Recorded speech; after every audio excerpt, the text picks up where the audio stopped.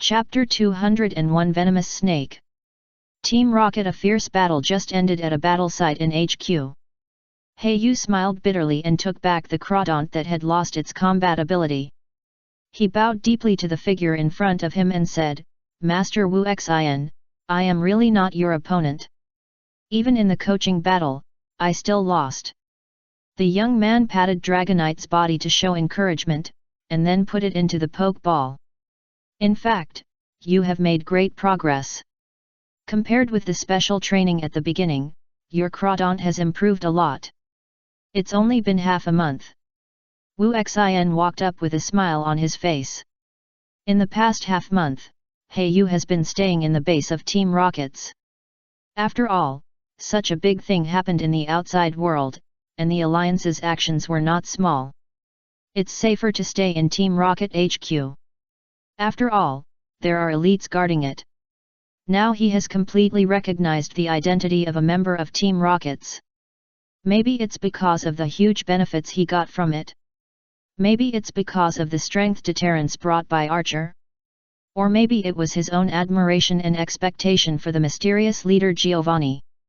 There may be various complicated reasons, but at least now Hayu is an out-and-out member of the Dark Organization. On the surface, he is definitely a person that everyone in the Alliance wants to kill. But since you have already joined, you can't worry about things that haven't happened yet in the future. This is what Hayu has long told himself in his heart. Therefore, in the past half-month, he has gradually figured out all kinds of information in this base. Of course, it is inevitable to deal with his immediate boss Archer, but Hayu knows the truth of the third-rank official in front of the Prime Minister, so naturally, he spared no effort to make friends with Wu Xin, Archer's confidant. Of course, there is no lack of expenses during the period, but everything is worth it. For example, to find out about the distribution of factions within Rockets, the situation of power and the general direction of development at present. Of course, the most important thing is the venomous snake mentioned by Rose before she died that night. When Hayu pretended to ask casually, Wu Xin suddenly shuddered, and a trace of fear flashed in his eyes. Although he quickly concealed it, Hayu still noticed it. "Why are you asking about that adult?" Wu Xin asked back very cautiously. But his respectful attitude made Hayu more convinced that this venomous snake was definitely a powerful person. "Just heard the people below occasionally talk about, seems to be a cadre of our organization, but why have I never heard of his name?" Hayu's words were not groundless. He naturally did some investigations in private before asking, but unfortunately the results were minimal. Information about this viper was extremely scarce. Wu Xin took a deep breath and then slowly said, "Lord Viper was a very early veteran member of the organization and one of the earliest cadres to follow the leader. However, he retired due to injury and was responsible for logistics. He has been responsible for teaching potential newcomers in the organization. Therefore, most members of the organization don't know. Just these?" Hayu felt a little confused and immediately showed a puzzled expression, but Wu Xin seemed unwilling to say more, and Hayu didn't ask too much. After all, it would seem too deliberate. But at the same time, he also made up his mind to collect intelligence in this regard in the future. After all, he killed the other party's woman, although it might be just one of the lovers, and even Viper might not care much. But after all, it involves an elite strongman, it's not something such a wonderful thing. By the way, Master Wuxin, may I ask if Rose and the other three have been confirmed dead?" Hayu showed a trace of doubt. After all, the three of them have not appeared in Team Rocket HQ in the past half-month. They had performed missions together before. "If I don't ask, it would be too suspicious." Talking about this issue, Wuxin looked at Hayu meaningfully and said lightly, "We have sent people to the place you mentioned to investigate. The group that attacked you seems to be veterans. All traces have been destroyed and no bones are left." After listening to this, Hayu's face was calm and he did not deliberately show any regretful emotions.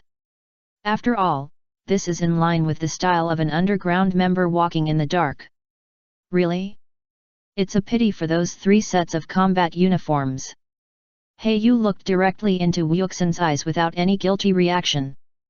Movali City Breeders Guild.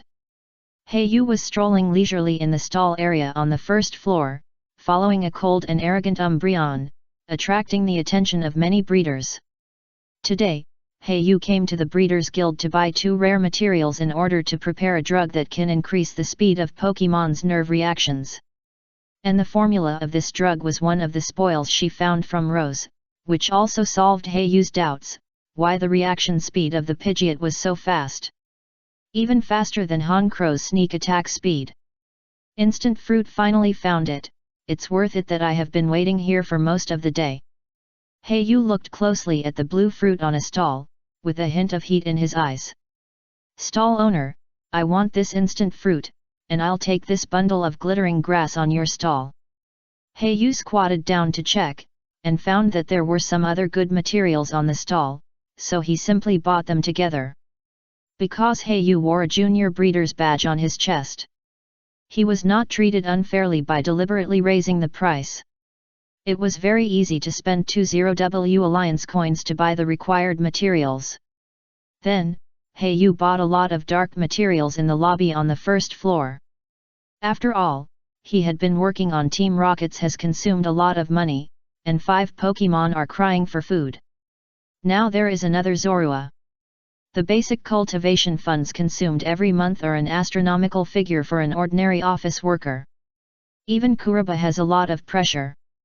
Fortunately, he has a lot of money now, so he doesn't have to worry about these troubles in the short term. Hey! As soon as he walked into the hall of the Breeder Guild from the stall area, he saw the strange thunderstorm weather half a month ago on the screen. Now, the weather has returned to clear. The thunderstorm half a month ago was caused by the special environment of the new Violet. It has been resolved by the Alliance. Please don't panic, the Alliance will protect you from the wind and rain. Kuriba smiled, and didn't know whether Raikau was captured in the battle that day. Who fell into his hands? But it has nothing to do with him, because he has just been incorporated into Archer's command and is about to carry out his first mission. Although I am Archer's direct subordinate, I cannot escape the mission. If I want to be promoted quickly in Team Rockets, I must make achievements, otherwise, how can I let Archer invest resources and train me vigorously? If you want others to invest resources and train you, you must first prove your potential and value. This is the truth that Yu has long understood. Therefore, Yu took the initiative to take the task of investigating Slateport City. It is said that many people in Team Rockets have failed this task. Chapter 202 Luxury Cruise Ship. It must be said that although the Alliance is a little corrupt, once it involves interests, it moves really fast. In less than half a month, the port that had been shut down was instantly restarted, and countless huge cruise ships and cargo ships were also sailing on the sea. Among the many cruise ships docked at the port, 2 of them are particularly tall. The patterns printed on the hull are the emblems of the 2 famous families in the Pokémon world, the Joy family and the Jenny family. Yu walked towards one of them.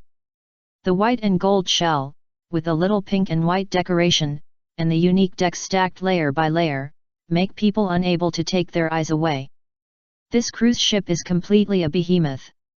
In terms of volume alone, it is several times larger than the giant shark that Yu used to be a pirate. Anyway, we have to go to Slateport City. The investment contract benefit signed with the Joy family, the annual ticket given to me has not been used yet. Now is a good time to experience a luxury cruise trip on the sea. Yu walked closer and was stopped by the guards as expected, asking to check the ticket. After all, a ticket for a luxury cruise ship like this is often several months or even a year's salary for ordinary people, so the inspection is naturally strict.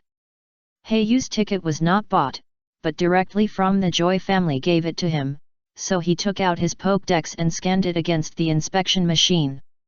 The guard on the side turned sideways very respectfully and signaled Yu to enter. The staff and ordinary residents watching on the side looked at Yu with envy. They couldn't get on a luxury cruise ship like this, where a ticket cost tens of thousands of Alliance coins. Yu walked towards the ship, and as soon as he entered the cabin, a waiter came to him. Because he showed a special internal ticket of the Joy family during the ticket inspection, he was considered a more distinguished guest on the ship. So even though Yu didn't have any luggage, he was still respectfully led to a luxurious room by the receptionist. "Wish you have a good time during this sea trip." The waiter bowed slightly and said goodbye. Yu took out the room card and swiped it, pushing the door open. What came into view was the luxurious living room, the huge floor-to-ceiling window, the endless sea outside the window and the sunset glow. He habitually checked the entire room. Although it is impossible to do such a thing that will damage their reputation with the prestige of the Joy family, it is better to be cautious in everything. The whole room is not big. Even if the Pokémon training room is included, it is only more than 200 square meters in size, but all facilities are very complete. Yu then lay down on the sofa and sank into it. Compared with the depressing atmosphere in Team Rocket HQ, this relaxed atmosphere is more enjoyable.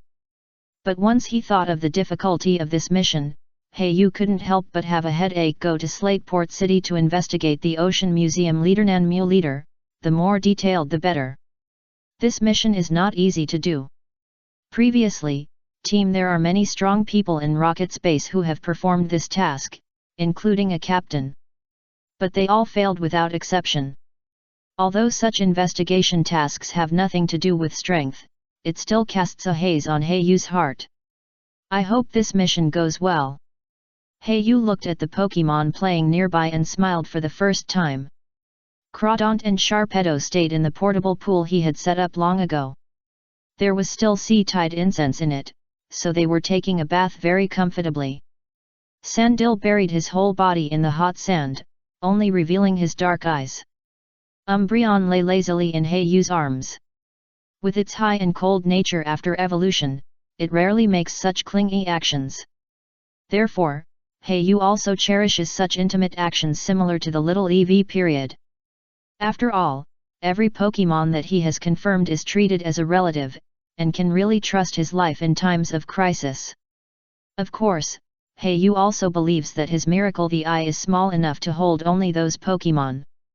Encast Form, Ludicolo, and the like are just tool Pokémon in Kuroba's eyes. Although he won't beat or scold them, he won't invest too much emotion in them. Zorua, don't disturb Honchro's guard duty, Yu said sternly. Zorua, who had just joined the team, seemed to be very curious about every senior. He either ran to the pool to play with the water or went to the window to disturb Honchro. Yo-yo! Hearing Yu's reprimand, Zorua covered his eyes with his furry little hands and laughed like a fool. It is worth mentioning that this Zorua of Yu was the one he had seen in Movili City as the second prize. You know, all the ways to sell Pokémon on the market are controlled by the Alliance behind the scenes, and Team Rockets can actually infiltrate such an important department. Yu could only sigh, it's Team Rockets. Just when Yu was still playing and frolicking with the Pokémons, this huge and luxurious cruise ship officially stopped checking tickets and was about to start its journey to Slateport City. According to the speed, it only takes 1 day and 1 night to reach the destination, which means it will dock at Slateport in the evening tomorrow afternoon. City's port. This ship mainly serves some rich people and trainers, and the public battle facilities that Kuroyu passed by earlier are obviously for the use of those trainers. Almost every one of them is full, and you must make an appointment in advance if you want to use it. However, passengers in luxury rooms like Kuroyu have their own indoor training rooms inside, but if you want to fight, you may have to go to the public venue in the cabin. Kuroyu followed the cold and arrogant Umbreon at his feet, and Zorua stood on his shoulders. Facing the evening sea breeze, he took a deep breath. This familiar salty smell reminded Kuroyu of that past memory again. Kuroyu leaned against the railing and looked at this metropolis where the past and the present are intertwined. In this Movili City, he really experienced a lot. The speed of the ship's parade was very fast, and it didn't take long for Movili to arrive. The outline of the city disappeared from sight, and as it gradually accelerated, some waves also hit the hull with the sea breeze, splashing water stains. People on the deck also returned to the cabin hall one after another. After all, no matter how beautiful the scenery outside was, the sea breeze would be unbearable. Of course, the more important reason was that the dinner in the hall was about to begin, and the most important thing was to fill their stomachs. Chapter 203 Banquet. Since those who could board this cruise ship were either wealthy tycoons or those who got internal tickets by making friends with the Joy family like Yu, the entire banquet hall was basically filled with some superior people. This of course gave most people an opportunity to expand their network of contacts, so no one would miss the banquet. Right above the banquet hall, there was a huge crystal chandelier, and right below were more than a dozen round dining tables, on which waiters had already served various foods.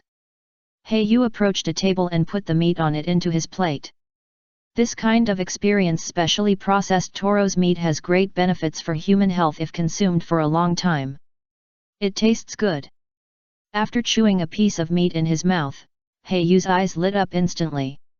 It seems that the chef's skills are very good. It is worth the high ticket price. It tastes like money. Just when Yu was tasting it carefully, a shadow covered the light in front of him. "Hello, is this the trainer Yu?" A waiter who was obviously wearing a waiter's uniform asked politely. Yu was slightly stunned. He didn't call for a service. "It's like this. We will have a banquet later. There is a battle event in the hall, which is a platform for young trainers to show their skills. Would you like to sign up?" The waiter asked politely, holding a small card in his hand, as if recording the list. Yu thought it was a good time to train Pokemon. Sandil has made rapid progress recently and is not far from evolution. "I sign up." Just as Yu filled in his specific information, two Miss Joys and a middle-aged man who was obviously the captain suddenly came to the podium in the banquet hall. All the people in the banquet hall, some people were attracted and put down their glasses and food, and stopped talking to each other. It was enough to show respect for the three people on the platform. However, this was not strange. This ship was the Chansey of the Joy family, and no one in this world wanted to offend the Joy family.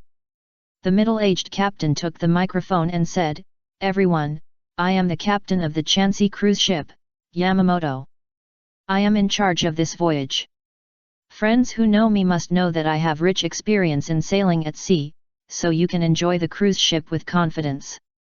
The captain didn't say much, just showed up to everyone present, and soon handed the microphone to the two Miss Joys in the back.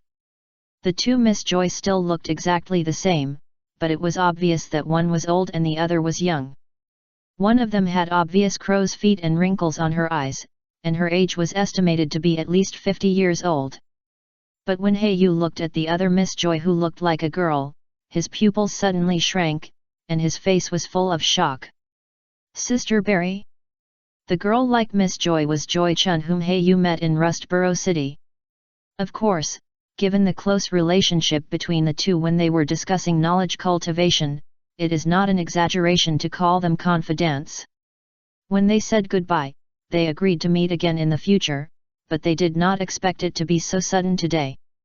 Joy Chun above obviously did not notice Yu in the crowd. After all, there were thousands of people in the banquet hall, and the end was invisible at a glance. Although Yu was not at the back, it was difficult to notice him. At this time, the old Joy took the microphone and said, "Welcome to the Chansey, and thank you for attending the banquet tonight." Although the old Joy still spoke in a gentle manner, the aura of a superior and the sonorous words exuded from him, coupled with the respectful expression of Joy Chun next to him, all proved his status, which was definitely very high in the Joy family. Should be the elder of the Joy family? Yu guessed silently in his heart. "Yu, what kind of dinner party is this? I think it's a son-in-law recruiting meeting, right?" A young man standing next to Yu the son said with a smile. Yu's heart skipped a beat, and he always felt something was wrong, so he walked up to the young man and asked, "Hello, my name is Yu, what is the son-in-law recruitment meeting you just mentioned?" The young man saw Yu's question and did not hide it, and said as if he was showing off.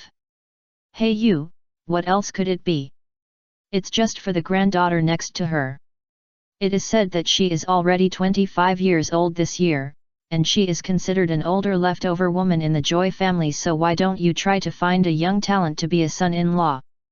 The young man looked like he was watching the fun, and his tone of voice was full of ridicule.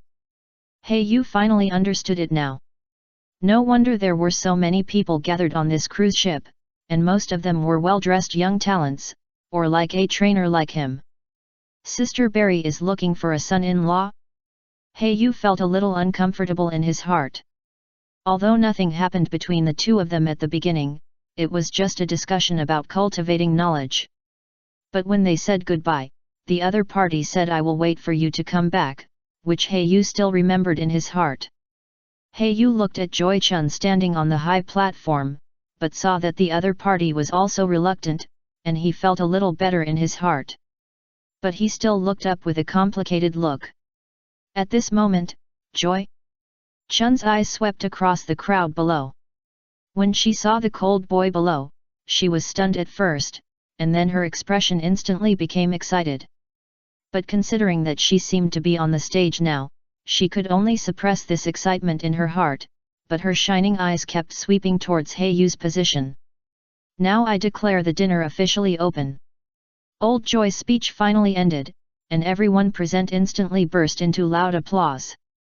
And just as the three people on the high platform left, Joy Chun's heart tightened, and she hurriedly passed her grandmother, ignoring the surprised eyes of the people around her, quickly picked up the white skirt, and ran towards Hey Yu quickly. "Hey Yu, long time no see."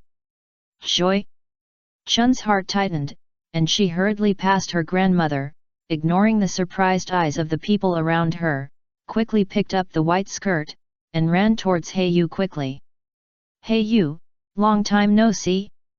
Chun's face was full of surprise, her eyes were full of anticipation, and she stared at Hey Yu closely. Hey Yu looked at this delicate and beautiful face, and the familiar feeling came to her heart again, and she smiled and said, "Yes, Sister Barry, I didn't expect to see you here." A whisper suddenly sounded around, and Hey Yu looked at the somewhat excited Joy Chun and suggested, "This place is not very suitable, why don't we go to the bottom of the cabin to talk?" Joy Chun nodded vigorously, and her white little hand like mutton fat jade slowly stretched out and gently pulled the corner of Hey Yu's clothes. Following Hey Yu's footsteps, Joy Chun followed closely. In this way, the two walked out of the banquet hall together, leaving a group of heartbroken men. Chapter 204 Competition. Although the old Joy standing on the high platform was a little surprised, his years of training were not in vain. His face remained calm, but he narrowed his eyes and stared at the backs of the two people leaving. Help to check the background of the boy and his relationship with Barry, the old Joy ordered the assistant beside him. The departure of Joy Chun and Hey Yu did not affect the progress of the banquet. Although most people were full of hope to marry into the Joy family, they did not think that they could stand out from all the young talents present and become the only one. So they just joined in the fun. At this moment, on a deck, Hey Yu looked at Joy Chun in the moonlight and asked in a serious voice, "Sister Barry, how have you been during this period?" But before Hey Yu finished speaking, Joy Chun came close to him, looking flustered, and hurriedly explained, "Hey Yu, it's not what you think. I only knew my grandmother's purpose after I got on this ship. I'm not ready yet, so I don't want to get married for the time being."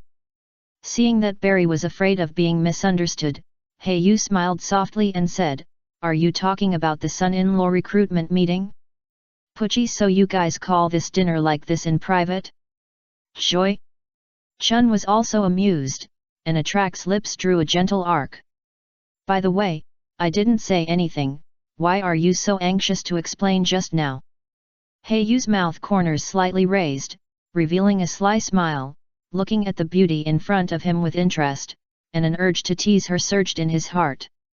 Joy Chun heard the words, glared at Hey Yu coquettishly, and a faint blush quietly climbed up her cheeks. She couldn't help but raise her little hand, clenched it into a fist, and gently beat Heiyu's chest, coquettishly saying, "Okay, have you learned to tease your berry sister now?"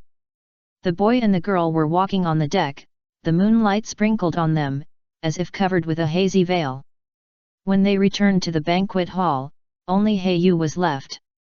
After all, Joy Chun ran too fast just now, and now he had to go back to explain to her family.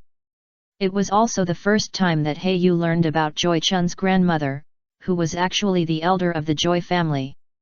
No wonder Sister Berry was able to be in a small Pokemon center in a developed city like Rustboro City. The family's direct lineage certainly played a role, but more importantly, it should be because of this grandmother as a backer. Heiyu, it was also the first time that Heiyu sighed. He didn't expect that even with such a background, Sister Berry was still assessing breeders. She was really emitting the charm of attract from head to toe. Heiyu casually took a bottle of free mineral water from the dining table. After opening it and taking a few sips, he finally relieved his dry mouth. Just as Heiyu was drinking water, a young man with a strange badge on his chest, who looked gentle and was about 20 years old, came over. He extended his hand and said with a smile, "Hello, my name is Jinzitaku Shang, and I am a trainer. I wonder if you are interested in a Pokemon battle with me?" Heiyu looked up and down following the voice. From the exquisite clothes on his body, it was obvious that he was not a civilian trainer. The badge on his chest was probably the family emblem of the family. In other words, the young man in front of him was at least a member of a small family.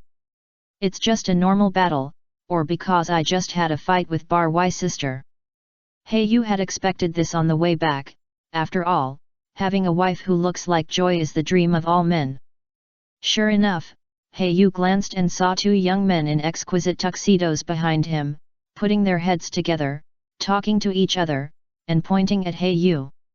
The chests of the two young men also had the same family emblem as Jinzichuo Shang. "Sorry, not interested." Heiyu replied lightly and turned around to leave this place of trouble. The three people in front of him were obviously dressed like those dandy boys. He was not interested in playing house with children. He dared to bet that this person might not have Pokemon above level 30. Heiyu's refusal froze Jinzichuo Shang in place. As a family member, asking an ordinary trainer to fight, wouldn't ordinary people immediately nod and agree? When Heiyu passed by the two people who were watching the show with a smile, he also noticed the stiff expressions on their faces. "Wait, how can you fight me?" After recovering from the shock of being rejected by Heiyu, Jinzichuo ran up to stop Heiyu and said loudly, and his previous gentle appearance disappeared instantly. Besides, because of his loud voice, many people were attracted to watch. "It's okay to fight, but if there is no bet, I can't be too interested." Heiyu was ready to teach this ignorant little family member a lesson. Jinzichuo saw Heiyu agreed, and he was happy in his heart. He immediately said loudly, "Okay, no problem, here is a savings card of 10W Alliance coins." Heiyu glanced at the savings card held high by the other party with disdain, and said, "You are so embarrassed to take it out with just this little bet? Then what do you want?" Jinzichuo frowned slightly and said dissatisfiedly. Heiyu said lightly, "If I win, I want a Protect skill disc." He asked for a rare skill disc worth hundreds of thousands of dollars. Not only the people around him, but also Jinzichuo in front of him were shocked. Although he has the identity of a family member, the Jin Xi family he belongs to is just a rising second-rate family. There is only one strong man who can barely be regarded as a quasi-elite level in the family. Even if he is a direct member of the family, due to the large population of the family, the resources allocated to him every month are quite limited. What's worse is that he doesn't care about Pokemon cultivation. Most of the money is spent on eating, drinking, whoring, and gambling with his so-called friends. Damn it, it's okay to lose face. Just when he was about to refuse, Heiyu's words ignited the flame of fighting in his heart. "If you win, I can give you a grass of equal value." "Not skill disc," Heiyu said calmly. This grass knot skill disc was the loot he found on Rose. Since he didn't dare to sell it on the black market controlled by Team Rocket HQ, he planned to keep it with him temporarily and sell it in other cities. It was just right to use it as a bet. Jin Zichuo rolled his eyes, weighing the pros and cons in his mind, and thinking about the probability of winning the battle. In fact, he originally just wanted to show off the Pokémon he had just bought to his two cousins, and planned to find an ordinary civilian trainer at random, and show it after winning. It was a coincidence that he found He Yu. After all, this guy was dressed rather simply, and he didn't carry a space backpack. At first glance, he was an ordinary civilian trainer. Chapter 205 Bet. But if He Yu knew, he would be speechless. After all, he thought that the family member in front of him came to him because of Barry's son-in-law. As for why he was dressed more ordinary, it was purely because of his other identity, but the captain of Team Rockets. Under this identity background, of course, it is better to dress ordinary and not attract attention. Most trainers wear the uniforms of the Alliance, or the expedition uniforms like He Yu. Therefore, He Yu is very inconspicuous among them. Whether it is due to environmental reasons or He Yu's own wishes, he doesn't like to be too prominent. Isn't it better to hide in the dark and make a fortune? As for Jin Zichuo not seeing his space backpack, it is purely because the other party is ignorant. Whether it is within the Alliance or in the gray in the area, anyone with a little bit of power and status knows that space equipment has some other rare appearances besides backpacks. For example, the space belt looted from Rose, including the space ring worn by He Yu himself. Jin Zichuo was already a little eager to move. After all, in his opinion, how many resources can a civilian trainer have to cultivate Pokémon? And when he thought of the powerful Pokémon he just bought, his heart was crazy, suggesting that the advantage was in his. Finally, he decided to gamble. A grass knot skill disc can be worth more than 500,000 Alliance coins.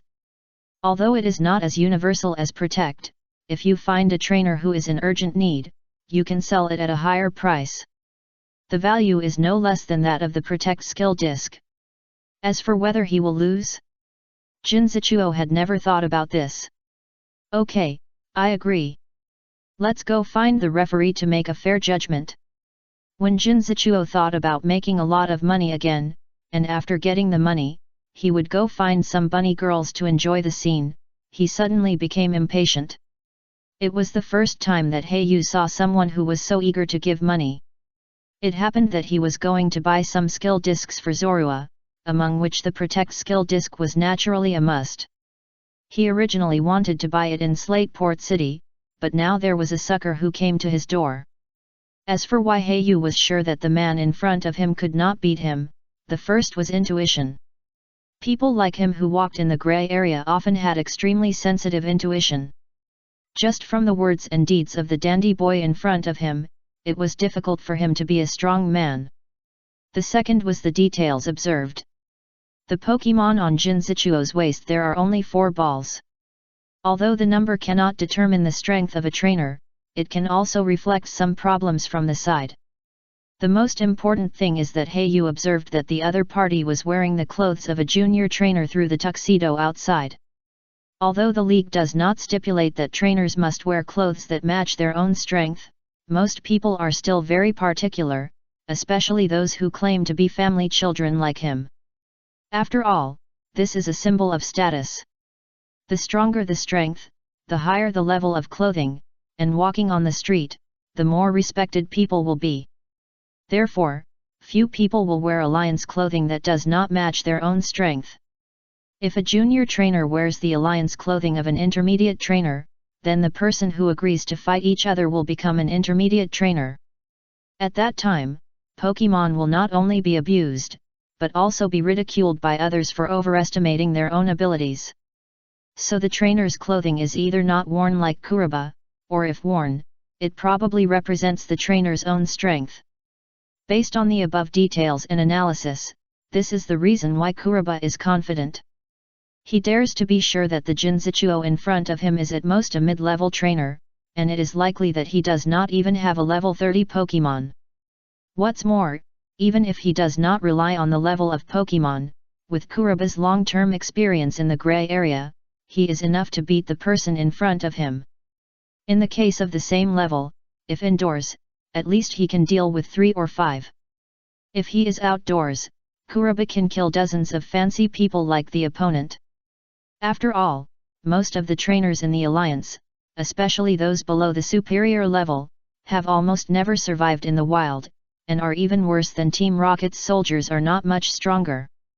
Soon, the Jinzuchuo came with a printed notarized document with the fingerprint of a league-certified referee on it. The ship is fully staffed. I won't bully you. I'll release the Pokémon first, and you can choose to deal with the Pokémon. As for the so-called rules, I won't argue with you. It's a one-on-one fight, and the winner can win the bet, Jinzuchuo said in a pretentious manner.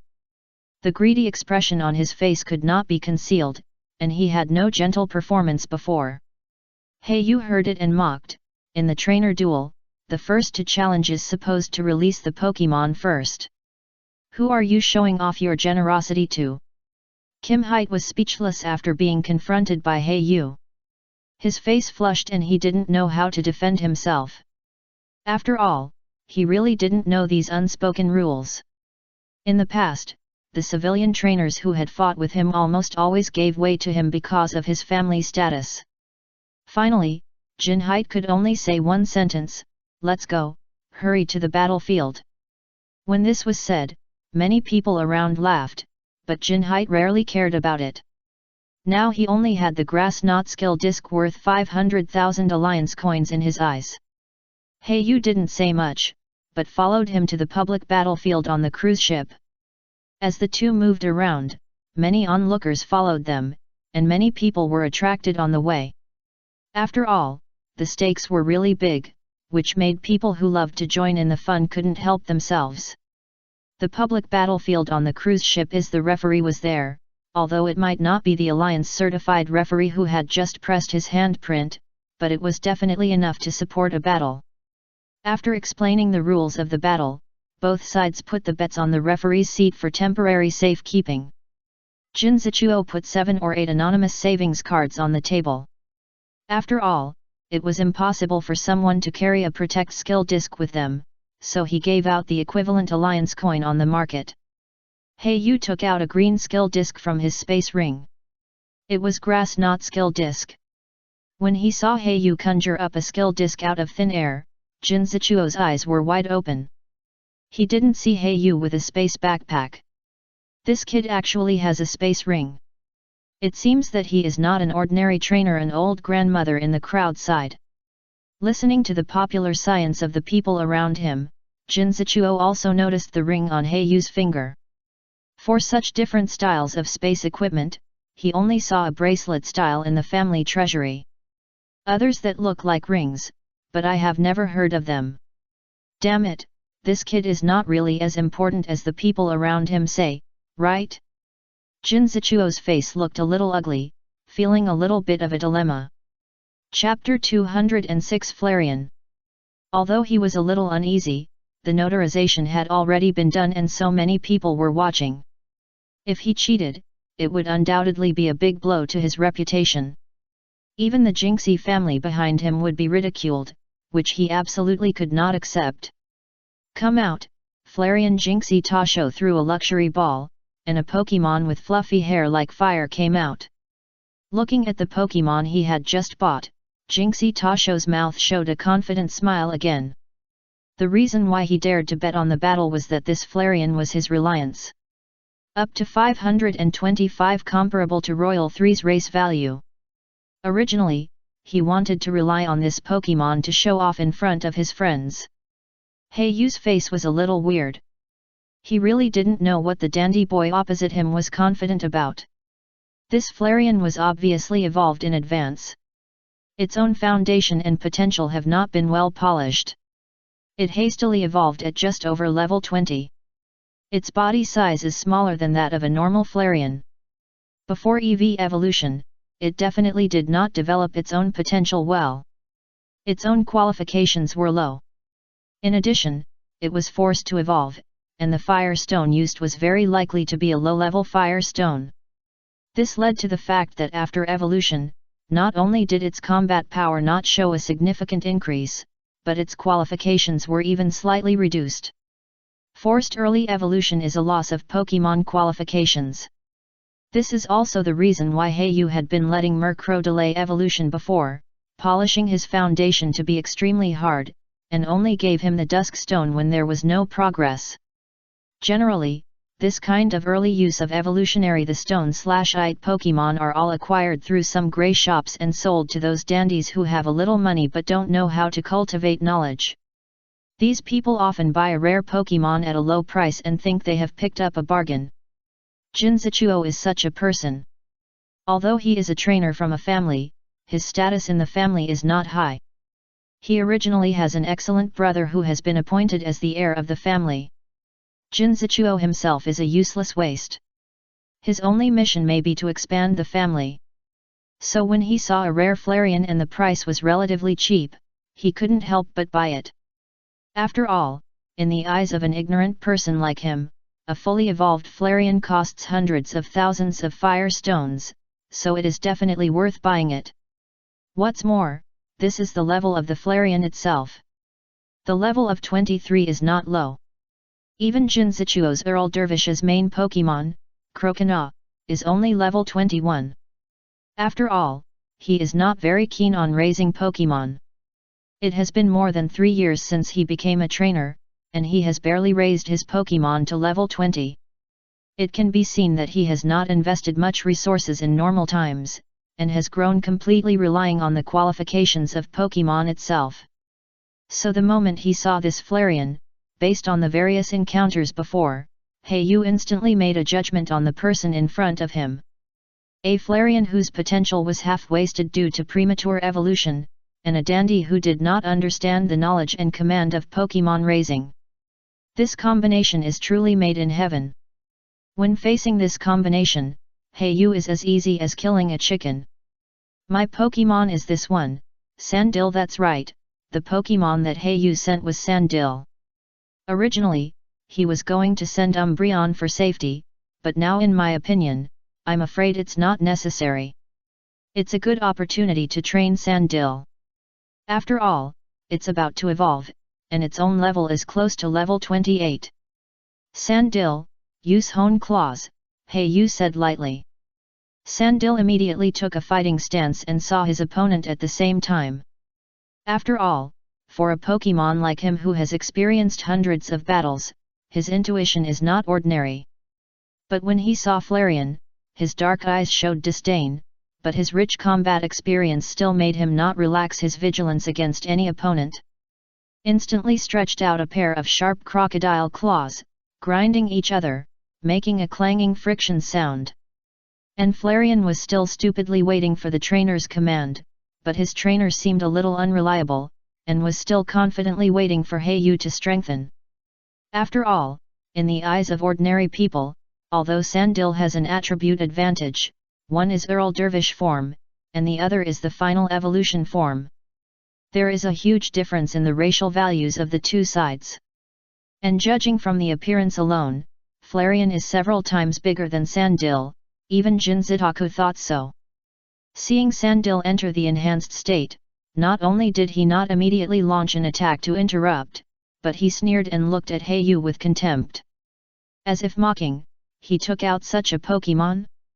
Finally, he said in a proud voice, Flareon, Fire Vortex, kill him instantly.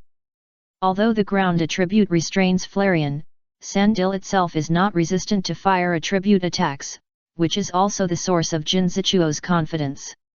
In his opinion, Hayu is just a civilian trainer who wants to take advantage of the attribute and take shortcuts. When the people around saw Jinzuchuo directly order Flareon to cast Fire Vortex, while Sandil was still hitting Hone Claws motionlessly, they all showed pity in their eyes. It must be said that in Hayu's opinion, this Flareon was completely useless. Not only did he not have much practical experience, but he was also slow in casting skills. It took a full 3 seconds just to condense the fire attribute energy, and the pre-swing of the skill to launch this fire vortex was a full 5 seconds.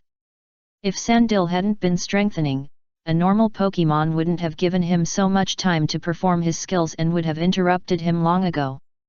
Finally, Flareon spewed out a gorgeous orange-red ember from his mouth, constricted into a circle, and attacked Sandil.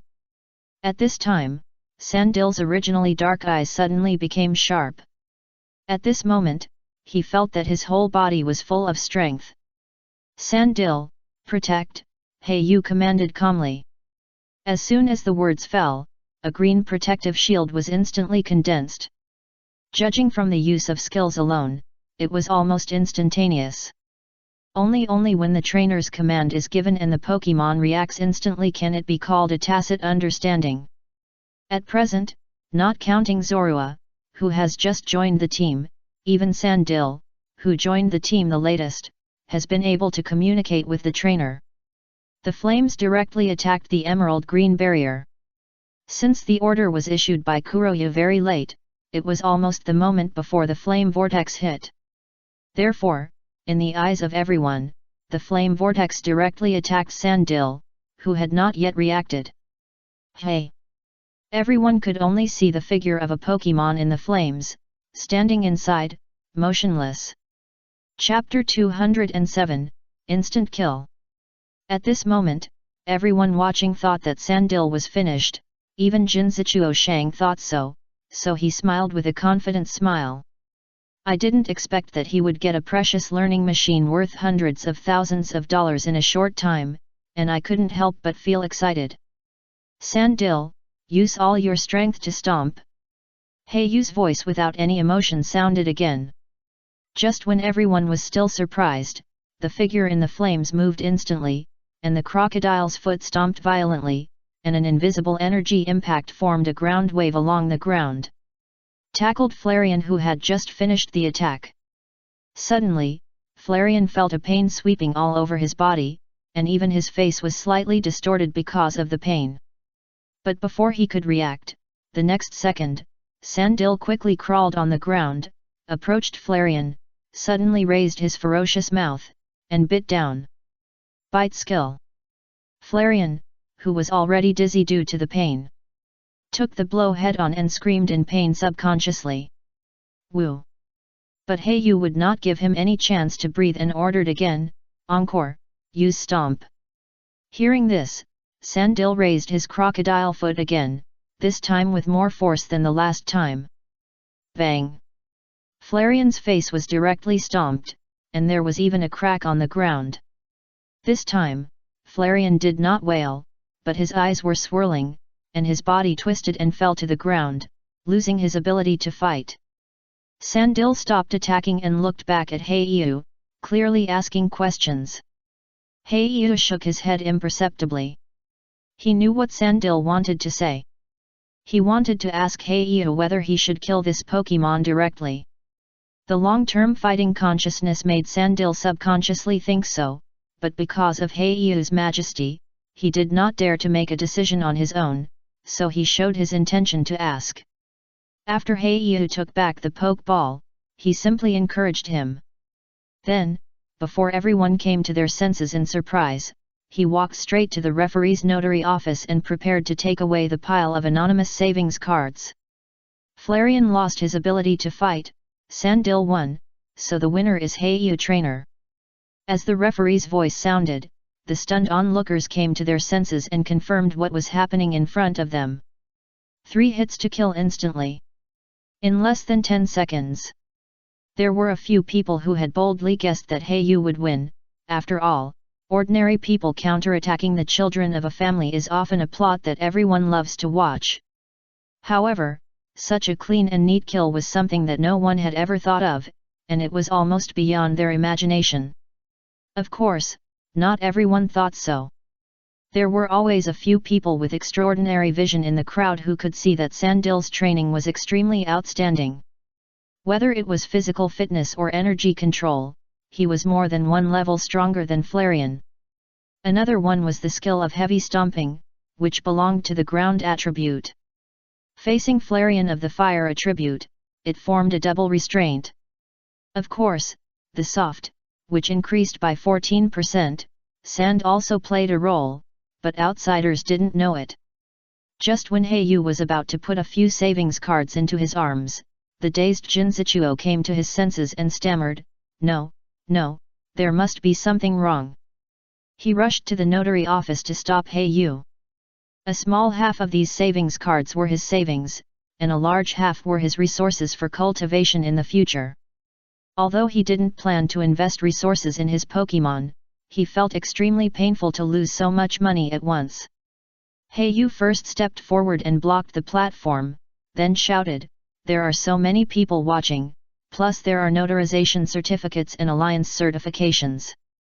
The referee is here, do you still want to deny your debt?" Jinzichuo's face turned red with embarrassment, and he stood there at a loss. Looking at the people around him pointing and talking at him, he felt as if thousands of needles were piercing his body. Just when he felt he was in a dilemma, a sudden applause sounded. "Pa pa pa!" Jinzichuo, who was red-eyed with defeat, instantly stared at the direction of the sound, and said with a rage, "Who?" Originally, he had already planned that after getting off the ship this time, he would let Heiyu feel the horror of a family trainer. Although his family was just a second-rate family that had just emerged, for a little kid like Heiyu who was only 17 or 18 years old, wouldn't it be easy for him to do whatever he wanted? By then, let alone asking for his skill disc, even if it was all his belongings, what would happen? Of course, Heiyu is not afraid. Having come into contact with real top families like Solence, he is extremely disdainful of the nouveau riche family member in front of him, whether in terms of dress or how he treats people. Moreover, he did not find any information about the other family in the internal database of Chinjua Jim. He has no impression of the family name Jin Xi, so he offended him.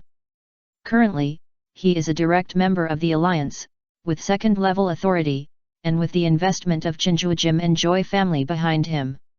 If the other party really dares to make a move after getting off the ship, then Heiyu does not mind making a big profit from him. "Hello, Elder Joy. Elder Joy, please come this way." There was a restless voice in the crowd. As the crowd slowly separated on both sides, an old Joy in a white evening dress, her face was still so delicate, even the traces of time could not be concealed. When she was young, she was definitely a popular beauty. Of course, every Miss Joy is popular in the city where she lives. Behind this old Joy, there is a young Miss Joy and two beautiful girls. When Jinzichuo saw the appearance of the person coming, his body shrank subconsciously and lowered his head. Like a quail, the defeated rage disappeared instantly. He subconsciously glanced at the old Joy, but he was relieved when he saw that she didn't look at him. Not to mention him, even if the patriarch of their Jin Xi family came in person, he must face this old lady respectfully. Jinzichuo slowly moved his feet and retreated, preparing to disappear into the crowd without a trace. "Ms. Joy! Lord Joy! Elder Joy!" The crowd didn't call this old Joy uniformly, but no one dared to call her Miss Joy. After all, with her terrifying status in the Joy family, she was enough to crush ordinary second-rate families directly. Heiyu looked at this old Joy, including the old man behind him who had been secretly glancing at him. Joy-chun, who was signaled by God, also knew in her heart that this person might be her grandmother. Heiyu showed a kind smile and nodded slightly to show respect. "Hello, senior, my name is Heiyu. Chapter 208. Is this a test?" "Young man, don't be nervous. I'm Joy Shizuka, who also financed the Chansey cruise ship and is considered Barry's elder." The old Joy let go of the girls who were supporting him on both sides, and looked at Heiyu and Joy-chun with a smile on his face. "So it's Senior Shizuka here. I wonder if there's anything I can do for you." Heiyu put one hand on his chest and bowed slightly. Heiyu certainly noticed Joy-chun, who kept giving him eye signals behind him, so he would not let others see any flaws in his etiquette. After seeing that Heiyu and others were equally respectful, Joy Shizuka was obviously in a good mood. She looked Heiyu up and down and gave him a little appreciation.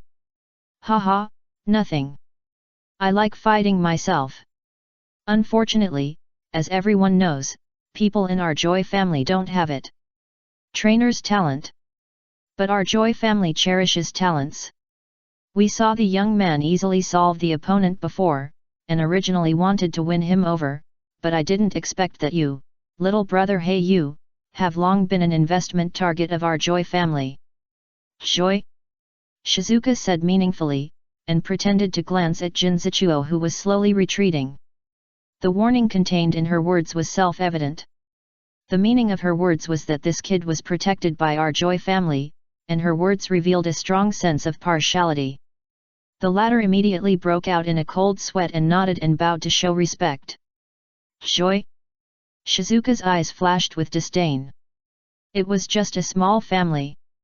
With her status and identity, it would be considered dirtying her hands to deal with the other family personally. As long as she slightly revealed her intentions to the outside world, there would be people who would come forward one after another, helping Hand destroyed the family by himself. During my trip, I was taken care of by the Joy family. Thank you very much. Hey, bowed slightly again. Care of the Joy family. Joy? Shizuka glanced at the granddaughter beside her unhappily.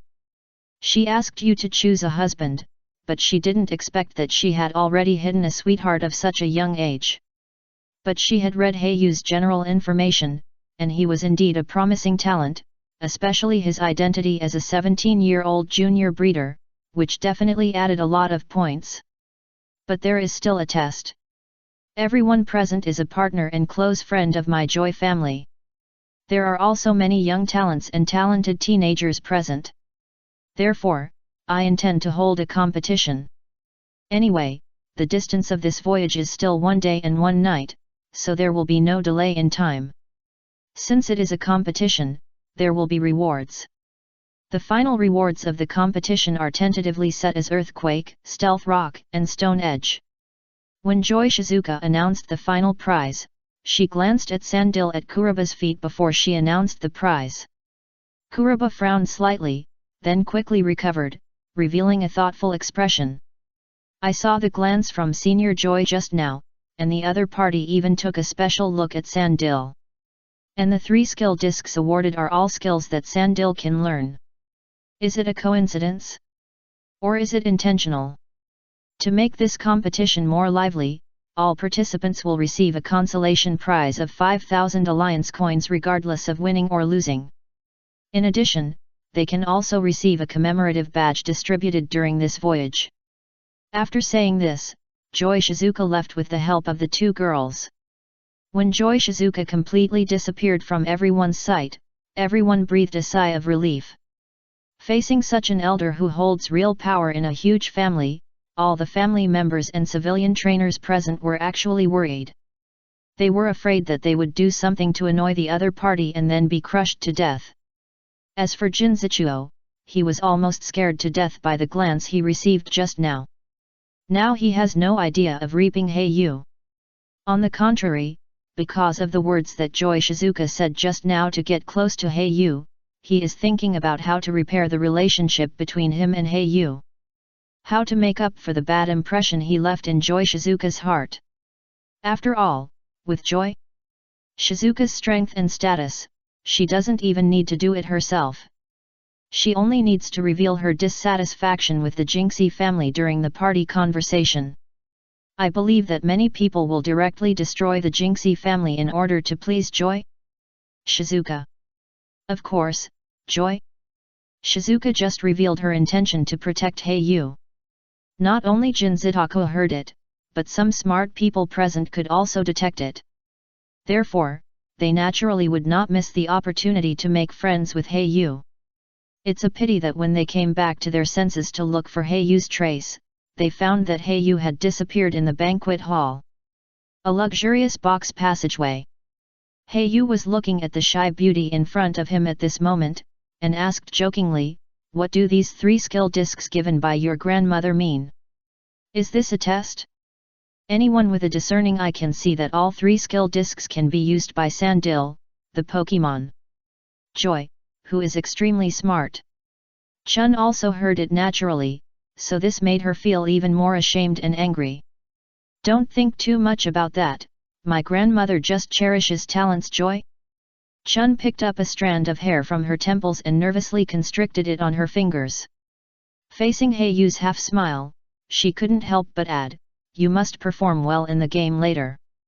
After saying this, she couldn't help it anymore and ran away with a red face. Heiyu smelled a wisp of fragrant wind and saw the back of the hurriedly fleeing figure, and couldn't help but chuckled.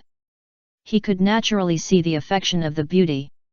Marrying into the Joy family is indeed a good opportunity. If you don't exert mental control on me, you can consider it a little bit. Heiyu admitted that he was indeed a little affected by his own feelings, but in fact he was still an absolute egoist and an absolute cold-blooded creature in his heart. He doesn't ask about feelings when doing things, he only considers the pros and cons.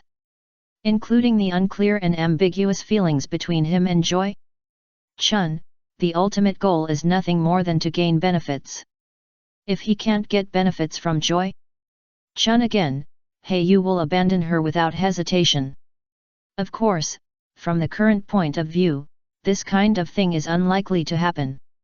Whether it is a direct member of the other party's Joy family or a grandmother of an elder of the Joy family, it is worth his attention to Joy Chun. Even occasionally selling some color in exchange for benefits is not impossible. A man who can bend and stretch is a real man. This is the motto that Heiyu has carved in his heart. In order to succeed, he will do whatever it takes. In order to climb to a high place, he will not care about the consequences and pros and cons, and in order to stand out, he will abandon his innocence. Just like the evil attribute manual given to him by Sydney Elite, it records a sentence that he will remember for life. Every person who likes evil attributes is actually a hidden rioter in his heart. They are courageous, bold, and crazy. Chapter 209 The future is promising. Unlike the ambiguous atmosphere between Kuroyu and Joy Chun, almost everyone in the entire banquet hall is rubbing their hands, looking forward to the start of the small Pokémon competition later. Almost everyone is interested in it. After all, as long as you participate, you can get a consolation prize of 5,000 alliance coins regardless of winning or losing. You should know that the worst ticket on the Chansey cruise ship only costs tens of thousands of alliance coins. For some not-so-rich people, it is equivalent to a big mouthful of blood. Kuroyu is naturally no exception. Not only because he wants to perform well in front of this Joy Shizuka Sr., but more because he wants the 3 skill discs. Earthquake, Stone Edge, Stealth Rock, each of which is a rare skill disc worth no less than 1 million. It is almost impossible to see it on the market. It is a rare existence. The total value of these 3 skill discs is almost close to 500W Alliance coins. Even if they are put on the auction and snatched by people, the value may be higher. In addition to the rare skill discs for the top 3, there are also various rare rewards between 4th to 10th place. In less than half an hour, the banquet hall of the cruise ship ushered in a commotion again, because several beautiful girls had posted the rules and rewards of the competition. Every screen on the cruise ship was playing these contents in a loop. It can be said that this competition has been held very grandly. Although it is temporary, the rewards alone are not inferior to some secondary leagues held on the market. The first is the reward for the 1st to 3rd place. Choose one from Stone Edge, Earthquake, and Stealth Rock. The 1st place will choose 1st, the 2nd place will choose 2nd, and so on. The 3rd place will get the last one. The 4th place is an Ice Beam skill disc. The 5th place prize is a Psybeam skill disc. As for the 6th to 10th place prizes, they are 100,000 to 300,000 Alliance coins. All the above prizes add up to nearly 7 million Alliance coins. If you add in the consolation prizes given to everyone, this temporary competition will cost more than 10 million. In addition, there are various additional costs. For example, Joy Shizuka said that if a Pokémon is injured, it can be treated for free in the medical room on the cruise ship without any additional fees. Tisk tisk, you are really rich. Yu couldn't help but sighed. Once again, he politely rejected a small family member who was trying to get close to him. Looking at the competition rules on the side, since most of the people who uploaded this time have different strengths, some are trainers, and some are just ordinary people. After all, even if this chancy cruise ship mainly serves some trainers or rich people, these people also have families. If they go out on a cruise ship to sail and play, most of them will choose to bring their families with them. Therefore, in order to select strong trainers, the competition is divided into preliminary and final rounds. For fairness and viewing, only one is allowed to be used throughout the competition Pokemon, and prohibiting Pokemon above the superior level from participating in the competition. Just as Kuroba was rubbing his hands and preparing to participate in the competition, Joy Shizuka looked at her granddaughter with a doting look. "Okay, my dear granddaughter, do you really need to be so partial to your little lover?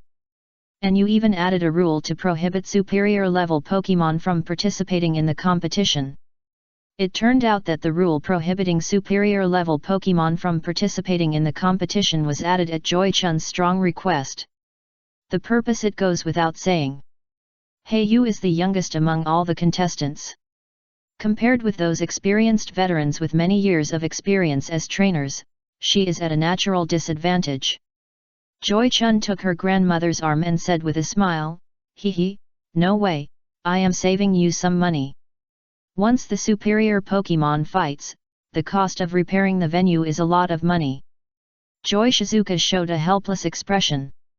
What can she do with her granddaughter? Just spoil her. However, she still took out a piece of information about Kuroya from the side, put it on the table, and said, "Actually, you don't have to do that. This kid is really talented as a trainer, almost as talented as his talent as a breeder." Joy? Purely curious, she picked up the information about Kuroya that her grandmother had investigated. She was not surprised at all by her grandmother's behavior. Similar background checks on identity information are often done by big families like theirs. She has long been accustomed to it. At the same time, she was a little curious about how much Kuroya had improved during this period, but when she saw the information above, her lips opened subconsciously. This superior level? The information above clearly showed that Crawdaunt had broken through the superior level, and Sharpedo was suspected of breaking through the superior level. Although this information is already outdated, it can also show the strength of the Joy Family Information Network. In addition, some information about Umbreon, Honchkrow, and Sandil, including other Pokemon of Kuroba, was also recorded.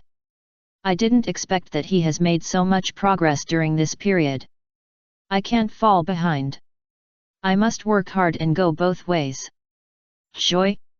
Chun made a resolute expression, and she had secretly made up her mind to improve her knowledge and improve the level of the breeder. Grandma, what about between the two of us? Joy? Chun wanted to say something but stopped, but the shy expression of the girl said it all. Joy? Shizuka glanced at her granddaughter who was paying for her with a bad temper, glared at her slightly, and said helplessly, "After this Pokemon game is over, you bring him to this conference room to see me." "Yeah grandma, I love you." Joy?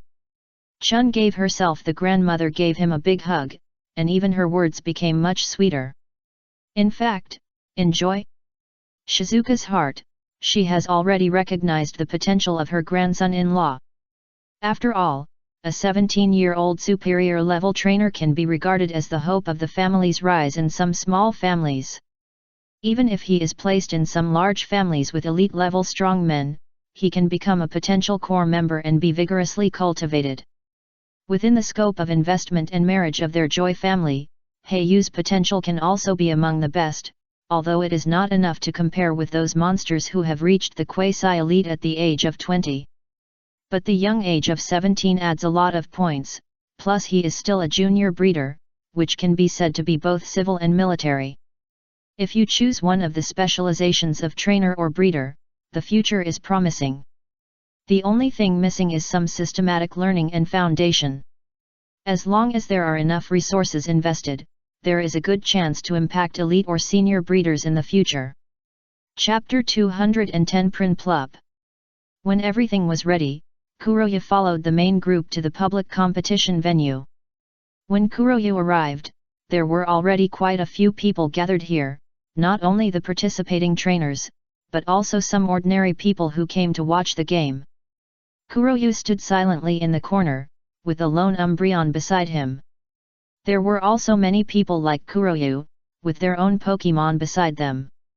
Silently observing most of the opponents, these trainers walking on the white road of the Alliance rarely let Pokémon hide their energy fluctuations. Therefore, Kuroyu can easily judge the level of these Pokémon, and see them all at a glance. Among them, those who reach 30, there are relatively few high-level Pokémon above level 3, accounting for less than 10%. Most Pokémon are only at level 10 or 10. Even if there are Pokémon above level 30, most of them are at the level of 31 or 32. When all the trainers gathered, a person who was obviously the referee walked up to the podium. Without wasting too much time, he just reintroduced the rules and announced the start of the game. When each player's name is read, he will go to the corresponding battlefield. The game is completely randomly assigned, and everyone also believes in the reputation of the Joy family. Heiyu ignored and glanced at the list of assigned players on the screen. There were more than 200 people, almost 1/5 of the people on the cruise ship. Heiyu was assigned to the 26th venue. When he arrived here, the players were ready to go, but when he saw that his opponent was Heiyu, his face instantly became bitter.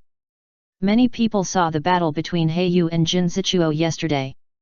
Even if they didn't, it was easy to get the relevant news through the spread.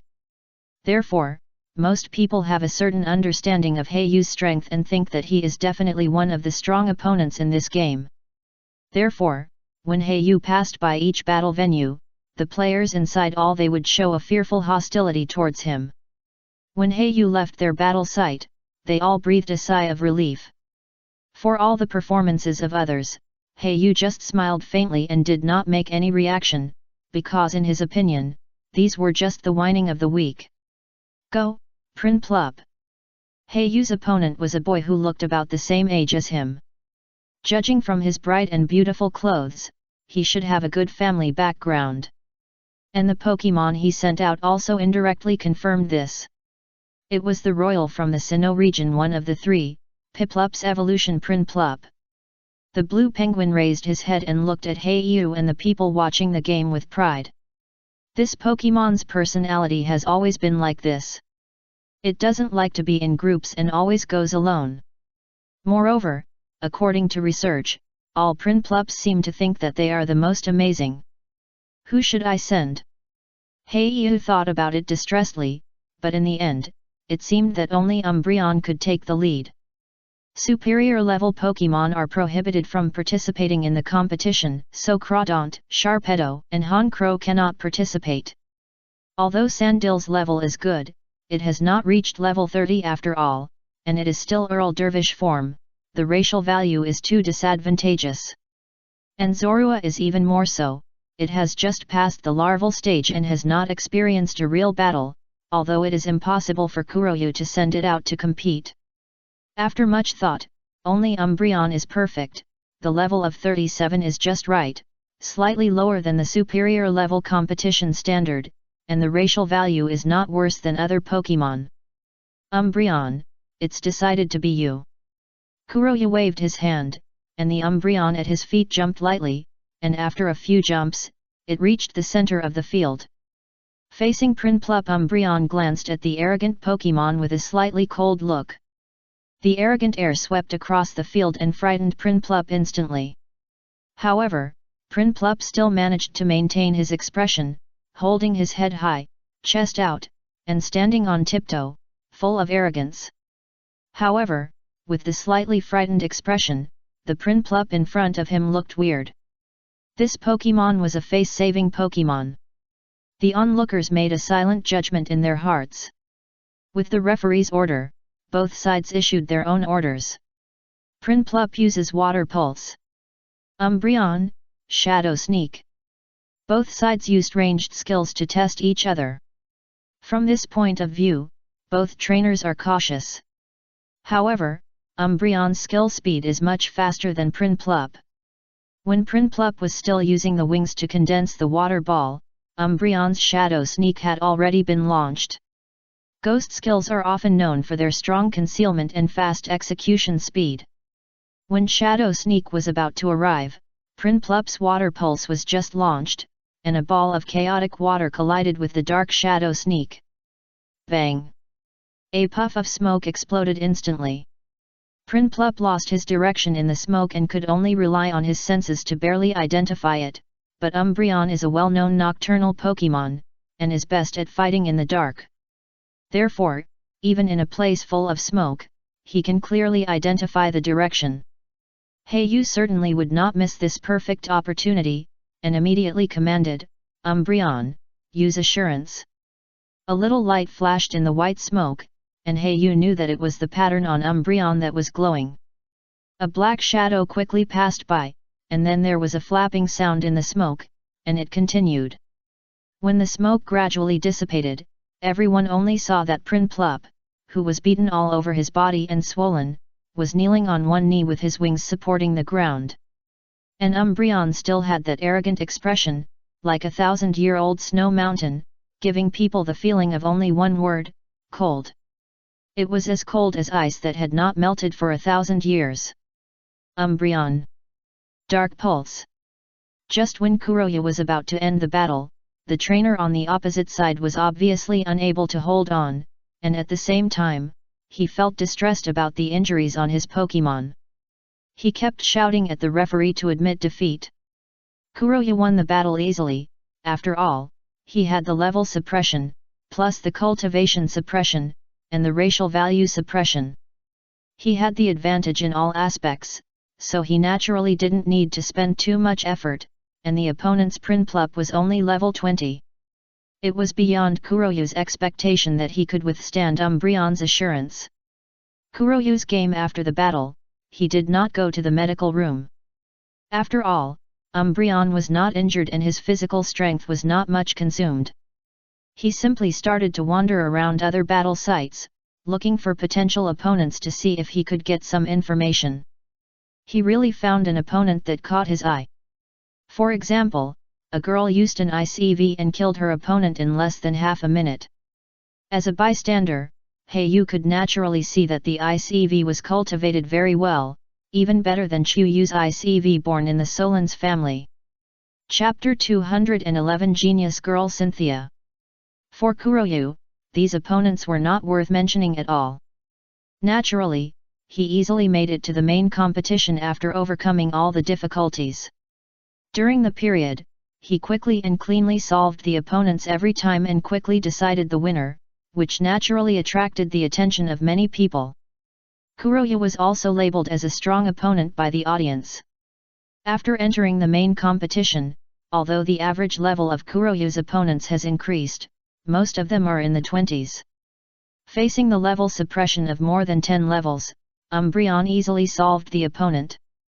The only one who can be called the opponent may have only one Hypno that has reached level 31. For this, Kuroya spent some effort, but still easily defeated it. After all, the evil attribute restrains the psychic attribute. Umbreon's level is several levels higher than Hypno. The opponent did not use any eye-catching Pokémon props or tactics. Naturally, there was no surprise and Kuroya defeated it steadily. Umbreon, use assurance. Umbreon, Dark Pulse. Umbreon, Protect.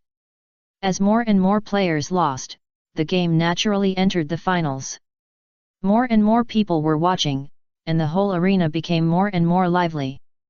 The player who had the final duel with Kuroya was the girl with Ice EV who met in the preliminary round. Like Kuroya, the girl made it to the finals with only one Ice EV. When Kuroya stepped into the arena, it was already crowded with many spectators. On the stage, a girl was seen with her arms folded across her chest, ignoring the whispers of the people around her, with a calm face, waiting for Heiyu to arrive. When Heiyu saw the girl not far away, he was suddenly stunned. During the preliminary round, because the battle site was far away, he could not see clearly, and could only vaguely know that it was a girl from her figure. Now when he watched from a close distance, Yu couldn't help but squint his eyes, and felt that the girl in front of him gradually overlapped with the figure in his memory. With golden waist-length hair, delicate and fair face and facial features, tall figure, slim black trousers and wide robes, she looked like a charming devil, and with that angelic face, it seemed that all the beautiful words in the world could be added to her. Cynthia? Zhulan. Yes, the cold girl in front of me is the future Sinnoh region champion Cynthia. Although the current Cynthia is not as cold and domineering as the one in Kuroyu's memory in the previous life, the temperament she exudes is already 3/4 similar. If you ask who the trainer that Kuroyu admired most in his memory in the previous life is, Cynthia is definitely among the top, and may even be the first. In the Pokemon world, the specialized flow and the mixed flow have always been the two mainstream Pokemon team combinations, and most of the 4 elites or champions belong to the former specialized flow. Choosing a specialized flow can certainly allow trainers and Pokemon to reach the top of this road and climb to the highest point faster. But the corresponding, there are gains and losses. Choosing a specialized system means that it is easy to be targeted and restrained, and there are obvious defects, but countless people still choose this path. Do they not know these disadvantages? No, in fact, they all know, including Kuroba. Because this is the fastest way to become a strong person. And for a mixed team like Cynthia who chooses Pokemon with different attributes, the effort and resources to reach the top are undoubtedly much more. But of course the benefits are also obvious. The trainers and Pokemon teams that grow up in this mixed team will not have obvious defects and disadvantages, and the upper limit is extremely high. Specialized school and mixed school have always been the two mainstream paths chosen by trainers in the Pokemon world. The former grows rapidly, but is easily targeted, there are obvious disadvantages. The latter grows slowly and faces many difficulties, but once it grows up, it is the best in the same level. Of course, here we are referring to normal trainers. If you can get 4 Beldums of different colors like Steven, plus the huge financial support of the Stone family, it will be another matter. Compared to spending resources, Cynthia's strength is really built step by step. You can often see videos and posts of Cynthia challenging strong people everywhere on online forums. It can even be said that Cynthia is now an internet celebrity, with extremely high popularity on the internet, and is known as the genius girl of Sinnoh region. Of course, Sinnoh region and Cynthia's family are behind this, supporting and promoting her, but her own personality charm should not be underestimated, otherwise she would not have attracted so many fans. When the girl with golden hair heard Yu exclaim her name, she was slightly surprised. She had just arrived in Hone region and had not done much pre-promotion. She did not expect to meet someone who knew her as soon as she arrived. Is it a fan? Cynthia's eyes flashed with a trace of doubt. But even so, she would not show mercy, because only fighting with all her strength is the greatest respect for the opponent. Hello, I'm Cynthia, the blonde girl responded to Yu's exclamation. Hello, I'm Yu, looking forward to fighting with you. Yu's eyes were attracted by the beautiful figure. Although he was a die-hard fan of Bai Caig in his previous life, a fan of beauty, strength, etc., etc., when he was reborn into this world, all the beauty had been wiped out. Although there was a little ripple in his heart, his emotional fluctuations were still calm. This was a good habit developed from walking in the gray area for a long time, which allowed him to keep the calmest thinking at any time. As the referee urged, Yu and Cynthia all chose Pokemon, and it was Umbreon vs ICV as expected. Neither side chose to change the Pokemon they used, and all used the Pokemon they had won all the way from the preliminary round.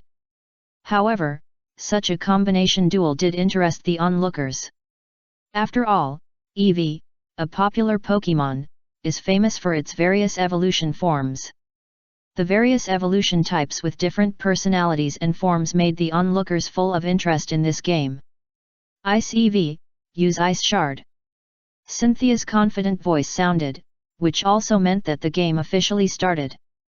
Ice EV quickly condensed ice attribute energy, and a small mass of ice particles shot out quickly, so fast that even Umbreon did not react.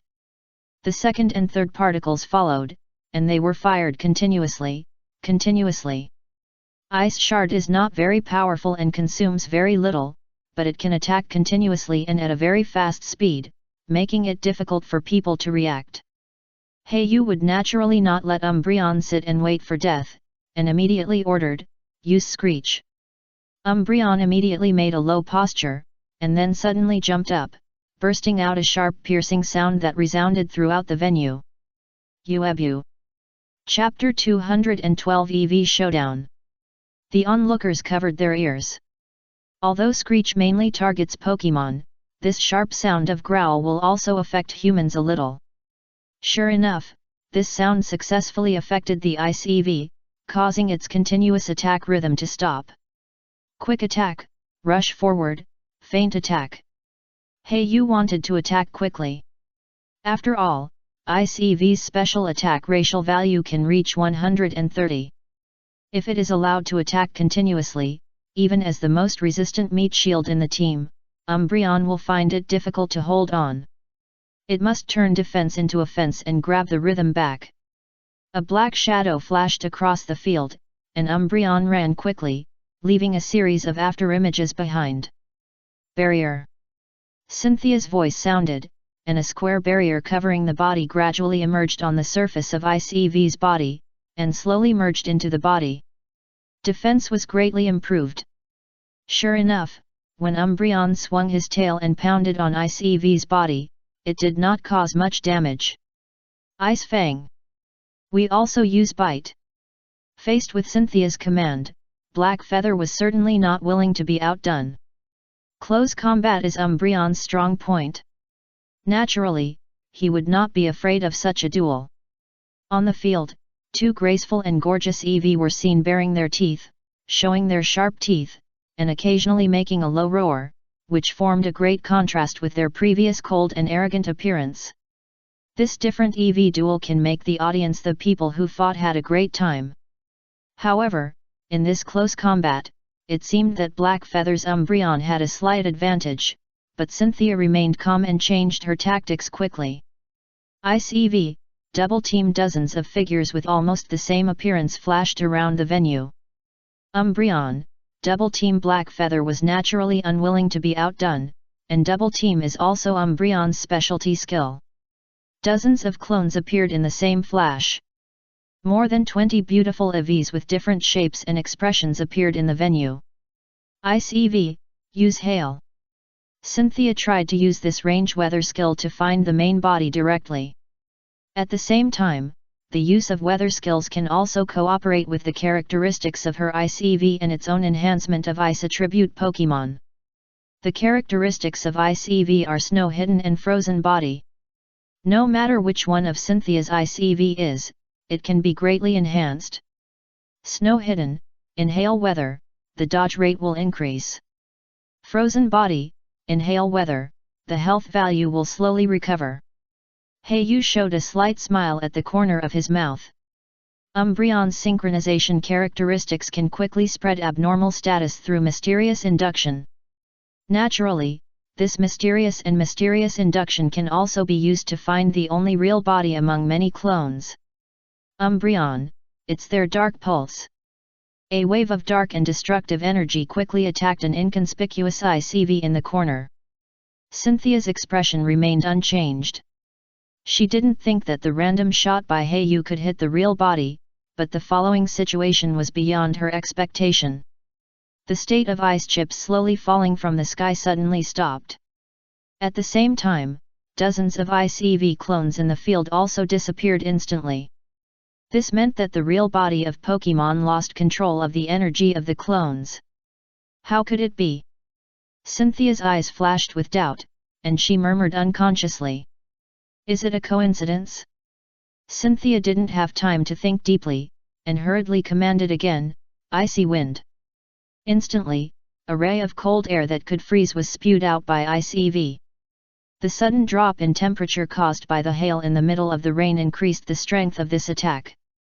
Umbreon, who was rushing across the field, was swept by this ray of cold air, and a touch of coldness swept over his body, causing his original movement to slow down a little.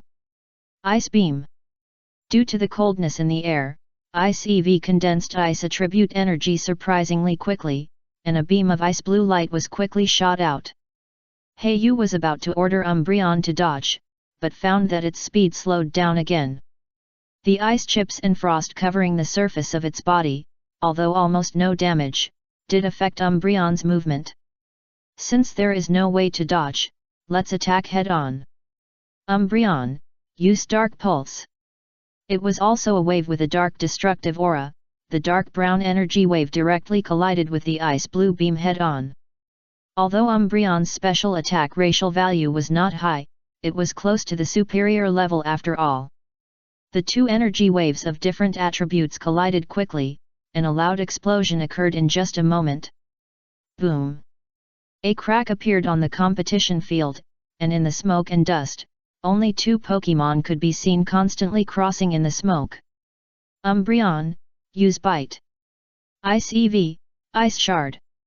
Obviously, even in the smoke, both sides have their own ways to determine the specific position of the enemy. Umbreon relies on the mysterious induction of the synchronization characteristics. And Heiyu also has some guesses about the method of Ice EV. It is probably related to temperature, and it is very likely to determine the position by judging the body temperature. Of course, these are all Heiyu's guesses. Currently, the Pokémon of both sides are fighting in the smoke. This kind of close combat relies on the combat awareness and combat skills of Pokémon. Even the trainer can't help much. However, Heiyu is full of confidence in his Umbreon. He often walks in the gray area, with blood on his hands. Umbreon is no longer the crybaby in the EV period. Naughty little girl now. She is now a Pokémon from the Dark Knight, a proud queen who looks down on everyone. As the smoke gradually dispersed, the two Pokémon in the field gradually revealed their figures. Both sides had scars on their bodies, but Umbreon obviously had fewer scars. Cynthia also noticed this and hurriedly ordered, Ice EV substitute. I saw a thin layer of paper wrapped around the surface of Ice EV, but Heiyu could still observe the subtle difference. This is the substitute that can replace an attack to resist. Umbreon use Moonlight, restore physical strength. Heiyu ignored it and just silently let Umbreon restore physical strength and injuries. The circle on Umbreon's body, a circle of golden light, flashed slightly, and after a burst of light, green fluorescence appeared. The dots of light gradually made the scars on the surface disappear. Ice EV, use Hail. Cynthia changed her tactics in time, and wanted to snatch the weather again while Umbreon was recovering. She relied on the substitute she had just used. Although Heiyu quickly ordered Umbreon to use skills to interrupt, substitute did take the blow instead and did not affect Ice EV. Small hailstones gradually fell from the sky. Ice EV was looming in the hail weather, and it was a little unclear. The characteristic of this Ice EV is snow hiding. Ice EV, use Wish. Cynthia took the opportunity to command Ice EV to recover his strength. Chapter 213 Stone Edge. Now that the physical strength of each other's Pokémon has been restored, both sides have returned to the starting point. The spectators present can be said to have had enough of watching. This kind of evenly matched battle with back and forth is very entertaining. It's really tricky, worthy of Cynthia. Heiyu secretly sighed in his heart. You know, Heiyu's combat experience is all honed between life and death. He has experienced countless field battles, and his combat experience with Pokémon is not to be underestimated. But even in this situation, Cynthia's control of the battle situation is not inferior to her own. Can we only say that she is worthy of being the future Sinnoh champion? Now it has already begun to show its extraordinary edge. Ice EV, use Ice Beam to block his retreat. Cynthia saw that the weather skill was successfully performed, and she also confidently and boldly commanded, Sure enough, under the blessing of the low temperature of hail, ice, the power of beam has been improved, and the skill casting speed has increased by more than one level. It can almost be said that it came at the same time. Umbreon, protect Yu shouted hurriedly. The speed of the skill attack was too fast, and it was really impossible to dodge, so he could only hand over the protect skill. Now Yu felt that Umbreon was not suitable for fighting alone, not only because the skill attack range was too narrow and the attack methods were monotonous. The bigger reason was that the attack of Umbreon, a Pokemon, was too weak. After all, the racial value of double attack was here. Umbreon was more suitable for auxiliary harassment, taking on key control and damage for partners as a defensive shield.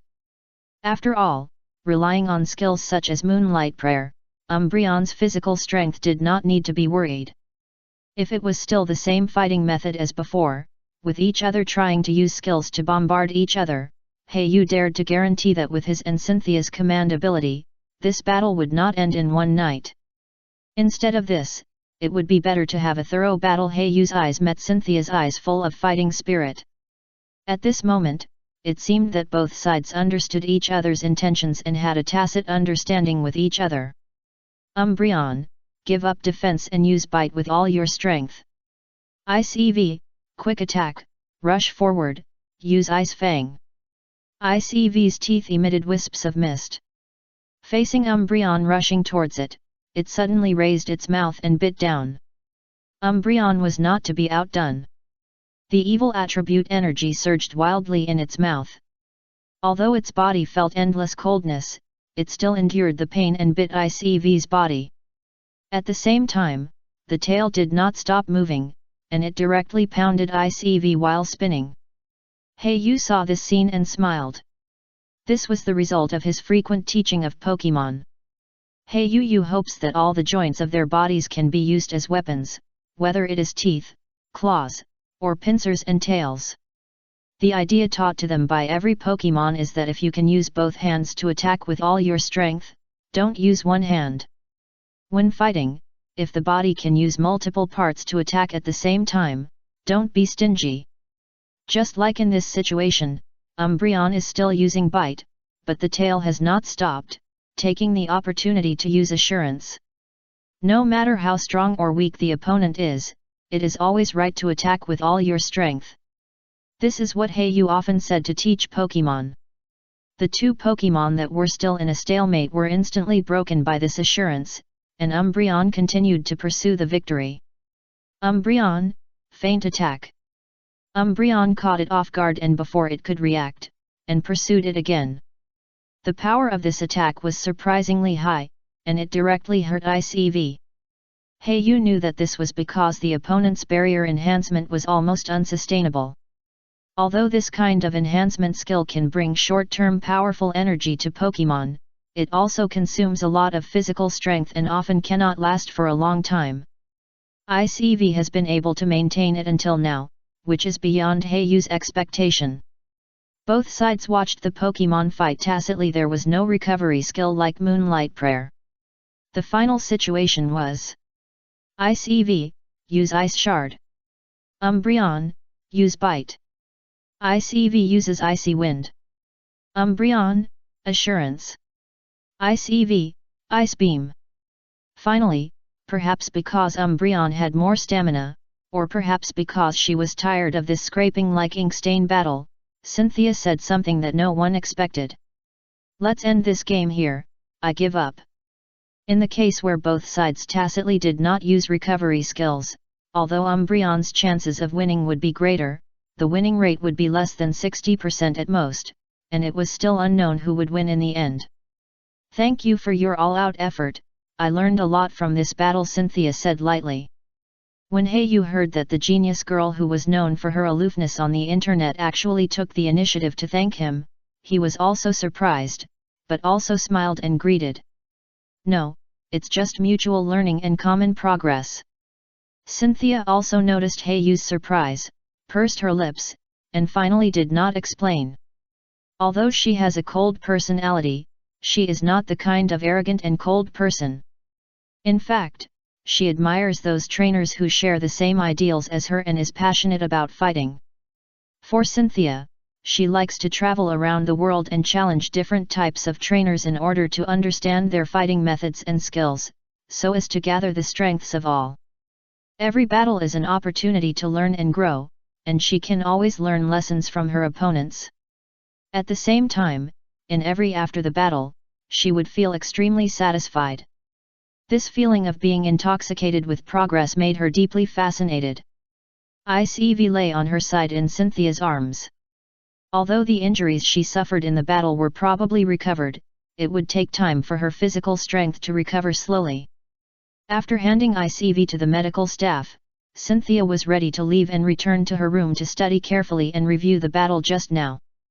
But she was stopped by "Hey you, Cynthia, you haven't received your prize yet."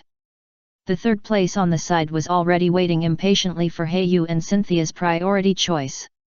Although any of the 3 skill discs, the rate will not be used, but reselling it will also cost a lot of money.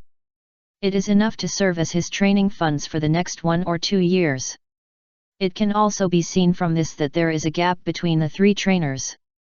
For the ordinary trainer in third place, more than 100W funds can already serve as funds for 1 to 2 years. But for Hey you, it can only last for 3 months at most. After all, he has 6 Pokemon waiting to be fed. If he buys some high-end products such as skill discs, he may not even last a month. As for Cynthia, she is so rich that she even forgot that she could collect the reward without Hey you's reminder. In the end, Hey you chose Stone first. Edge's skill disc, and he chose it after careful consideration.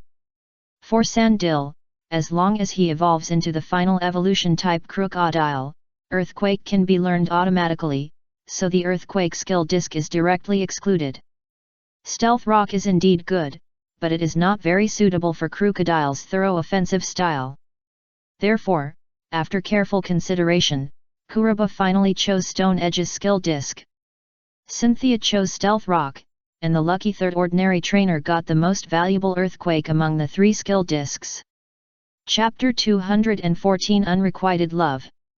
This suspenseful EV duel ended hastily, and the onlookers present had hardly reacted. However, anyone who knows a little about Pokemon battles would not be surprised.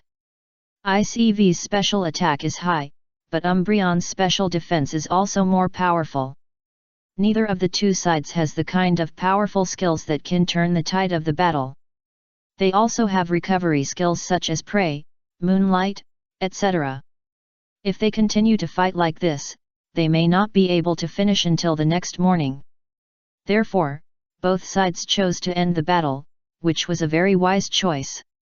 The 2 did not communicate much before the battle.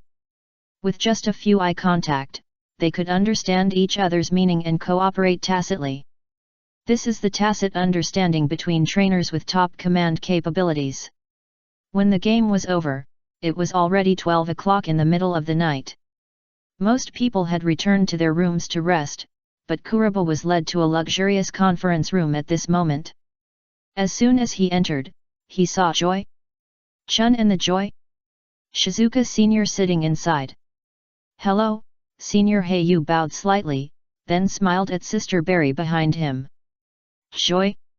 Shizuka hunched over, stood up with the help of the edge of the table, and said in an old voice, "Brother Hey you don't have to be polite. You are the object of investment of my Joy family, and you are half of my family." "Joy?" Shizuka deliberately emphasized the word half, which seemed to be meaningful.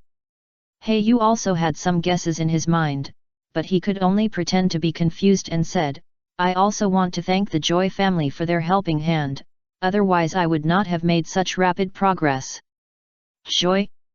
Shizuka frowned slightly. She didn't know whether Hey you really didn't understand or was pretending. After all, normal people who hear half of their family say this, shouldn't they climb up and get closer to their Joy family? Then strive to become a real family. Helpless, to please her granddaughter, she could only speak again, "Brother Hey you can actually beat Cynthia in the same level, enough to be called a young talent." Hey you smiled bitterly and said, no, if this battle is posted on the internet, Cynthia's fans will eat me up. However, despite saying so, Hayu still has a little pride in his heart, so he asked, Senior, I wonder what level Cynthia's main Pokemon is it? Joy? Shizuka was a little surprised by the question raised by Hayu. Who is the boy in front of him?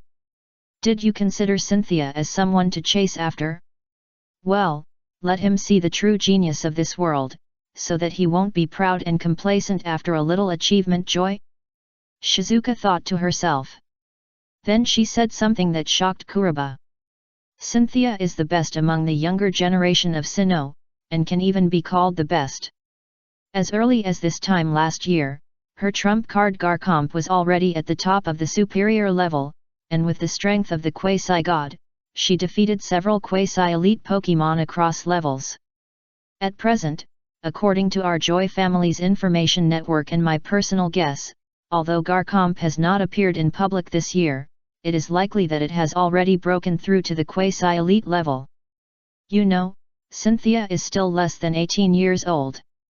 When Joy Shizuka said this, her tone was full of amazement. After all, the few monsters that their Joy family invested heavily in and focused on cultivating only reached the Quasi-Elite level at the age of 20. Hayu was stunned at first, and then laughed at himself. So that Ice Eevee can only be regarded as her second team Pokémon? The original little pride in her heart was instantly extinguished. Hayu hurriedly adjusted her mentality and kept reminding herself that she was still a long way from the top genius in this world. At present, she has nothing more than a little luck, combined with the strong memory of her previous life, to become a breeder. In terms of talent alone, she can only be considered good, far from the level of monsters. Joy? Shizuka saw that Hayu was not hit by this information, but instead looked like she knew shame and then courage, and she secretly gave her character in her heart. Affirmed. But you don't have to be too self-deprecating. Being able to reach the superior level of trainer at the age of 17 is already excellent. If you can become a real member of our Joy family in the future, with a lot of resources invested, you will have a chance to catch up with Cynthia, the little girl. Joy? Shizuka slowly walked to Hayu and patted Hayu's shoulder with her old hands. At the same time, she looked at her granddaughter beside her. Whether it was a hint in words or actions, it was self-evident. A real member of our family? You want me to marry into your family again? Hayu speculated in his heart.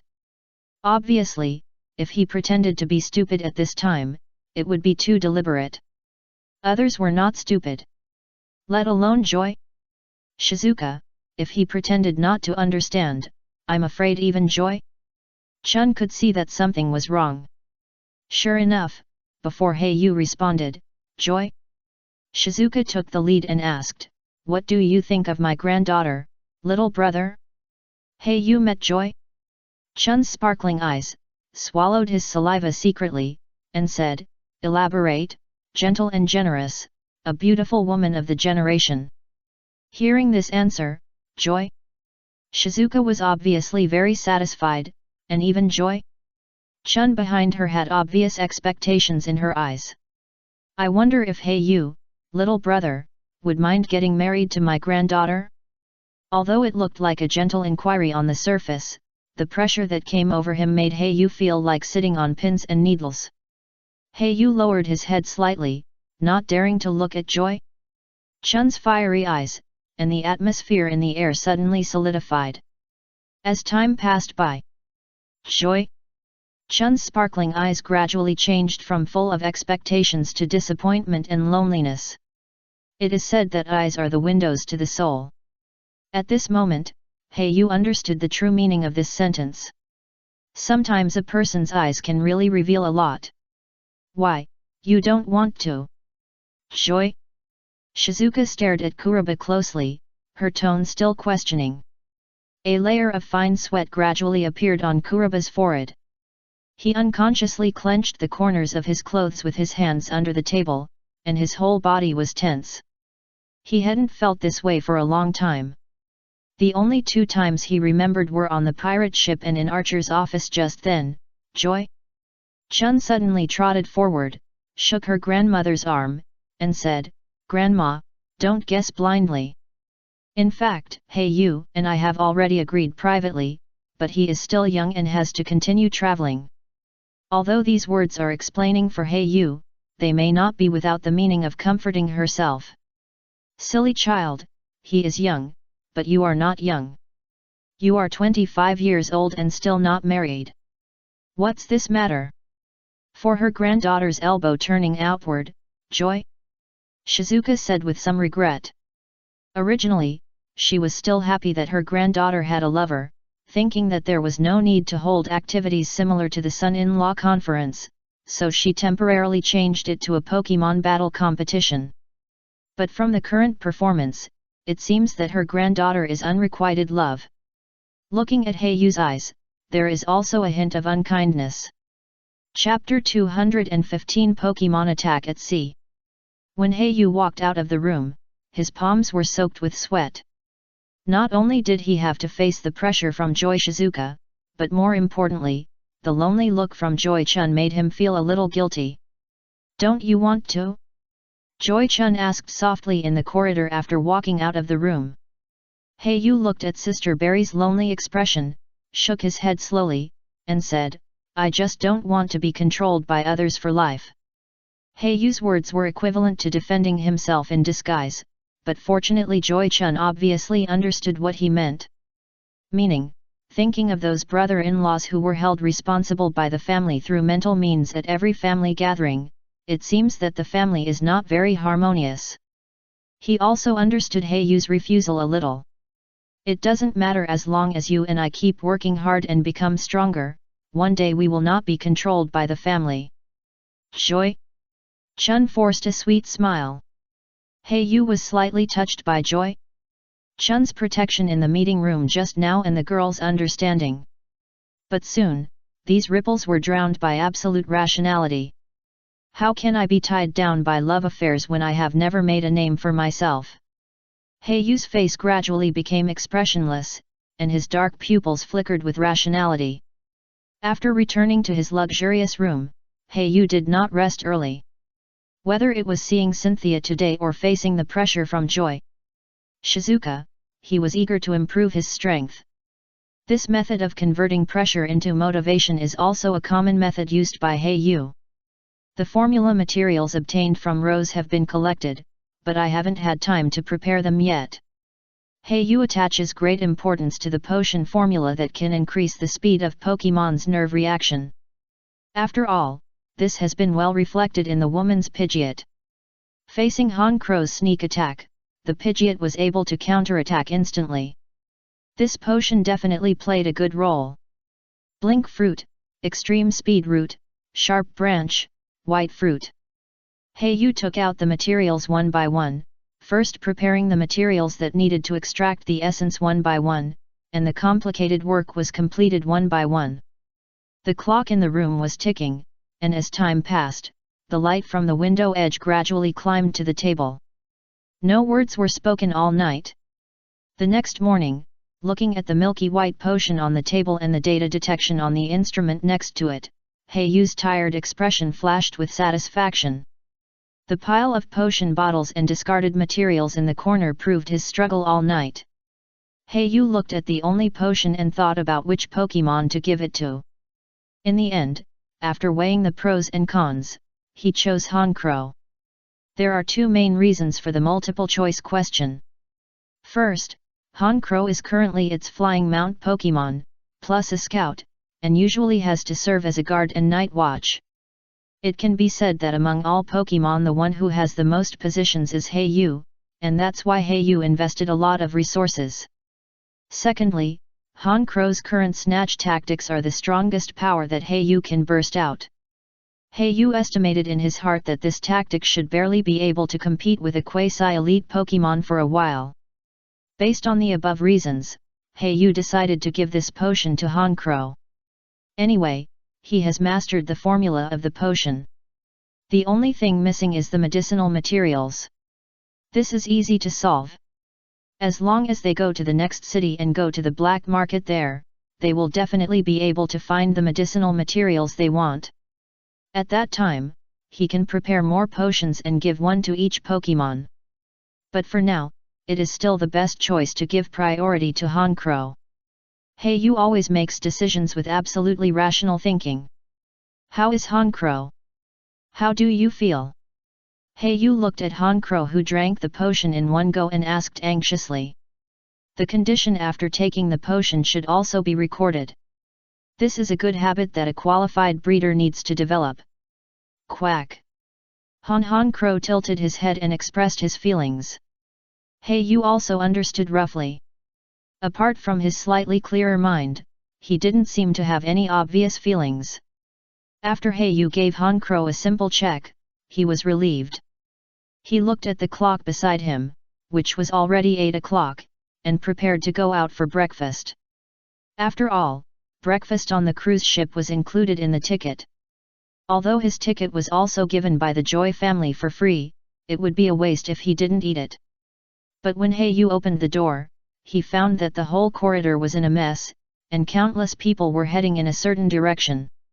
He ran away with a panicked expression on his face. Hey Yu hurriedly stopped someone and asked what happened, but got an answer. I heard that someone was attacked by Pokemon at sea at present. The captain is organizing the armed personnel in the guard room to fight back. We are going to the shelter. After getting a definite answer, Hey Yu immediately ran back to the room and stored all his belongings in the space ring. At the same time, the alarm system on the entire cruise ship also sounded completely. The piercing alarm woke up the people who were still sleeping on the cruise ship, and they all put on their clothes. The clothes ran out of the room to check the situation. Most ordinary people who were powerless went to the shelter room spontaneously, but there were also a few trainers who claimed to be strong and wanted to go up to the deck of the cabin to check the situation. Not only because every trainer had a sense of responsibility in their hearts, but more because of the rewards offered in the broadcast on the cruise ship. Currently, the cruise ship has been attacked by a group of Pokemon at sea. Now the first-level emergency call for the Alliance is issued. All trainers who go up to the deck and stop Pokemon can get a lot of rewards. The above broadcast lasted for a long time. The news was broadcasted more than a dozen times, thus attracting some skilled and bold trainers. Money can attract people's hearts. In this world, there are only a few people who don't need to consider the funds for Pokemon cultivation. Most people need to run around for a few pieces of silver. Hey Yu naturally wouldn't miss this opportunity. He certainly didn't do it for that little reward, but it was a good opportunity to brush up his resume and add a bright touch to his information network in the Alliance. If the Joy family endorses him and he exaggerates his achievements, maybe he will have a chance to be promoted again? Of course, the probability of this is very small, but Hey Yu will not let it go. Bypassing the chaotic crowd and crowded corridors, relying on his familiarity with the hull, when Hey Yu boarded the battle platform on the deck, there were already many people gathered here. In addition to the armed personnel wearing guard uniforms, there were also many passengers wearing trainer uniforms like Hey Yu. Last night, Cynthia, who fought against Hey Yu, was also among them. Chapter 216 Tegekus. The battlefield on the deck has already been flying with Pokemon skills, and many people are panicking and constantly retreating, wanting to leave here. There are also many Pokemon lying unconscious on the deck, with vortex-shaped eyes, obviously losing their combat ability. I saw a flying fish with a round posture like a ball splashing from the sea level, flying in the air, the two tentacles on the top of the head trembling slightly, and a water pulse crashing down. Mantike. Most of the attacking Pokemon can hardly get on the ship, which is dozens of meters high. They can only attack the hard hull of the ship, and cannot threaten the combatants on the deck. But there are two exceptions. The first is the higher-level Pokemon, whose attack range is often wider and can attack people on the deck from a distance. The second is the flying Pokemon like this one, which can fly directly to the deck, so it is a great threat. Hey Yu's eyes were stern, and he immediately released Honchkrow, and his voice without any emotion came out. Han Crow uses drill peck, block the water ball, don't let it attack the people on the deck. As soon as Han Crow appeared, he instantly burst into a hoarse growl, and the energy fluctuations he emitted scared the surrounding trainers. A black shadow flashed quickly in front of his eyes, and the water ball that was originally falling in the air suddenly broke, splashing water all over the deck. In the shocked eyes of the bystanders, the mantike that was in the air for just a few seconds also fell with injuries all over his body. There was no angry attack scene just now, only a miserable A Pokemon with a level of 30 that made everyone helpless was easily solved with a miserable body of wounds and wailing. Han Crow was still blocking Mantike, Wingull and other Pokemon in the air at this moment. Almost every few seconds, a Pokemon fell with wounds all over its body. This almost massacre-like situation made everyone look sideways. Hey, you also smiled. Isn't this a good opportunity to exercise Han Crow's overconfidence? Otherwise, where can you find so many Pokemon tribes? Gaga. Han Crow solved another Pokemon and shouted excitedly. At this moment, he felt full of strength and a feeling of overflowing self-confidence surged in his heart. And in this aerial battlefield, in addition to the inky black Han Crow, there is another Pokemon that is also very eye-catching. It is a Pokemon that looks like a small white airplane, covered with white fluffy feathers, and has white and triangular wings that look like angel wings. Blessing Pokemon, Togekiss. It is said that this Pokemon will bring blessings to humans. Long ago, humans regarded it as a lucky thing. From the documents preserved from ancient times, it can be learned that this Pokemon can only be found in the world. It only appears in front of people in times of peace. There are very few cases of it being witnessed. It will not appear in places where disputes and chaos occur. Cynthia was commanding Togekiss with a serious face, constantly blocking the flying skills. Togekiss waved its triangular white wings and slashed out air blades one after another. It repelled the Pokemon that tried to attack humans. Hey, you flashed envy. A Pokemon as rare as Togekiss is not even worse than his Zorua. In fact, the opponent's racial value of 545 is higher than Royal 3. The most important thing is that the racial value of this Pokemon is well distributed in valid race values, only 50 for physical attack, all other values are valid race values. I just don't know what kind of characteristics Cynthia's Togekiss has. Hey, you stared at the Togekiss that was waving its wings in the air, trying to see the characteristics. Togekiss has 3 very good characteristics, namely Vitality, Grace, and Super Luck. The Vitality characteristic can make the attack power higher, but the hit rate will be slightly reduced. The Grace characteristic can make the additional effects of the moves appear more easily. Combined with the air slash, the inherent flinch effect, it can be said to be even more powerful. The Super Luck characteristic can make the moves easier to hit the vital points, and at the same time, it can also bring a certain degree of good luck to the trainer in life. The entire sky battlefield is clearly divided into 2 sides, and there are 2 Pokemon, one white and one black, fighting and blocking. Han Crow and Togekiss seem to be in a competitive game. Every smackdown an attacking Pokemon will look at the other party proudly, as if showing off. Cynthia also noticed Kuroyu's Han Crow. And her eyes lit up instantly. As a trainer who has not specialized in any one system, Cynthia has been involved in every attribute, and the flying attribute is more proficient because of Togekiss. Naturally, she also recognized Kuroyu's Han Crow. She is more interested in this kind of Pokemon that mainly lives in the Johto region, and with her eyesight, she can naturally see that this Han Crow is very well cultivated. At this moment, she wants to challenge Kuroyu to a battle. It is a battle between Togekiss and Han Crow, a flying attribute Pokemon, because in this way she can learn a lot of new things. Improve in practice, become stronger in battle. This is Cynthia's principle of doing things. However, it is obviously not appropriate to make such a rash battle request now. After all, the entire ship is still facing the attack of Pokemon at sea, although it is not in a dangerous state. After all, this ship was built by the Joy family and is still very solid. It has no problem with withstanding the attack of the quasi-elite level. Not to mention that there are only a few small tribes led by the superior level attacking. It is only a matter of time to repel this group of Pokemon. But after repelling these Pokemon, she must ask Heiyu for a battle again, Cynthia thought to herself. Just when everyone on the ship was repelling Pokemon under the orderly command of the captain, suddenly, a black cloud floated over the seaside, and a moment later, it enveloped the entire Chansey. Roar! As the dark clouds surged, a figure like a silver dragon appeared in front of everyone. It was a Gyarados that was more than 10 meters long. I saw his body roll up, and a waterspout swept out from Dragon Tail in an instant, and hit the hull. This waterspout continued to roll up the fierce water flow on the sea, and its power was constantly increasing, raising waves, trying to overturn the cruise ship. Many people tried to use skills to block it, and Heiyu also released Sharpedo and Crawdaunt. This was no longer a matter of hiding his strength.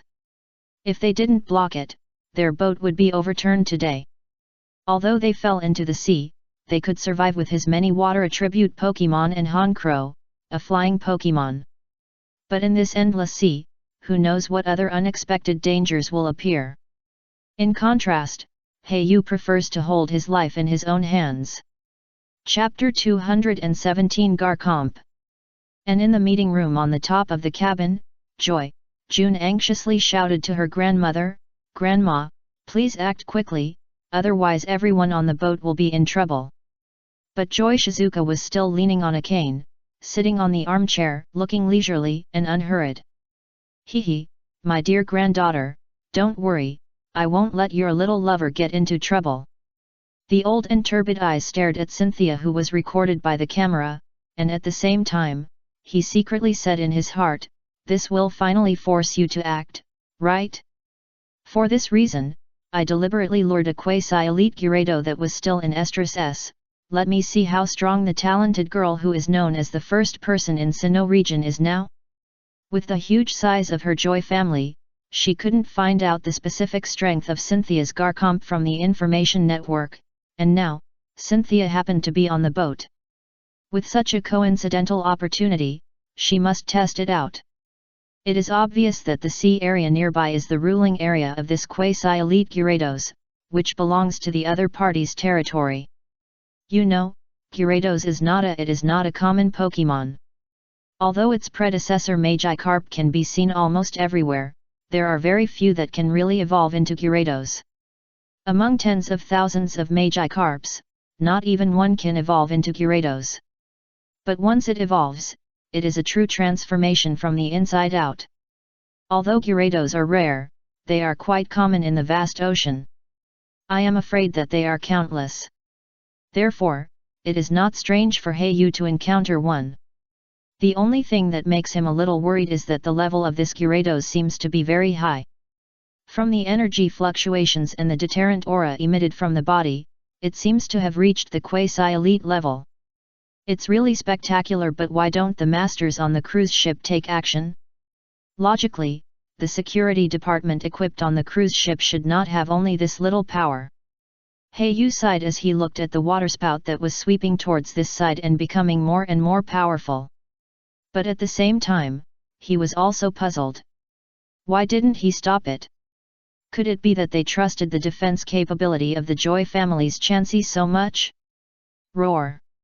The Gyarados flying in the clouds showed a huge dragon head, 2 sharp teeth on its ferocious and terrifying face, and opened its bloody mouth to roar. Many of those recruited were mostly recreational trainers who kept Pokemon as pets and had not even been to the wild many times. When they saw the terrifying-looking Gyarados, there was an instant commotion. Of course, it is also possible that the characteristic of this Gyarados is intimidation. After all, not all trainers have such a strong psychological quality as Heiyu, especially those young rich kids who have just started traveling, which is a mess. Some trainers with poor psychological quality are running around like headless flies. The whole deck is in chaos. Just then, a middle-aged man in a life jacket stood up. It was the captain of this cruise ship, Yamamoto. Everyone, try to let your Pokemon use rock or electric moves. Even if you can't hurt the Gyarados, it's best to harass it to a certain extent. He skillfully comforted each trainer and led all the guards to form a team to block the waterspout swept by Gyarados. With a backbone, most of the panicked trainers calmed down. Gyarados, who was originally flying on the sea surface, saw that the tiny humans below dared to attack him, and his eyes were red. Because he was approaching the estrus period, his emotions were extremely unstable, and at this moment he directly lost his mind. The original waterspout kept raising waves, which was already a headache for everyone. At this moment, Gyarados opened his mouth directly, and a stream of yellow energy condensed. Hyper Beam. Many trainers in the crowd also recognized this skill. The defense line that had just been organized collapsed in an instant. In the dangerous situation of life and death, not everyone has the courage to move forward. He looked solemn. He looked around the surrounding environment and began to think about the retreat route later. At the same time, he silently asked Han Crow to return to his side and was ready to take him away at any time. Just then, a domineering female voice sounded. "Fly in the sky, Garchomp." Cynthia took out a Pokeball, showed a confident smile, and released the Pokemon in it. Sinnoh Region's Quasi-God. Garchomp, the Earth Dragon. It is also Cynthia's ace Pokemon, enjoying a very high reputation and fans on the internet. The entire deck fell into a strange silence. Quasi-God, or a Quasi-God who has reached the final evolution stage. Few people present have seen this. Although Heyu had expected this, he still couldn't help but be surprised when he saw this scene. This was the third time he had observed a Quasi-God up close. God. The first time was in the small desert of Dingfeng Plains, where I saw Steven's Metang, but that was not the final form of the Quasi-God. The second time was when I saw Team Rocket's Wuxin's Dragonite during special training. That was the first time he saw the strength of the Quasi-God in this world. This time, the final evolution of the Quasi-God in this world was observed again, and it was the popular Garchomp.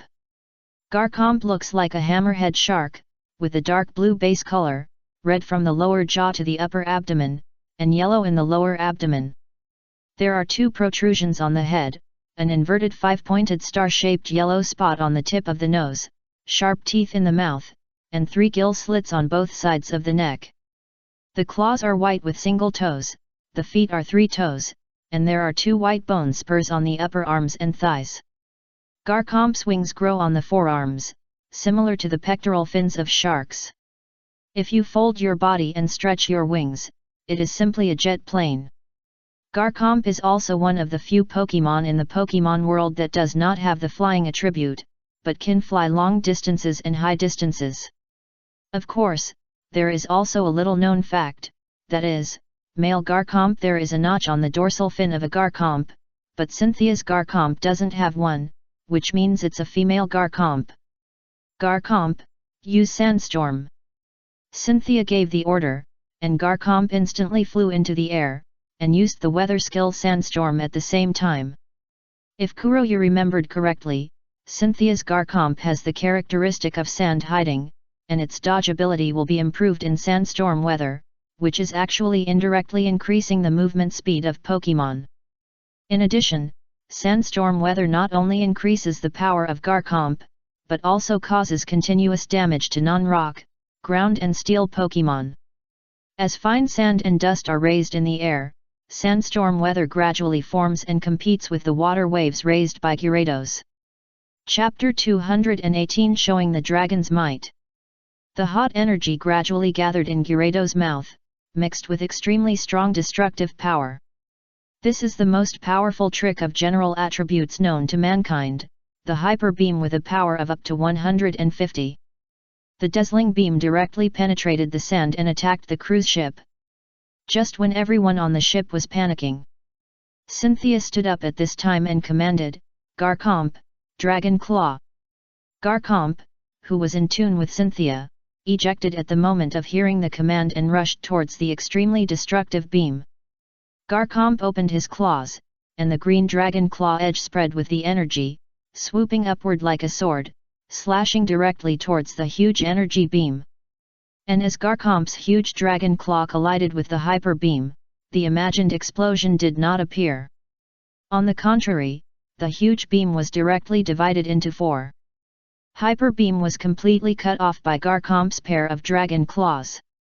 Good opportunity everyone, counterattack quickly while Gyarados is in a state of stiffness.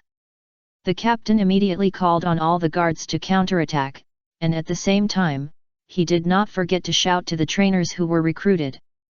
After all, at this time, every extra person means more strength. Although the skill Hyper Beam is powerful, there will be a period of stiffness after using it. During this period, although the Pokémon has the ability to move, it cannot use skills. Originally, Gyarados lost his mind due to the estrus rage, and now with the stiffness of Hyper Beam, he is twisting his dragon body madly, slapping the sea surface, splashing waves of water and ripples. Even some weak water-attributed Pokémon around were affected. And taking advantage of this time, the people on the deck naturally spared no effort to command the Pokémon to launch an attack, and various skills hit continuously. Fire, lightning, stone, icicle spear, wind blade, all of which are various long-range skills, and the only one who dares to go up for close combat is Cynthia's Garchomp. When Gyarados came back to his senses from the stiff state, he also regained some rationality, and he immediately targeted the humans on the deck. With his intuition of dominating this sea area for many years, he could feel that although the group of ants in front of him were small, they really posed a threat to him. And this group of Pokémon seemed to be following the command of the group of ants below, and if they were to be dealt with, there would not be so much trouble. Gyarados, who has lived in the sea for many years without contact with humans, does not understand the power of the human species. In his view, these are just some ants without energy in their bodies. Gyarados did not use Hyper Beam this time, but opened his dragon mouth again and condensed a huge water pulse. And it was extremely fast, ricocheting directly towards the people on the deck. It was a water attribute skill, Water Pulse. Cynthia frowned slightly. She had finally managed to get Garchomp close to Gyarados and entangle him. If she chose to go back to help and block Water Pulse at this time, then once Gyarados escaped and returned to the sea, it would be truly a fish in the sea. By then, if Gyarados really wanted to seek revenge on them, he could keep attacking the cabin under the sea, and his Garchomp could not dive into the seabed, and then it would be really tricky.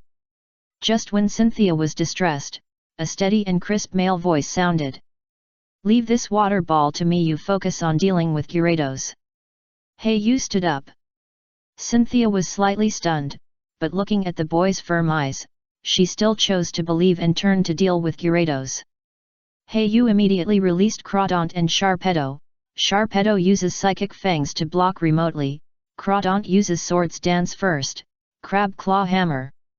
As soon as Sharpedo appeared, he wrapped his whole body with water and floated on the deck, then directly used the genetic skill Psychic Fangs, and the pink energy gathered into a phantom of teeth, and then shot towards the water pulse in the air.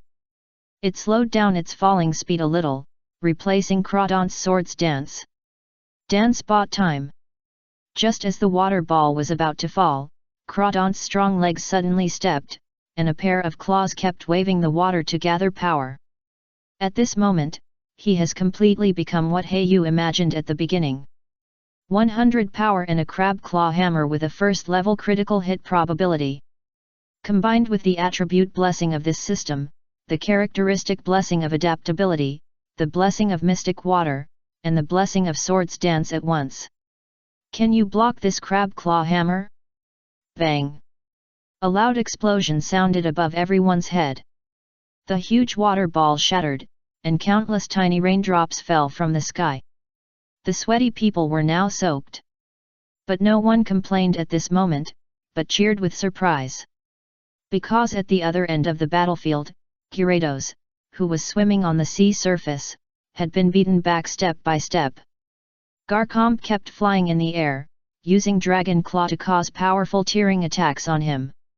Garchomp, Dragon Rush.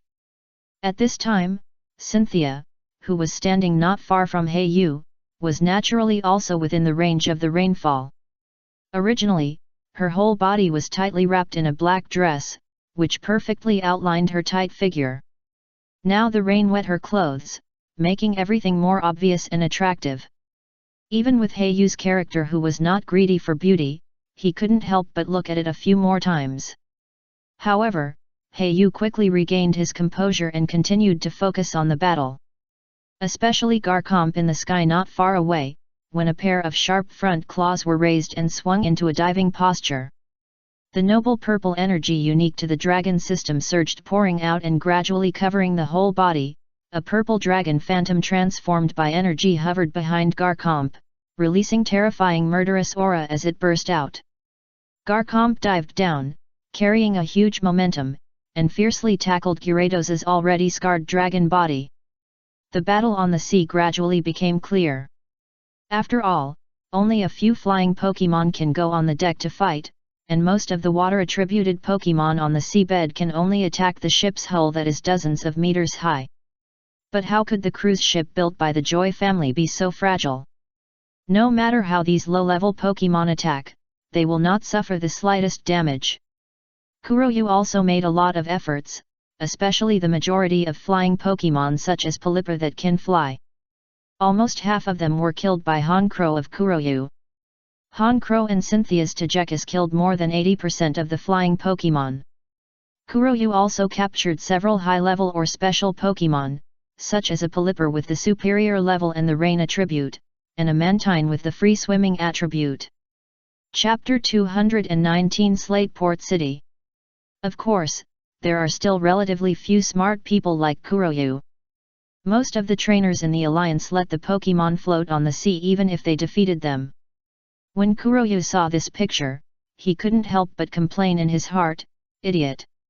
At this rare opportunity, why don't you take advantage of it, making a lot of money, why care about face, quickly capture Pokémon, whether to keep it for yourself or sell it is a good choice." So this is why Yu looks down on the league trainers. In the primary and intermediate stages, these fledgling league trainers are still naive. If it is Team Rocket's members, or desperados walking in the gray area, have long fought for these Pokémon. After all, with so many powerful Pokémon, anyone who gets them will make a fortune. He shook his head secretly and no longer cared about others. Yu continued to search for his prey among the countless Pokémon on the sea. With the defeat of Gyarados, large numbers of wild Pokémon also dived into the seabed. The waves that were originally in turmoil quickly returned to calm in just a few minutes. And the dark clouds in the sky naturally dissipated without the support of Gyarados. Maybe because it rained a lot just now, a small Celadon/rainbow appeared on the horizon. Ow! The colorful pictures attracted many people to watch.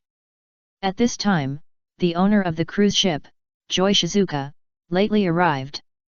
"Dear trainers of the Alliance, thank you again for your great contribution to repelling the attacking Pokémon. The Alliance will not forget your contribution.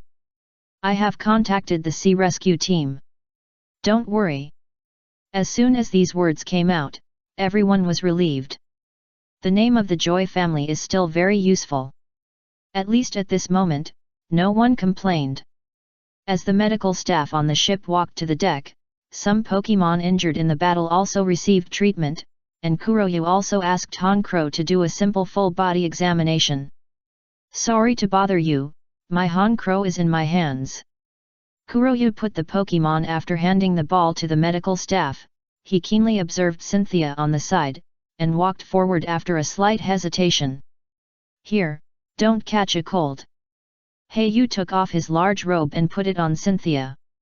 At the same time, he glanced at the eyes around him who were secretly watching with a slight warning. It was obvious that Cynthia, the genius girl, attracted a lot of attention because of the battle just now. Some people also recognized her identity and exclaimed. Cynthia also came back to her senses in an instant, and realized that she was still soaked, so she tightened the large robe and whispered thanks. "Thank you." Yu smiled and said, "It's okay, this is a normal man's behavior. As soon as these words came out, the men who had just been admiring Cynthia's beautiful figure and beautiful scenery around people turned their heads away awkwardly, moving their lips unnaturally, as if they wanted to explain something, but they didn't say it in the end. Some of the men's female companions were very ashamed and quickly left the deck. After thanking Kuroyu, Cynthia walked towards Joy Shizuka.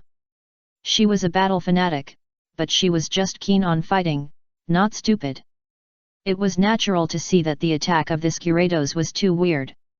At the same time, thinking of the evil people taught by the elders in the family, and the late action of Joy Shizuka just now, she had some guesses in her heart. After Kuroyu left a good impression in front of Cynthia, he didn't bother too much. After all, he understood the principle of counterproductive. Took back Han Crow's poke from the medical staff after the ball, Kuroba noticed that Cynthia seemed to have an unpleasant quarrel with Joy Shizuka. Unfortunately, due to the distance, he could not hear what was said. Kuroba looked at the time. It was already past noon. The cruise ship should be docked at the port of Slateport City in a few hours. After returning to the room, Kuroba, who was exhausted physically and mentally, lay down on the bed and had a good sleep until 4 o'clock in the afternoon. When he woke up, he felt sticky and uncomfortable. Kuroba took a shower. When he was about to go out, he found that there were more than a dozen unread messages on Pokédex. When he opened it, Kuroba laughed. All of them were sent by Joy-chun, with words of concern and condolences. Kuroba replied one by one, but one of the messages caught his attention.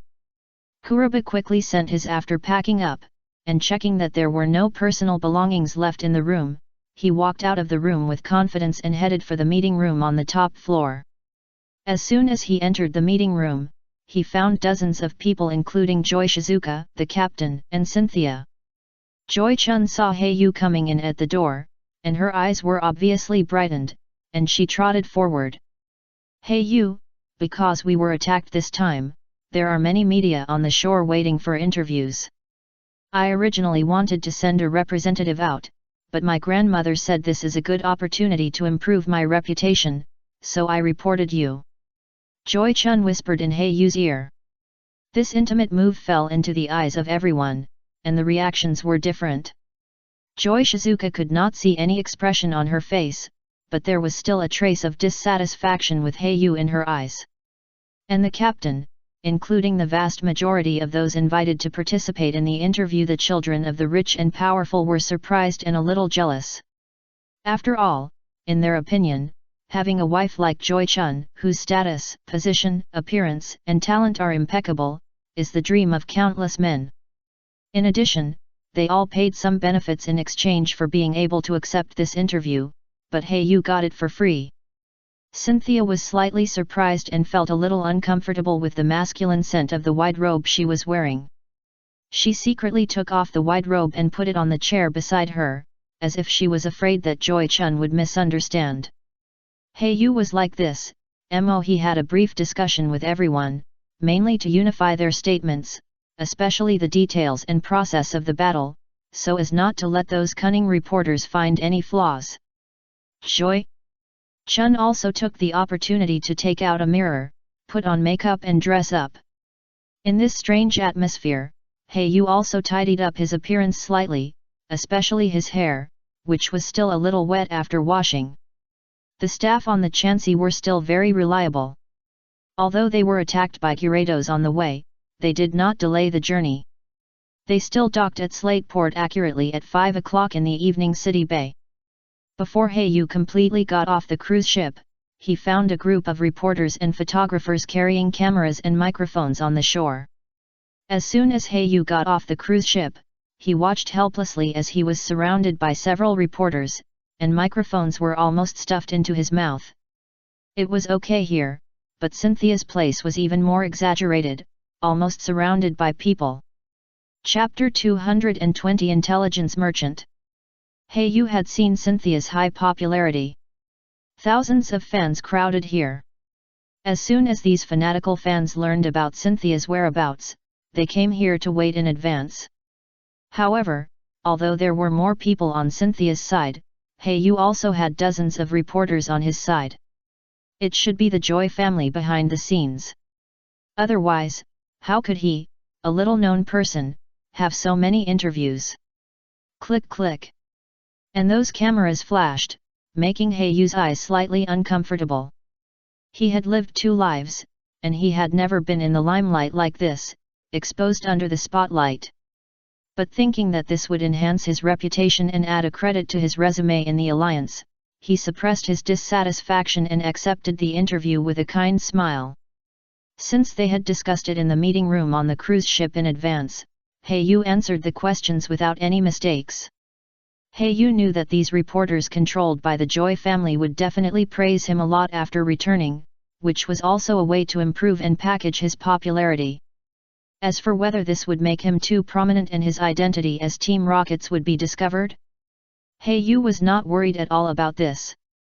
Not to mention that his identity had been specially encrypted by Archer, it was difficult for ordinary alliance leaders to find out.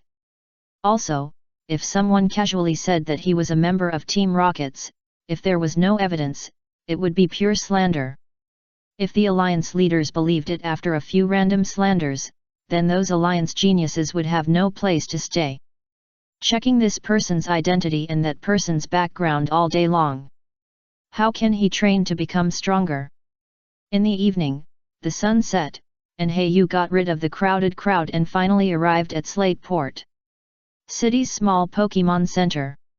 Are Cynthia's fans too crazy? Hayu saw Cynthia stop in front of a store for just a few minutes and buy an ice cream. Hundreds of people rushed into the store and the whole store was crowded. And the purpose of these fans was just to buy the same ice cream that Cynthia just bought. Hayu shook his head, touched his hungry stomach, and asked the restaurant to send some food up through the order service. Before he could enjoy the food, there was a knock on the door. Hayu opened the door and it turned out to be Miss Jenny. Hayu politely invited her into the room. As expected, Miss Jenny's purpose was to question the situation when the Chansey was attacked.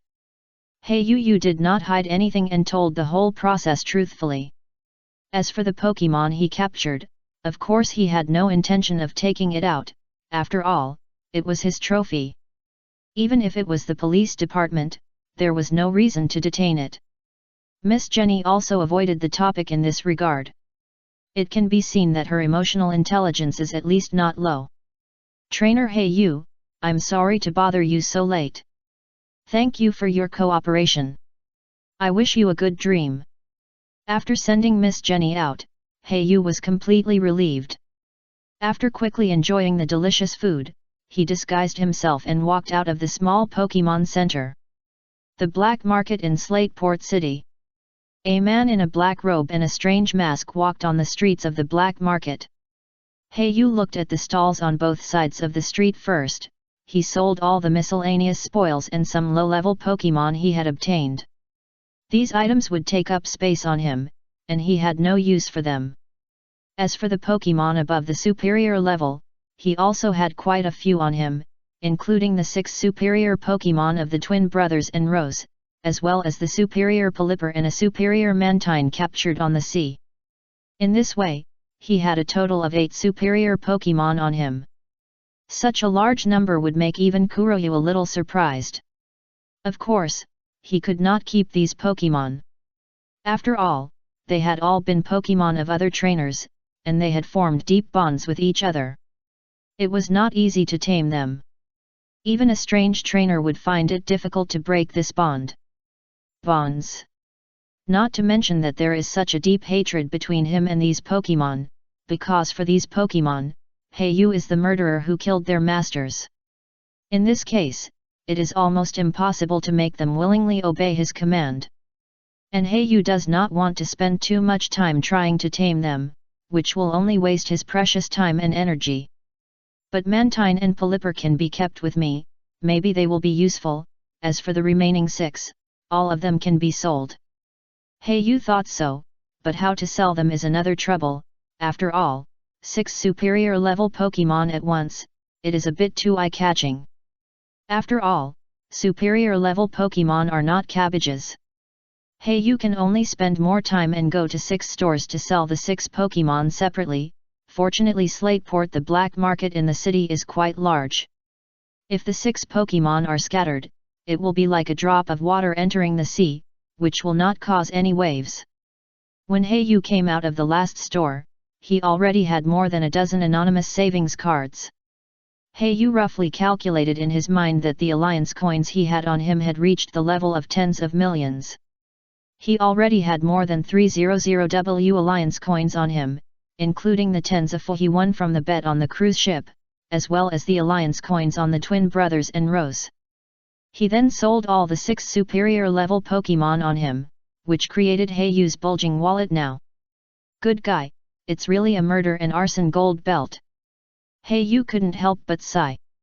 With money on him, he naturally had to spend it, especially those rare treasures that could not be bought in the small black market, such as Pokemon props. Pokemon props are definitely a high-cost item for ordinary trainers. Often only a superior level trainer can afford to let his ace Pokemon wear an item. Of course, the normal superior level trainers here do not include Yu. At present, among all his Pokemon, only Umbreon and the newly joined Zorua have no props. The most suitable prop for Umbreon is undoubtedly Flame Orb, and Toxic Orb can infect the opponent through the synchronous characteristics by putting oneself into a burning and poisoning state. However, this kind of precious props is very rare in the market. After all, it is not a property prop like charcoal and mystic water, which can be mass-produced by factories. This special prop can only be made by alchemists, also known as prop makers, through ancient secret methods. Yu asked several stores in a row, but he could only look disappointed, but fortunately, it was a little comforting. Yu successfully found a focus sash. The function of the prop is that when the Pokemon itself is in an intact state, if it is attacked far beyond its ability to withstand and is on the verge of death, it can also force itself to hold on. It is a bit like wearing a famous sword. Kuroyu naturally brought it to Zorua. After all, he was the weakest among all his Pokemon. After completing a series of sales and purchases, Kuroyu did not leave the black market directly. After shaking off the few tails following him, he came to the stall area. It is obviously much more lively here. Every 3 or 5 meters, you can meet a person dressed similar to Kuroyu, wrapped in a black robe. It is obvious that people who come here do not want to reveal their identities. Kuroyu walked straight to an inconspicuous stall in the corner. In addition to selling in addition to some sundries, it also indicated that various intelligence information was for sale. Yu walked to the stall, picked up the paper and pen on it, just wrote down the questions he wanted to know, put them in the box next to it, leave the contact information, and someone will contact him. As for whether he would give out false information, although Yu had some doubts, he was not too worried. For intelligence merchants like this, the most important thing for them is reputation. It often takes years to accumulate a good reputation, but it only takes one inaccurate information to destroy a reputation. Yu also chose the one in front of him from many intelligence merchants after careful consideration. Yu picked up the paper and pen and wrote down 3 pieces of information. The trace of Pokemon Absol. The specific information of Director Nanmu. The Way Flame Orb. Chapter 221 Battle Invitation. The goal of Yu's mission this time is to investigate and prove the details of Director Nanmu. In the mission information given by Team Rockets, it seems that Team Aqua is also quite interested in Director Nanmu. Before Yu accepted this mission, several Team Rockets members had failed in their missions, including a captain.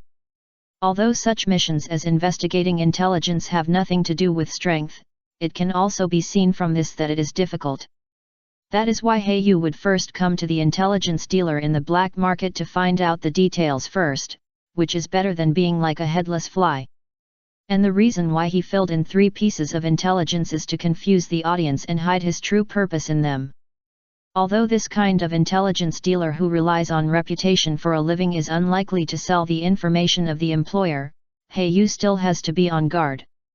After leaving the contact information, Yu first paid a deposit of 30W Alliance coins, and the deposit for one piece of intelligence is 10W Alliance coin.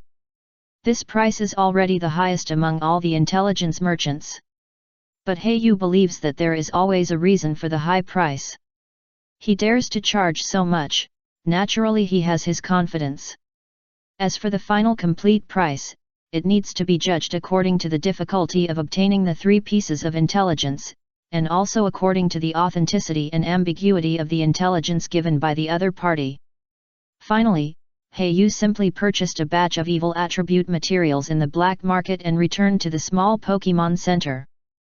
Yu didn't rest well on the ship, so he fell asleep immediately, but fortunately, Han Crow has already had a tacit understanding, and consciously hid in the dark of the room to investigate and guard. Umbreon was lying next to Yu's pillow, acting as a sentry in the open. Umbreon and Han Crow, one bright and one dark, allowed Yu to relax and take a rest without having to be tense all the time. The next morning, Yu was awakened by the sunlight shining in from the window. He rubbed his sleepy eyes, washed up, and went to the Pokemon restaurant for dinner. But he found that the entire restaurant was packed with people, and Yu showed a surprised expression. Is the restaurant holding an event? Why is it so crowded? Yu muttered to himself. Just when he was about to leave here and find a restaurant outside, the crowd suddenly dispersed, and cheers came from time to time. Make way, Miss Cynthia is coming out. Miss Cynthia, please sign for me. Fuck you, don't step on me, I'm just eating normally. Yu heard the noisy sound coming from the crowd, and his mind moved, thinking, I didn't expect Cynthia also lives in the small Pokemon Center, no wonder it's so crowded here, these fans are too crazy. This is just in the Hoenn region, Yu dare not imagine, if it is in the Sinnoh region, how spectacular the scene will be. Yu shook his head. He didn't have time to join in the fun. He walked out of the Pokemon Center and prepared to go to a restaurant for breakfast. Cynthia in the crowd frowned. Although she had hired bodyguards to protect her, the crowd was too crowded and she could hardly move. Just when she looked at the door of the hall inadvertently, her eyes suddenly lit up. After getting rid of the crowd of fanatical fans, she hurriedly chased after them. Yu looked at Cynthia, who was a little out of breath, and asked with some doubt, Are you in such a hurry just to return this dress? Cynthia was holding the clothes that Yu had put on her when she was soaked on the deck.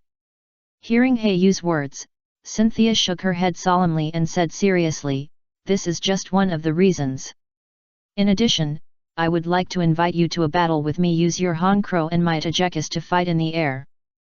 Yu put the clothes into the space ring. Facing Cynthia's invitation, he was a little moved. After all, this was a challenge from the future champion, but after thinking about it, he still refused. Sorry, I'm busy recently. Yu smiled and politely refused. After hearing this, Cynthia showed a disappointed look. Her Tagekus had just used Shiny Stone evolution, the level is similar to that of Kuroyu's Han Crow, and it is the level that has just broken through the superior level. For both parties, it is a good sparring partner, but Kuroyu refused, and she couldn't force it. Cynthia, you will participate in the Evergrande City Conference, right? Then let's compete again in the competition field. Kuroyu hurriedly finished breakfast and said goodbye, leaving Cynthia who was still struggling to order food. After staring at the menu and thinking for a long time, Cynthia suffered from choice difficulty again, with her slender fingers on her chin, showing a distressed expression. Curry meat sauce noodles seem good, but I also want to eat tomato pasta, what should I do? Kuroyu walked into a dark alley, released Han Crow and let him guard around before cautiously leaving the space. He took out a satellite phone from the ring. As expected, 3 different messages came from the other end of the phone. There were 3 different coded messages in each. Yu skillfully took out the portable computer distributed by rockets. The instructions on it were indeed received, 3 different encrypted files. Hey, you clicked on the first file about Absol's traces. Has anyone seen Absol's traces in the forest suburbs in the south of the city? It's just the specific time and location. You need to pay the remaining alliance coins to view it. Hey, you frowned. He only saw the beginning of this file. The rest was encrypted and covered. If he wanted to continue viewing, he had to pay the balance. Even the account for the payment was attached at the bottom of the file. Of course, if you are not satisfied with the information clues given, you can choose not to pay. In that case, the deposit of 10W Alliance coins will not be refunded. Hey, you read all 3 files slowly, and finally chose to pay the balance of Absol's traces and Director Nanmu's information files. The 2 pieces of information cost him nearly 60W Alliance coins in total, but for Hey Yu, who now has tens of millions of dollars, these are just a drop in the bucket. Nanmu, age 50, he is Slateport City, he runs the Ocean Museum and Nanmu Shipyard at the same time, and is a very famous strait explorer in the city. Nanmu was once an employee of a large capital holding company, responsible for the work of drilling platforms. Later, when the company went bankrupt, he recruited a large number of employees to work in his shipyard. At present, his shipyard is the leading shipbuilding master in Hon region. Nanmu once issued a bounty on the Alliance platform, summoning masters drifting on the sea to explore a treasure point somewhere. Hey, you flipped through the messages one by one, and the information in it ranged from Nanmu's interpersonal relationship and family information to various trivial matters in life. Almost all of them were recorded. Hey, you began to think about how to start the investigation. After all, if it was just these superficial information, it would be impossible for Team Rockets to have so many strong people fail in this mission. Chapter 222 Whiskash. The sun had just risen in the morning. Slateport, a young man in the Alliance uniform, appeared in the forest outside the city. A beautiful Umbreon followed him, and a huge crow was hovering above his head. There was also a yellowish crocodile at his feet. If you don't look carefully, it's easy to confuse it with the color of the ground. After finishing breakfast, Hey Yu walked out of Slateport as soon as possible. City, went to the suburbs to look for Absol's traces. Although he didn't have much hope in his heart, it was the information he bought with money after all, and it would be unreasonable not to explore it. In addition, another purpose is to train Pokemon, especially Sandil, who is close to evolution. He has reached level 28 and is only one step away from evolution. Hey Yu held a map in his hand, which he had just copied from the printing shop on the street, and the map information was naturally obtained from the file provided by the intelligence merchant. Although such information may not be accurate, it at least saved him the trouble of blindly searching. The lake in front of the mark is the first place marked on the map where Absol may appear. Hey Yu trotted forward along the planned route. One leaf blinds you. Don't look at the short distance on the map. The distance was only centimeters, but it took Han Crow more than half an hour to reach it, and that was when he was full of energy and jogging. But fortunately, Han Crow himself had good physical fitness, and for him, this suburban forest was just a small forest. As he went deeper, he encountered more and more Pokemon, and the level and strength of Pokemon became higher and higher. But fortunately, they were all within Han Crow's acceptance range, allowing Pokemon to accumulate combat experience. Finally arrived, it should be in this area. Han Crow, go look for Absol's traces. Han Crow waved his hand and ordered. As a flying Pokemon, Han Crow's wide field of vision and sharp eyes when flying in the sky can help him find the target quickly. And there are few people here, so there is no need to worry about being discovered by others. Ga. Han Crow turned into a black stream of light and disappeared from sight. Watching Han Crow disappear into the sky, Hey Yu simply walked around. He was currently in a small lake. There were almost no Pokemon in the lake except for a few Magikarp. But Hey Yu still didn't dare to get close. After all, as a rare freshwater resource in the wild, it would definitely cause a lot of Pokemon to fight for it. Especially at noon, many wild Pokemon would come here to replenish the water needed by the body. Heyu simply squatted here.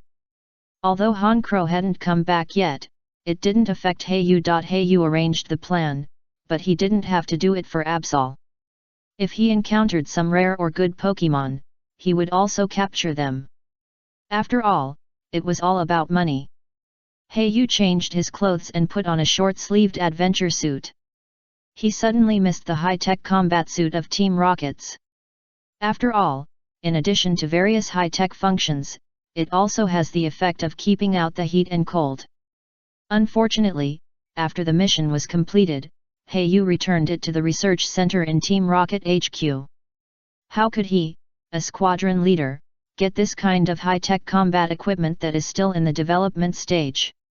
It was just a task before, and they were allowed to experience it and collect experimental data. While Heyu was squatting, some wild Pokemon approached the lake cautiously. After these little Pokemon carefully checked the surroundings and found no danger, they lowered their heads to drink water with peace of mind. A group of ferocious Poochyena occupied a drinking area in groups, making the lone Pokemon dare not speak out. After all, there are more than a dozen Pokemon in the Poochyena tribe, including a Mytyena. In this small forest in the suburbs, it is already a tyrant. But the originally calm water surface suddenly appeared a series of bubbles, and some intuitive Pokemon hurriedly fled from the lake. The Mytyena tribe also noticed something was wrong. Just as they were about to retreat, a huge catfish suddenly jumped out from the bottom of the water. Although most Pokemon had already fled with the instinct of seeking benefits and avoiding harm, there are always slow ones. A Poochyena had no time to retreat and was directly entangled by the huge catfish, shaking the ground violently and launching an attack. The Pokemon looks like a huge catfish, with dark blue skin, yellow belly, sponge-like light blue lips, a pair of slender yellow whiskers growing from the corners of the mouth, and a W-shaped yellow pattern on the forehead. The pectoral and pelvic fins are the same color as the skin, and the dorsal fin is light blue with 3 black spots on it. Whiscash.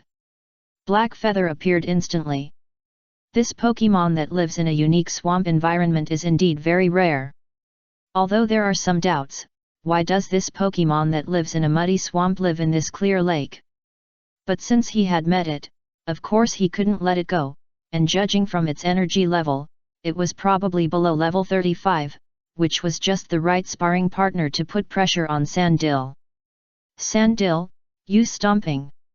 Facing Sandil's attack, Whiscash seemed unhurried, first dragging the unconscious Poochyena into the water and sinking it, which could be used as future food reserves. As for Sandil and Heyu, it didn't take them seriously at all. It has been the overlord of this lake for several years, and the originally clear lake has been transformed into its nest. Although the surface is still a blue lake, the bottom of the lake has become a muddy swamp. And it relies on this lake to attract those wild Pokemon to come to get water, and then take the opportunity to drag them into the water and kill them. This kind of active delivery the food that came to Whiscash's door allowed Whiscash to avoid searching for prey like other wild Pokemon. It has killed dozens of Pokemon that fell into its trap. It is too numerous to count. All of these Pokemon were swallowed up and turned into nutrients for its progress. It is precisely because of this that it can reach a level of more than 30 in the wild environment with scarce resources. As for the creature walking on 2 legs in front of it, it is also familiar with it, because it has eaten several such creatures before, and it can leave a deep memory. It is not because of anything else, but because this kind of creature walking on 2 legs is more delicious. This is a man-eating catfish. As Sandil suddenly stepped on the ground, a wave-shaped vibration was transmitted in the direction of Whiscash. However, in the face of this powerful attack, Whiscash only used the tail fin behind him to quickly slap the ground, and an earthquake impact that was much stronger than the heavy stomping performed by Sandil was earthquake skill. A hint of surprise flashed in Heiyu's eyes. He didn't expect that this Whiscash actually mastered the ground-based ultimate move. Chapter 223 Premonition of Danger. Heiyu's expression changed, and he hurriedly released Crawdaunt. Although the distance between him and Whiscash should not reach the attack range of Earthquake, it is better to be cautious. Crawdaunt felt the ripples on the ground coming towards him, and directly swung the pliers to hammer the ground. This pliers did not apply any energy, but only relied on the strength of the flesh to offset the impact of Earthquake.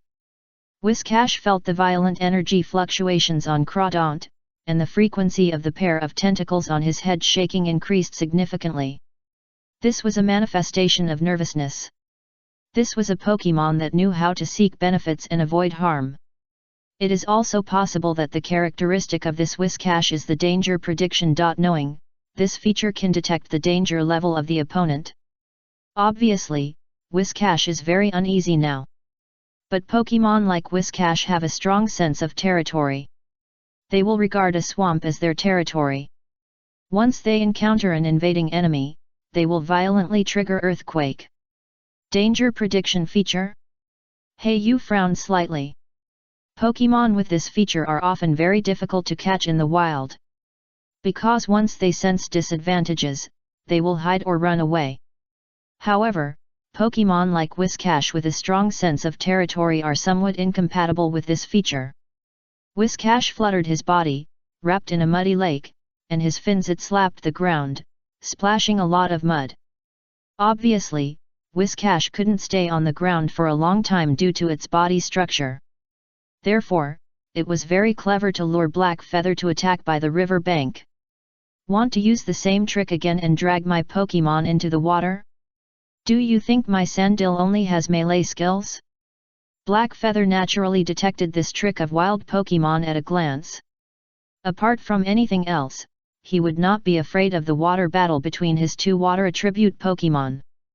But now he was training Sandil, so he didn't let Crawdaunt take action. Sandil, use hidden power. Sandil opened his crocodile mouth, and a strong energy wave appeared on his body.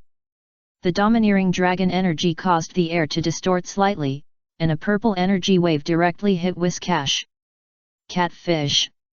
Whiscash naturally would not sit still and wait for death. He turned around and waved his fins like a tail.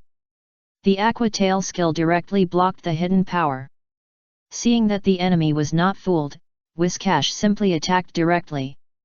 A huge water ball quickly condensed, water pulse, and rushed towards Sandil's place. Hey-Yu did not dare to underestimate it. Sandil's level was not as good as Whiscash, and he was restrained by the water attribute twice, so he had to go all out. Sandil, focus energy, use Crunch. Yes, it is Crunch. This is a skill that Sandil naturally learns in his blood when his level reaches a certain level. As an upgraded version of Bite, Sandil quickly practiced it to a proficient level. After all, he belongs to the evil type, and he is also a descendant of Bite. When the water ball fell towards Sandil, Sandil flapped his short tail and jumped. The crocodile opened its bloody mouth, and its sharp teeth were instantly wrapped in evil energy, directly crunching the water ball. Hey-Yu took advantage of the victory and commanded, Sandil, use Stomp after Hone Claws. The reason why Hey-Yu has been keeping Pokémon from giving up training on less powerful skills is precisely for this moment. Take Sandil as an example. Since he can learn Crunch and Earthquake in the future, why should he continue to improve their low-profile versions, Bite and Stomp?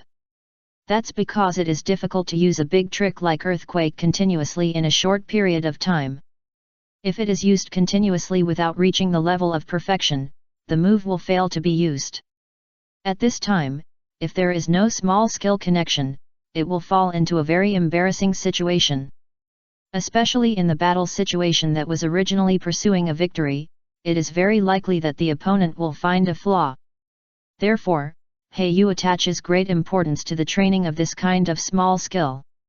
At this moment, Sandil can use Stomp twice in a row, but Whiscash can no longer use Earthquake twice in a row in just a few tens of seconds. Sandil suddenly stepped on the ground, and the invisible impact was transmitted to Whiscash through the ground. Whiscash, who has the characteristic of predicting danger, is frantically warning in his heart. This uneasy feeling in his life, it only appeared twice. The first time was when he was born, and the second time was when he defeated the overlord of this lake and occupied this territory. At that time, Whiscash fought against a high-level 30-level Quagsire and snatched this lake. But God favored him. Although both sides were injured in the end, the Quagsire was killed by it. That was also the time when the danger prediction characteristics were most alert in this life. Now this familiar feeling of panic surged in his heart again. Whiscash had already planned to abandon this lake. At worst, he would return to the underground swamp, open a new channel, and find another water source. Although Whiscash has a strong sense of territory, he can give in to everything in the face of life and death. Seeing that the situation is not right, he ran away directly. It can grow to the level of high-level Pokemon, level 30 to 39, from week to now.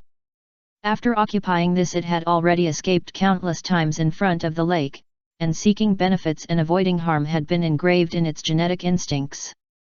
It certainly would not continue to fight and wait for death. Whiscash fluttered its body and hurriedly wanted to return to the lake. Seeing Whiscash trying to escape, Hey you sneered, Sandil, use Sand Tomb to trap him. Sandil roared again, and the overwhelming yellow sand appeared instantly, forming a storm, sweeping towards Whiscash. Sand Tomb has a certain degree of binding effect, and is also one of Sandil's main training skills. After all, controlling this kind of sandstorm with yellow sand all over the sky can barely be regarded as a low-profile version of the sandstorm skill. It can also be regarded as laying the foundation for learning sandstorm skills in the future. Sandil, rush up and use Crunch. Sandil's short limbs crawled quickly on the ground. At the same time, during the action, he did not forget to control Sand Tomb, continue to trap Whiscash. This unique energy control method is half due to the Earth Milk Potion that was taken at the beginning. The large amount of resources invested before will be rewarded one by one in the future combat power. Whiscash, who was originally harassed by Sand Tomb and could not tell the direction, was even more uneasy at this moment. The danger prediction feature had already awakened wildly in his mind. This feeling of uneasiness was greater than any previous time. Whiscash was frantically using skills, but unfortunately, every time it wore away a little yellow sand and made an exit in an attempt to escape, the powerful suction sucked it back to the center of the sandstorm. At this moment, Whiscash had fallen into a manic state. The uneasy mood in his heart was infinitely magnified. At this moment, he had no care and wanted to return to the bottom of the lake. His originally normal expression suddenly became fierce, his eyes flashed a trace of scarlet, and he lost his mind. Thrash. Chapter 224 Big Selection. Thrash. This skill is a general ultimate move with a power of up to 120. For a certain period of time, attack the opponent randomly, but after Thrash, you will also fall into a state of confusion. This is one of the skills that can be learned by yourself after Whiscash evolution. Of course, if Sandil reaches the superior level in the future, he can also learn it by himself. Hey you sneered at the corner of his mouth and said coldly, keep a distance from Whiscash and use Sand Tomb to continue to consume its physical strength. Although Hey you has the idea of training Pokemon, he does not want Pokemon to be in danger of life. It is okay to have pressure or injury, but you must grasp the degree of it. A high-level Pokemon uses Thrash with all its strength. Obviously, it has exceeded the upper limit of the pressure that Sandil can currently withstand. Naturally, he will not go up to fight head-on, and chooses to use Sand Tomb as the right answer for long-range binding skills. Whiscash, with bloodshot eyes, roared furiously, trying to break free from the yellow sand, attacking all around randomly, but it was a pity that it had little effect. Hey you watched quietly from a distance, waiting for Whiscash's physical strength to slowly deplete until Thrash's skill effect was over. Sandil, rush up and use Crunch. Hey you's voice came out without a trace of emotion. Sandil quickly crawled towards Whiscash, who was already panting in the same place, dark energy surging wildly in his mouth, sharp teeth showing a grim light, and raised his mouth to bite. Not long after, Whiskash's eyes rolled back, and he fell straight to the ground, with bite wounds all over his body. Hayu casually took out a most common red and white pokeball from the space ring and threw it to Whiskash. Poke! When the ball hit Whiskash's body, a red light flashed, and Whiskash was directly collected into the pokeball. Boom! Just a slight shake, without too many accidents, it was captured directly. A smile flashed across Hayu's face, and then he ordered Crawdaunt to guard the nearby lake to prevent other wild Pokémon from approaching. He came to the lake alone, looking at the bottom of the water, thinking in his heart. Hayu took off a luxury ball, said, "Sharpedo, help explore the bottom of the water to see if there are any good things in the nest of this Whiskash." Hayu tied an underwater detection device to Sharpedo's body, so that he could see the picture of the lake bottom on the screen through the transmitter. Sharpedo is undoubtedly the best at this thing in the water, he likes to swim freely in the water the most. With a splash, he plunged into the water, and Hayu silently looked at the turbid water vapor on the bottom of the sea through the picture transmitted by Pokédex. This Whiskash is a strange Pokémon. It actually transformed this place into a small muddy swamp, but the top of the lake is still crystal clear. As the diving scene gradually emerged on the screen, Hayu also saw some human-like bones. In addition, there were some strange-looking bones, which were probably Pokémons. These piles of bones piled together proved that this Whiskash had poisoned humans or Pokémon many times. In fact, this is the most real appearance of the wild Pokémon world. The utopian worldview in the previous animation is just a dream. Just like that, just 10 minutes later, Sharpedo came back and found some relatively rare materials in the nest. Mainly poison and water type, about 20,000 alliance coins. Ga. A familiar hoarse growl sounded, and Hayu looked at the horizon. Han Crow was back. An hour later, Hayu came to the second location where Absol might appear, given by the intelligence merchant. As usual, Han Crow was asked to investigate nearby, while Hayu was in the core location, doing a carpet search. There were no special situations along the way, and the wild Pokémon encountered were also of low level, which basically allowed Sandil to easily solve them. It was a pity that he did not encounter any Pokémon of higher level or good qualifications. After all, there were too few genius Pokémon in the wild. In the wild, he encountered a Pokémon with low qualifications. The chance of finding the wrong Pokémon is too low, so Hayu was not disappointed. The third possible location for Absol on the map is in a forest. The map even specifically marks that Geodude and Onix may appear in this forest. To prevent the self-destruct skills of these two Pokémon, it is best to carry Pokémon with damp characteristics to explore. Hayu looked at the forest not far away. In fact, he originally chose to explore only 2 locations in order to prevent running out of time. And this forest was planned to be explored tomorrow. Hayu looked at the sun that was about to set and folded the map without hesitation. Put it into the space ring and set out on the road to explore this forest. As for the warnings given on the map, Hayu didn't care much. Those were just warnings for some junior and intermediate trainers. With his current strength as a superior trainer, he didn't need to worry at all. There might not be advanced Pokémon, level 30 to 39, in this forest. After all, as long as the Pokémon is strong enough, they will sneak into the underground mountains to survive, where the mineral resources are undoubtedly richer. And Geodude, who can stay on the surface of the forest, is undoubtedly weak and can only eat some stones exposed on the surface. Of course, these are just Hayu's speculations, and more come from actual experience. Confidence in their strength and rich experience in surviving in the wild. For beginners and intermediate trainers who have just started their journey, surviving in the wild is often their biggest enemy. Every year, countless new trainers die in the wild. However, more and more people continue to do so. The Alliance has not issued any warnings or stopped them. Instead, they are happy to see this trend and even strongly promote it. After all, no matter how many ordinary civilian trainers die, they don't feel bad. It just happens to provide convenience for the Alliance to open up the wild. And the real geniuses or the direct descendants of the Alliance don't have to worry about falling in such a small place. If they really fail, they can only say that this person is really too bad. With Royal 3 and a lot of resources invested, but they are not as good as those civilian trainers. It can only be said that their talent and strength are not up to standard. So the Alliance uses this wave of survival in the wild as a screening for beginners and intermediate trainers, directly eliminating those wastes.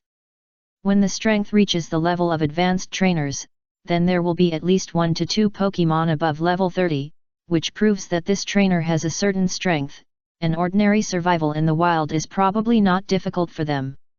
And advanced trainers are the largest group in the Alliance, and they are the backbone. As for superior trainers like Kuruba, it is not so easy to reach them. Survival in the wild is just a simple routine. Whether it is the Alliance or other organizations, the number of superior trainers is often the standard for measuring the overall strength of a force. Chapter 225 Braviary. Time was delayed for another hour. The sun was almost setting, and only a faint sunset glow illuminated the horizon. Heiyu led the Pokémons with full firepower to explore the forest. There were almost no traces of human existence in this forest. It was a paradise for Pokémon. But this was normal. Few trainers came to explore this forest. This forest doesn't look big on the map, but it will take at least 2 hours to go around it. Looking at the rugged forest in front of him, Heiyu had already thought of exploring it tomorrow. And the search was not just about going around it. Every inch of the land needed to be searched. Otherwise, if there was a passage leading to the mountain hidden in a corner, and there happened to be Absol inside, S nest. In this case, the search range has more than doubled. I'm afraid that tomorrow's whole day will not be enough to search.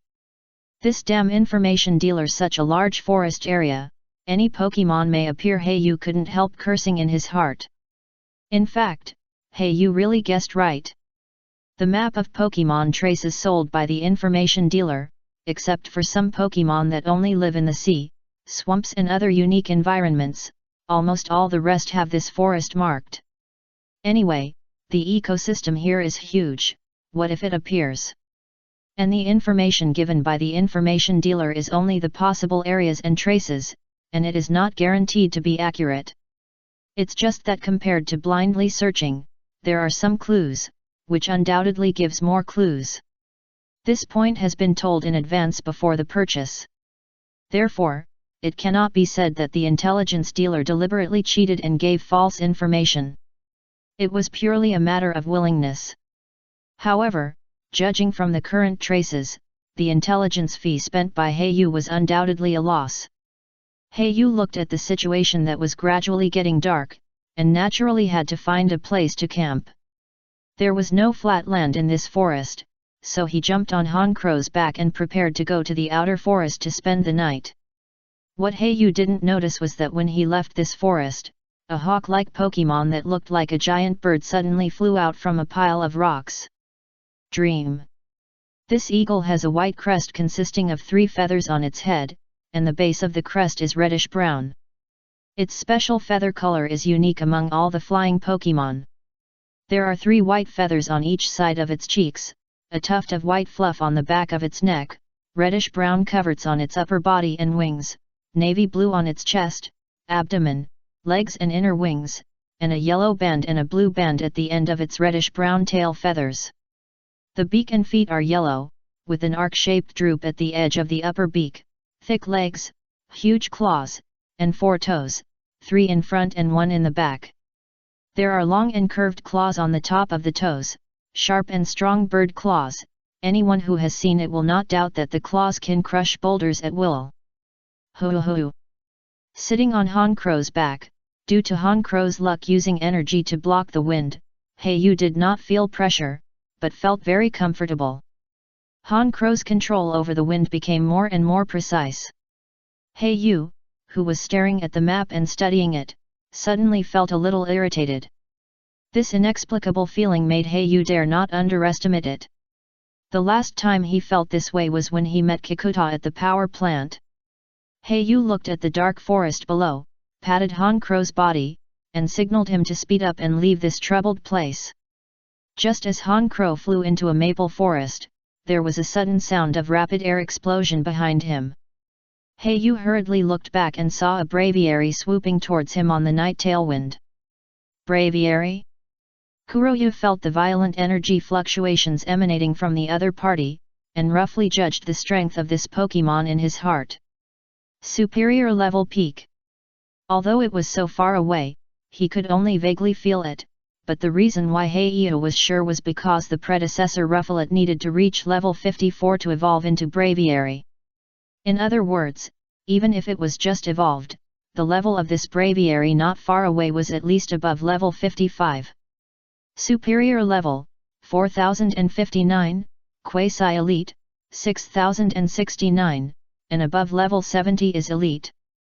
Damn, how could a Pokémon like Braviary target me? Heiyu felt a headache and could only order Han Kuro to keep running away. Braviary is a Pokémon with a brave character that is not afraid of death. It is a very proud Pokémon. Wild Braviary will fight for its partners regardless of danger. No matter how badly injured it is, it will not give up easily and will be proud of it. The more injuries Braviary suffers, the braver it is, and the more respected it will be among its tribe partners. Therefore, Braviary is also known as the Warrior of the Sky. There was a voting website on the Alliance forum, and there was a topic discussion, which was the most undesirable thing for trainers in the wild. What is Pokémon? The first category is of course those Pokémon that actively attack humans and have ferocious personalities, such as Akans and Gyarados. The second category is those Pokémon that are famous for being difficult and weird, such as some ghost and poison Pokémon. The third category is those Pokémon that are famous for being powerful, including most dragon Pokémon. But Braviary is an exception. It is not among the above three categories of Pokémon, but it is also ranked at the top of the list of wild Pokémon that trainers least want to encounter. The reason is that it is fearless and often ordinary wild Pokémon will not dare to attack it when they sense it. If it is no match for the trainer, it will retreat. But Braviary will not retreat. Instead, it will become more excited. Even if it has to fight for injury, it will defeat the trainer's Pokémon. This is an extremely aggressive Pokémon. Of course, Braviary is generally hard to come across in the wild. After all, to evolve from Rufflet to Braviary, you need to reach the late superior level or even the peak level. That is, it is possible to evolve at least at level 54. It is generally difficult for wild Rufflet to grow to this level. No thinking that Heiyu encountered one in the forest today, he was really unlucky. And looking at the relentless pursuit of the Braviary behind him, it was probably targeting Heiyu. I can't be so passive anymore, or I will be caught up sooner or later. Heiyu looked at the Braviary approaching from behind, and his brain began to think frantically about countermeasures. Heiyu hated this feeling very much. Now he seemed to have become a prey, and the Braviary behind him was the hunter chasing him. Braviary's sharp eyes seemed to be waiting for Heiyu to show a flaw, ready to give a fatal blow at any time. Chapter 226 Group Fight. The reason why Heiyu felt unlucky was not because he could not beat this Pokémon. His 3 superior level Pokémon, although behind in level, could completely match it with careful cultivation and extremely high qualifications. However, facing this kind of Pokémon with a fearless character, it is really a case of killing 1,000 enemies and losing 800 of your own. There is a saying that goes, the soft are afraid of the hard are afraid of the tough, and the tough are afraid of the desperate. Heiyu does not want to fight hard with this desperate idiot. After all, even if he captures it, few shops in the black market will accept Pokémon with this character. Even if he does, the value will be greatly discounted. After all, such a proud Pokémon, but it is impossible to tame it, even for professionals. Han Kuro, land on the grass below. Heiyu keenly observed that there was a flat grass below, and quickly ordered Han Kuro to land. After all, fighting Braviary in the air is a stupid decision, not to mention that his other two superior Pokémon, Crawdaunt and Sharpedo, cannot fight in the air. After seeing that the prey finally stopped, Braviary did not rush to attack, but kept flapping in the air, while constantly sharpening his sharp eagle claws. Hone Claws skill. No wonder it can grow to this level in the wild, it seems that it has indeed figured out a set of fighting methods. Heiyu did not dare to be careless, and released all the Pokémon except Zorua, ready for battle. Crawdaunt, Swords Dance. Sharpedo, speed up the charge, Ice Fang ready. Umbreon, use Helping Hand. Honchkrow Tailwind bless everyone, at the same time, use Dark Pulse. Sandil, use Rock Tomb. It's better to strike first. Heiyu decisively ordered all Pokémon to launch an attack. Honchkrow flapped his wings first, and a few small breezes penetrated into the bodies of Pokémon, instantly feeling much lighter. While all Pokémon were preparing to charge, Sandil bought time very well, and slapped the ground with his short tail, and countless gravels flew instantly. Sandil used his tail to sweep the gravels to Braviary in the sky. It greatly limited Braviary's flight range and disrupted Braviary's skill rhythm. It made it impossible for it to continue to use Hone Claws. Usually, Heiyu deliberately trained the tacit understanding between several Pokémon in a melee, so when Sandil's skill was just dodged by Braviary, Honchkrow's Dark Pulse followed up. Braviary, who had no time to dodge, was hit by Dark Pulse head-on. Heiyu suddenly thought of something and took out two Pokémon from the space ring. Ball, swung forward. A Pelipper and a Mantine appeared. They were the wild Pokémon that were captured when the Chansey was attacked by Gyarados. These two Pokémon have lived on the sea since childhood and have never encountered humans, so they were easily captured by Blackfeather using force. At least they had no problem understanding simple skill commands. Pelipper, maximize the rain feature. Mantine, use Confuse Ray and Helping Hand to amplify Crawdaunt. After hearing Blackfeather's order, the two Pokémon hesitated a little, but still obeyed the order due to the deterrence of force. Pelipper spread its wings, and several dark clouds appeared in the sky in an instant. As raindrops fell, in less than 10 seconds, a torrential rain fell in a small area. And Mantinian has almost no attack power, and its racial value is all above special defense, so Heiyu only ordered him to harass and assist. When Braviary saw so many superior level Pokémon below, he not only did not feel afraid, but shouted excitedly. Even Heiyu couldn't help but curse crazy inwardly. Normal wild Pokémon would have run away long ago when they saw this scene. After all, it is their instinct to seek benefits and avoid harm. The siege of 5 superior Pokémon is a matter of life and death. Braviary was burning with a milky white light, and a faint shadow of a divine bird emerged and swooped down rapidly. Sky Attack. Heiyu immediately recognized this familiar skill, which was the killer of his Honchkrow. Crawdaunt, Crab Claw Hammer. Heiyu certainly wasn't afraid. Facing the swooping Braviary, Crawdaunt's fierce eyes revealed a fierceness, one of its claws was wrapped in water, and it aimed at the phantom of the divine bird and fiercely tackled it. Bang boom! A violent explosion weakened the raindrops falling around. Due to the rain, the smoke did not spread, but quickly dissipated. I saw that one of Braviary's wings was broken, covered with hideous bloodstains, and it staggered on the ground, as if it had lost the ability to fly. Heiyu was very satisfied with this scene. This was his General Crawdaunt. Pelipper's Rain, the blessing of rainy days. The blessing of the Crab Claw Hammer's main attribute. The blessing of the adaptability characteristic. The blessing of the Mystic Water item. The blessing of Swords Dance once. The blessing of Umbreon and Mantine's Helping Hand skills. All of the above, let Crawdaunt, this Crab Claw Hammer continuously cross dozens of levels, almost smashing Braviary head-on. My brave general, Crawdaunt. Who can take on the Crab Claw Hammer of General Lobster at the same level? What did you say? Take the one with the water storage property out. The broken-winged braviary not only did not show any fear of pain, but continued to dive towards Heiyu at low altitude, and at the same time, did not forget to attack with a pair of eagle claws.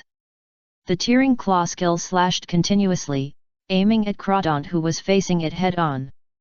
Seeing Braviary's fearless appearance, Heiyu also felt a little irritated. This was the reason why he didn't want to face this Pokémon. It was not because he couldn't beat it, but because it was not worth it. Sharpedo, use Ice Fang. Crawdaunt, keep using the Crab Claw Hammer. Heiyu justified the beating. After all, this was in the wild, facing the wild Pokémon that attacked him. Of course, there was no morality. The bigger the fist, the harder the truth. The more Pokémon there were, the more they could bully others. Crawdaunt continued to charge the Crab Claw Hammer, while Sharpedo was already accelerating and rushed out at high speed. A shark head was seen, crashing into Braviary like a cannonball. A trace of frost mist was released, and Sharpedo raised his mouth to bite. Ice Fang left frostbite all over Braviary, who had already broken his wings, but Braviary still attacked fearlessly, forcing him to use the tearing claws to attack, leaving several deep wounds on Sharpedo. A trace of anger flashed in Heiyu's eyes. Crawdaunt seemed to feel the master's emotions, and at the same time, he looked at his good brother Sharpedo, who was injured, stepped on his legs suddenly, and the claws that were charging in the air suddenly hammered down. Bang boom! Braviary, who was flying at low altitude, was hammered to the ground in an instant, and his whole body was directly embedded in the soil. Bright red blood splattered everywhere, and countless messy feathers fell and were washed by rain and blood, turning into blood-red feathers. Braviary staggered to his feet, drooping his almost broken wings, and actually wanted to continue attacking. Heiyu's cold eyes swept over, and a voice without a trace of emotion came out, "Crawdaunt, give him the last blow, Crab Claw Hammer." Chapter 227 Evolution, Krokorok. At night, in a tent with a bonfire. Sharpedo, bear with the pain for a while. This tear is not difficult to deal with. Leave it to me. Heiyu did not slow down the action of bandaging the wound, and he kept comforting the injured Sharpedo. Braviary's way of fighting with injuries really troubled Heiyu. Sharpedo had several wounds left by the tearing claws skill. Although these wounds were not fatal, they were hideous and terrifying. The bloodstains are very scary, and in this case, it takes several days to rest. Heiyu asked Sharpedo to rest in the portable pool with sea-tide incense, wiped the sweat from his forehead, and as a breeder, he not only needs to know how to make poke blocks. Emergency treatment of Pokémon, care of Pokémon, and breeding of Pokémon are all things a breeder needs to master. A qualified breeder should be able to handle any emergency situation of Pokémon calmly. Gaga. Han Crow came back from patrolling the surrounding area, and he was holding a few hairs in his mouth. Besides breakfast before departure, Heiyu had no time to eat today because he was looking for Absol and squatting on the lake. Especially because he had been hunted by Braviary not long ago, he was starving now. Heiyu used the grill he carried with him to set up the food. After processing the ingredients, he took out various cooking tools and a bottle of universal seasoning from the space ring. Although he was not very good at cooking, he could still do the simplest way of grilling food and seasoning it. Anyway, he didn't have any high requirements for the taste of the food. He just needed to fill his stomach and provide his body with provide energy. After all, in the wild, there are no such things to be particular about. As long as it is not extremely unpalatable, Black Feather can accept it. I don't know if it is because this place is rarely visited by people, so wild animals like this are particularly strong and the meat is also unusually plump. It has only been roasted for a while, and it has turned brown. Drops of oil drip into the fire, making a sizzling sound. Black Feather's Pokémon are all doing their jobs. Han Crow is hiding in a branch and on guard. As Black Feather's sentry in the dark, the last guarantee of life, and Umbreon, who is guarding Black Feather in the open, just happened to be a dark. Crawdaunt and Sharpedo both rested in the portable pool filled with sea-tide incense, especially Sharpedo, who needed to recuperate. Sandil stayed aside, looking at the rabbit meat on the grill with shining eyes. Although Sandil was usually taciturn, he would become unusually heroic when it came to eating. The food of other Pokémon was generally Poke Blocks, Pokémon food, and some special nutritional supplements made by Black Feather. But only Sandil still kept the habit of biting meat, and he enjoyed it very much, especially the kind of meat with firm texture. Raw meat, the blood that oozes out when biting it, can greatly stimulate Sandil's taste buds. Although Heiyu did not agree with this habit, he still acquiesced, but gradually replaced raw meat with cooked meat. Zorua stayed comfortably in the tent, wrapped himself in a sleeping bag, and only poked his head out to watch Heiyu, who was busy. At present, for Heiyu, he did not need Zorua to fight on the front line. The only thing he needed to do was to let it get familiar with the expressions and behaviors of various Pokémon as soon as possible, so as to lay a solid foundation for the development of the transformation feature in the future. Therefore, Heiyu often let Zorua mimic Honchkrow and their expressions and actions. At present, it seems that Zorua is not resistant to these mimics, and seems to enjoy them. It can only be attributed to the illusion characteristic unique to Zorua's race. The roasted meat gradually matured and exuded waves of fragrance. Heiyu did not intend to cover up the smell, which came from his trust in Honchkrow. And Sandil had already been drooling over the rabbit meat, but unfortunately, without Heiyu's order, he did not dare to move at will, and could only stare at the browned rabbit meat on the grill with his dark eyes. In addition to eating, Heiyu naturally also to prepare food for other Pokémon, take out the unique rice bowl of each Pokémon from the space ring. Pour food and Poke Blocks on each Pokémon according to the amount. In addition, each Pokémon has some special food. For example, Umbreon's plate always has some desserts, Sandil's plate always has some barbecue, and Zorua's rice bowl always has some chocolate bars. Each Pokémon has its own unique favorite and disliked foods, and Kuroyu naturally has to write them down. This is the necessary responsibility of every qualified trainer. After dinner, Pokémons naturally have to rest, including Kuroyu himself, who is quite tired. The duty of keeping watch is naturally given to Umbreon and Honchkrow, two nocturnal creatures that are extremely excited at night. The two Pokémon are most active at night, so they stand guard in the first and second half of the night respectively, while the rest of the Pokémon can have a good rest. The next morning, Kuroyu woke up very punctually. Looking at the time, it was 6 o'clock in the morning, the sun had just risen, there was still a little moisture in the air, and birds were singing in the jungle. Letting Honchkrow and Umbreon go back to the Pokeball to rest, Kuroyu took out the map and began to think about today's exploration route. But before he could plan the route, a dazzling white light suddenly burst out near the tent. Heiyu's eyes were instantly attracted, and the source of the white light was Sandil. Heiyu raised his eyebrows. This is evolution. He was very calm about this. After all, Sandil was close to evolution, and now it was expected. It can even be said that Sandil's evolution was later than he expected. Zorua, who was still sleeping in the tent, poked his head out and looked at this scene curiously. The figure in the white light gradually lengthened, from crawling to walking upright. A majestic crocodile standing on 2 legs appeared. Krokorug. Compared to the Sandil period, the biggest change is that the crawling before evolution has become walking upright, and it is also closer to the final evolution Alyoshan crocodile's appearance. Sandil's body is mostly brown except for the pink abdomen. There are more black stripes on his body than before evolution, and there are 2 more rows of protrusions on his back, and there is a large black patch. There are still 3 claws on each of his 4 feet, and the front feet have become like hands. Heiyu looked at this scene with great satisfaction, and first asked Sandil if he felt anything wrong. After all, evolution is a magical process, and humans have not been able to give an accurate explanation so far, and no one can guarantee that there are no problems at all. But fortunately, this extremely low probability event did not happen to Hayu Sandil. Evolution is very perfect, whether it is the body or the control of energy, it feels like it has risen to more than one level. Full of strength.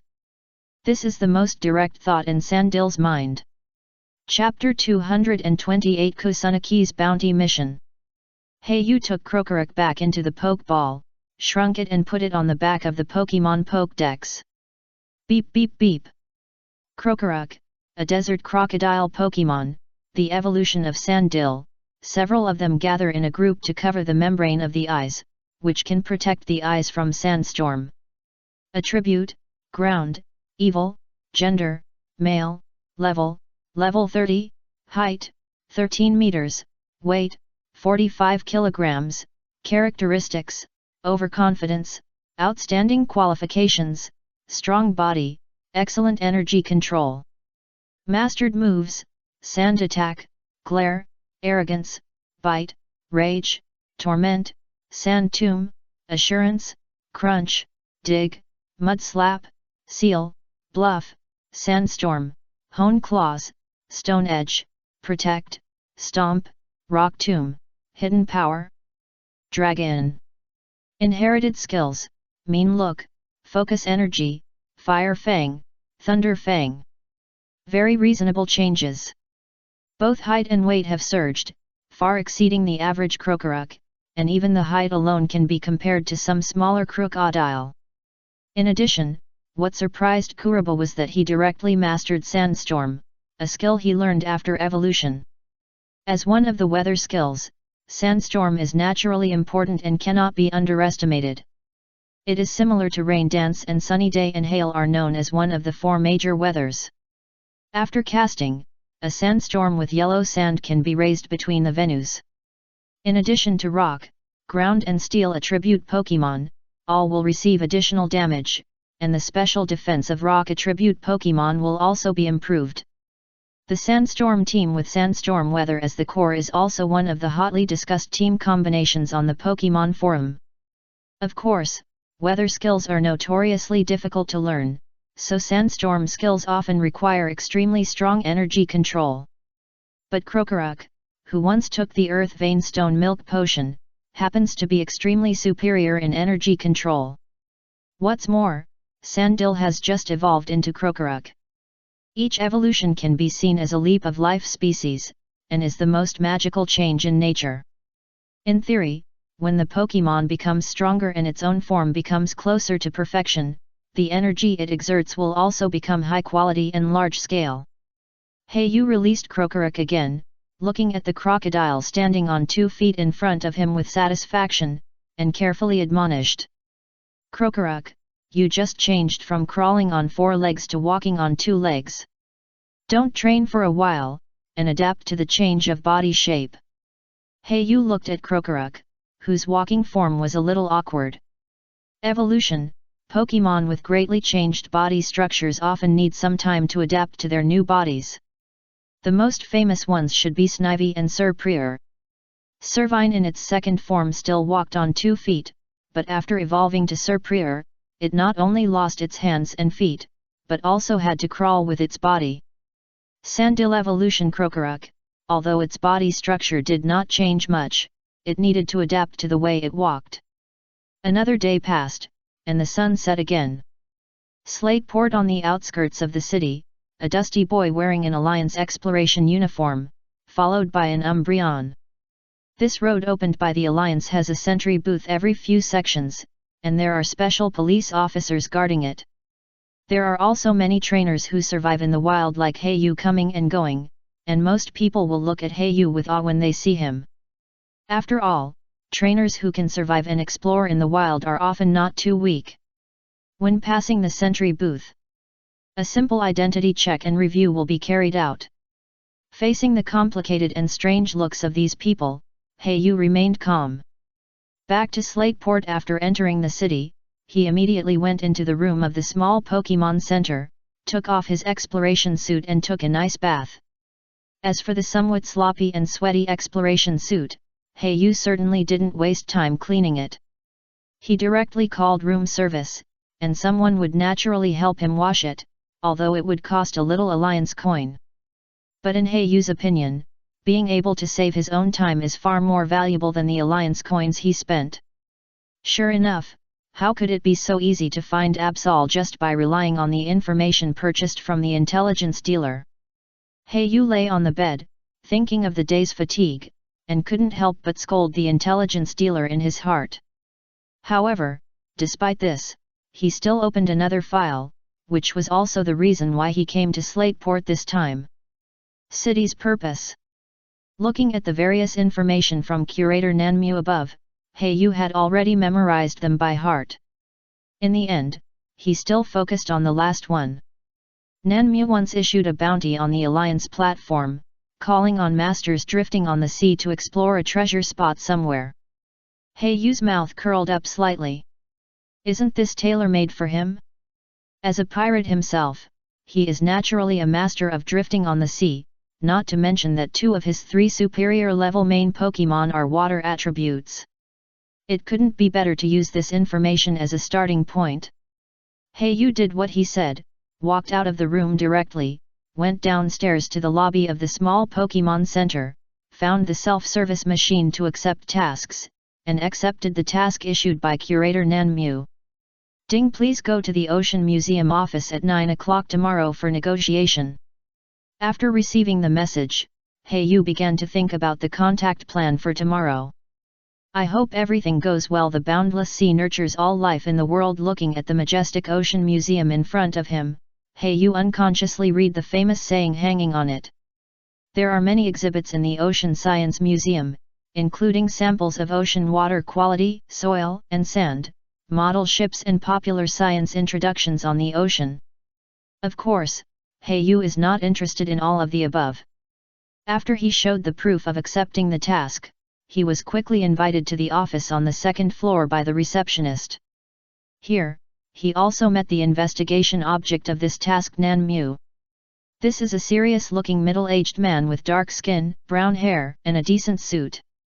Rigorous. This was Yu's first impression of the Nanmu leader in front of him based on his appearance.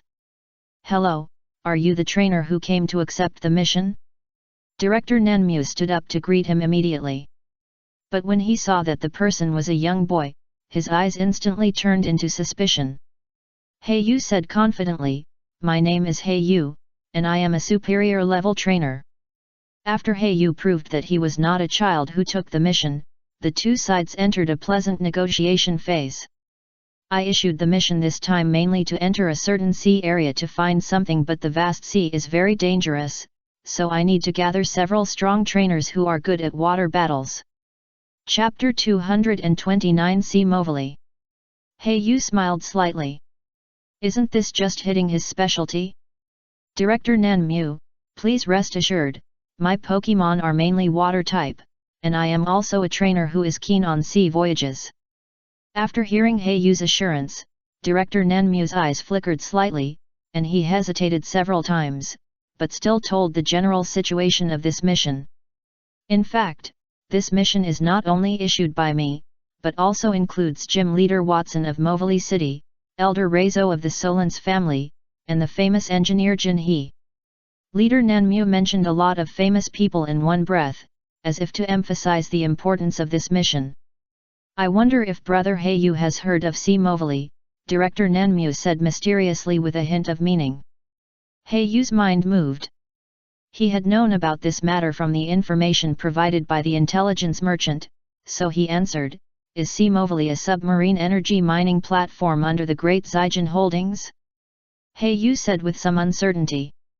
Director Nanmu nodded and added, Sea Movili was a submarine energy mining platform under the Great Zygen Holdings, and the personnel included me, Watson, Jinhee, Solans Lazang and Alder. It's a pity that the company suffered a huge blow due to the termination of the new Zygen project, and eventually went bankrupt, and Sea Movili was abandoned. Before the facilities were demolished, investigators found that this place had a unique ecological environment, so Sea Movili was preserved as a natural reserve. Many years later, the ruins and the environment were compatible to form a special landscape, and Sea Movili was transformed as a tourist attraction. Yu finally understood the whole story. Director Nanmyo continued, there are many things scattered inside C. Movali that are related to the past. We have sent people to search for the remaining documents related to Movali and Dazijan Holdings many times, but unfortunately, we encountered powerful Pokemon at sea, or there were not enough people, and the operation failed. Kuroyu finally understood why they had to find a trainer who was good at water battles. Kuroyu nodded thoughtfully and said, I wonder if there are other people besides me on this mission? How will the reward be settled in the end? The task given by Team Rockets is to investigate all the information about Director Nanmyo as much as possible, but this does not prevent Kuroyu from making extra money. C. Movali is an abandoned building sunk to the bottom of the sea. The space inside is small, so more people are useless, so there are only 2 people on this mission. Of course, we don't expect you to retrieve all the remaining documents and materials. Even if you just explore some terrain, we will give you a generous reward. Obviously, Director Nanmyo did not think that this mission could be completed in one expedition.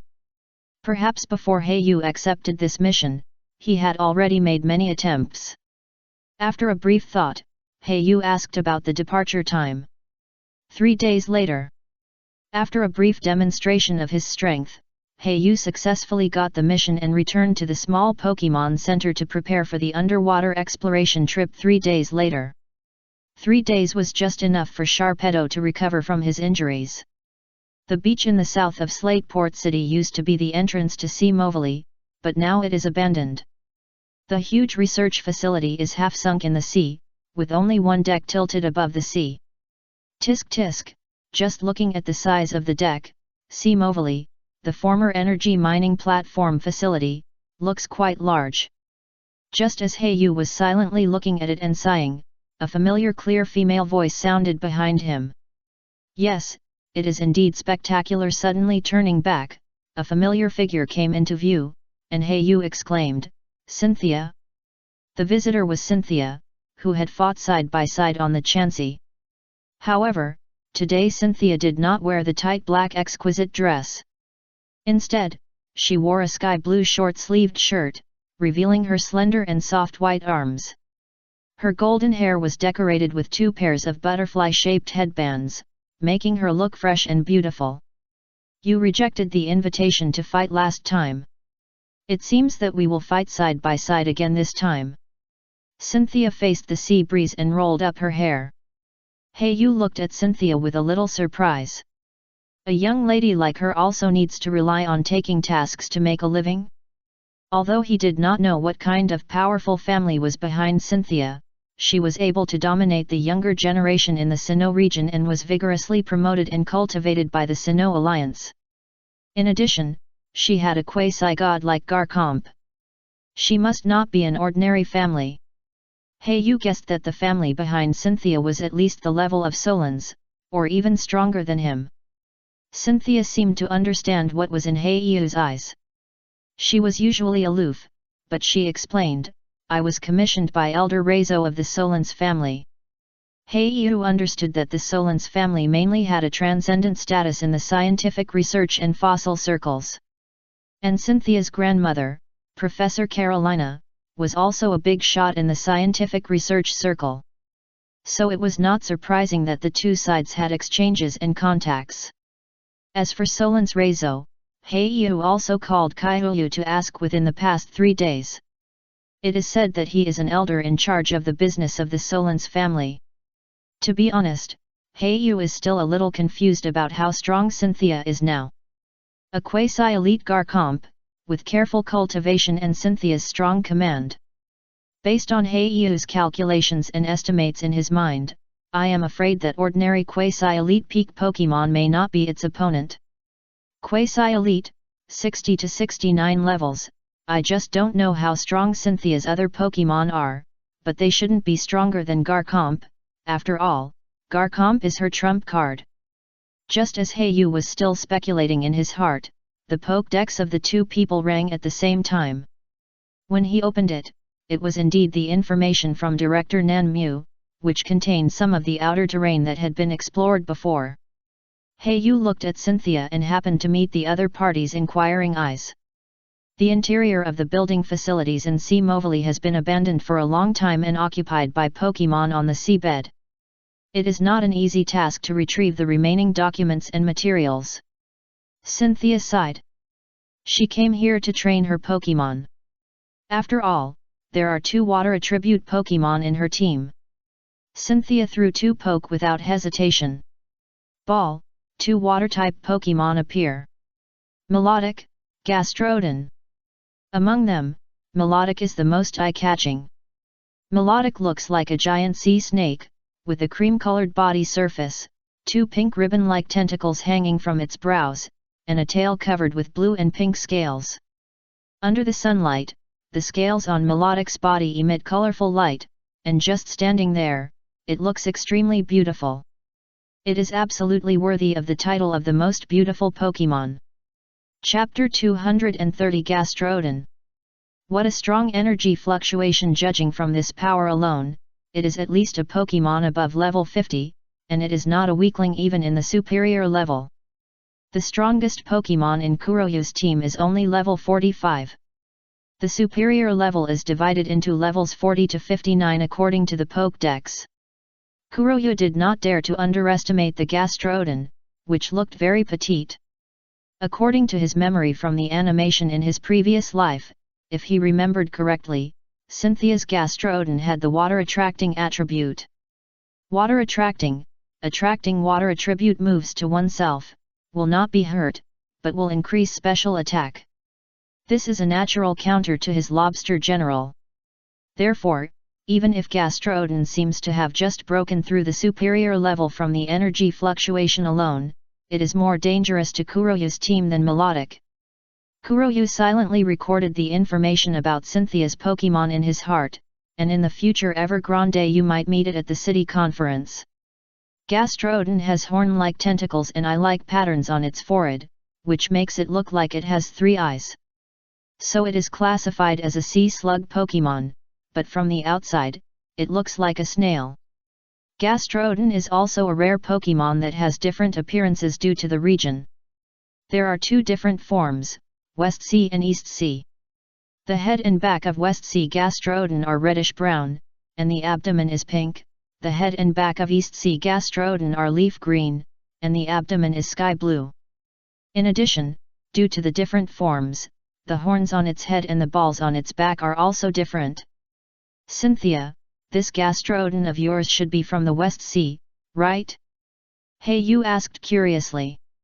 Cynthia nodded and introduced with a hint of pride, my hometown, Sinnoh region, is too large, so the entire region is occupied by Mt. Coronet is divided into 2 parts, which is very similar to the composition of Kanto region and Johto region. And because of this, Shellos and Gastrodon have different forms due to regional isolation. The one to the east of Mt. Coronet is blue, and the one to the west is pink. Gastrodon is indeed a Pokémon that represents the characteristics of Sinnoh region, and it is a Pokémon that has no branches in other regions. Only in Sinnoh region can you meet Shellos or Gastrodon. Hey, you nodded. From this point of view, this pink Gastrodon should be captured from the western area of Sinnoh region. Gastrodon's race value is not excellent, only 475, and the distribution is also mediocre and not outstanding. But the excellence of this Pokémon is its combination of water and ground attributes, which is consistent with the Royal of Hone region. Like 3 Swampert, it only has a weakness of 4 times weak grass. Kuroyu also released his 2 water-type Pokémon, Crawdaunt and Sharpedo. Crawdaunt has been in the superior level for a while, and has stabilized overall. It only needs to be trained steadily. Practice, before the quasi-elite level, there is a high probability that there will be no bottlenecks. Sharpedo's breakthrough time is not very long, less than a month at most, and his own level has reached level 42. Of course, in addition to these 2 Pokémon, Heiyu also released 3 flying Pokémon. Including his main Pokémon Honchkrow, and 2 temporary pets Pelipper and Mantine. See, the core of Movili is located on a small island in the sea. We can enter directly from the entrance deck of this beach, or fly from the sea and directly enter the core area.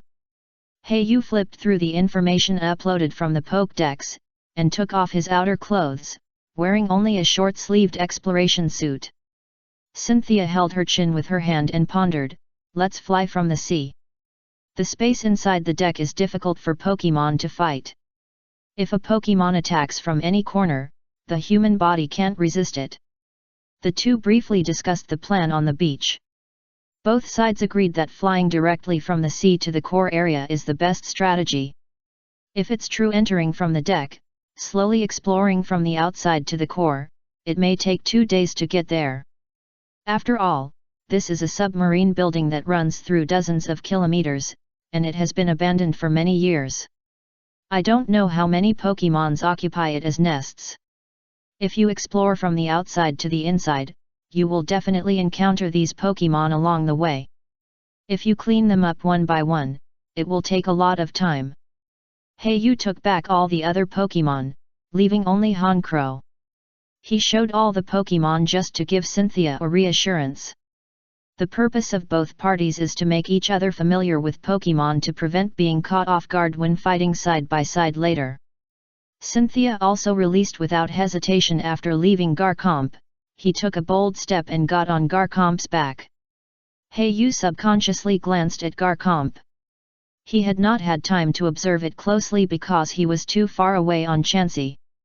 Now that he had the chance, he would not let it go. Observing the quality of each Pokémon's cultivation was an instinctive habit for a breeder. After observing, Yu could only draw one conclusion. That was that the cultivation was really perfect. Whether it was claws, fangs, or scales, they were all polished like works of art, full of violent aesthetics. "It would be nice if I could check it carefully and collect data," Yu said silently in his heart. In this way, maybe he could analyze Cynthia's some breeding methods. Even if not, enriching your own database is also a good choice. It's a pity that the relationship between Yu and Cynthia is not that good. The two Pokémon took off from the beach at the same time, and flew to an unknown island overseas according to the direction indicated on the map. Along the way, the two also discussed their respective Pokémon information. My Gastrodon has the water-attracting attribute. If you encounter a water-attribute Pokémon later, you can let it go up and resist first, Cynthia said first. "Cynthia, I have a Pelipper with the rainfall attribute. Cast form and Crawdaunt perform rain dance, so try not to let Garchomp's sandstorm conflict with rain dance later." Yu naturally explained it in advance, otherwise when the battlefield uses the weather skills of sandstorm and rain dance at the same time, it will be really messed up. During the flight, Cynthia looked at Yu with envy, and at the same time, she was thinking in her heart, should she also capture a Mount Pokémon? After all, although her Garchomp can fly, it is not specialized. Whether it is flying speed, height, or skills, it is not as good as Pokémon with flying attributes. The most important thing is that the scales on Garchomp are too hard, so she can't sit on it and can only stand on Garchomp's back. Looking at Honchkrow sitting leisurely on his back, enjoying the black feathers blown by the sea breeze, Cynthia also thought to herself, "I must let Tegekus eat more when I go back, so that he can grow up quickly and carry me to fly when he grows bigger." Chapter 231 Shrimp Soldiers vs Crab General. Kuroyu and Cynthia rode Honchkrow and Garchomp respectively, flying towards a small island in the ocean. In the sea below the two people, a shark head and a huge water snake kept splashing from the sea surface and fighting back at the wild Pokémon that attacked them. It was Sharpedo and Melodic who escorted Kuroyu and his companions all the way. Flying for several kilometers on the sea surface, they also encountered some attacking Pokémon along the way, but their levels were not very high, generally around level 20 or 30. In this sea area close to the land, Sharpedo and Melodic's strength can be said to be top-notch. There were almost no wild Pokémon that could fight them.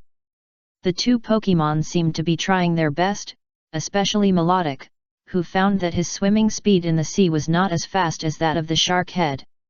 They actually started to compete to see who could defeat the attacking wild Pokémon first, who could defeat the most enemies in less time. Of course, the Pokémon of the two did not kill them. The first priority was to rush to the island and explore the sea. Movili will not fight to the death with these wild Pokemon. Most of the time, they will repel the enemies, or at most stun them. Although Sharpedo is lower than Melodic in level, it is much more violent than Melodic in terms of explosive power and acceleration characteristics. Especially when Heiyu stood in the sky, overlooking the shark head galloping on the sea below, Sharpedo dragged a series of surging tail waves behind him, like a white dragon, following closely behind the shark head, tumbling and roaring. This picture really attracted Cynthia's attention. Sharpedo is well cultivated, and the environment in the sea is really unique, Cynthia couldn't help but say with emotion. Heiyu grinned, relieved looking at Sharpedo fighting a Tentacruel below.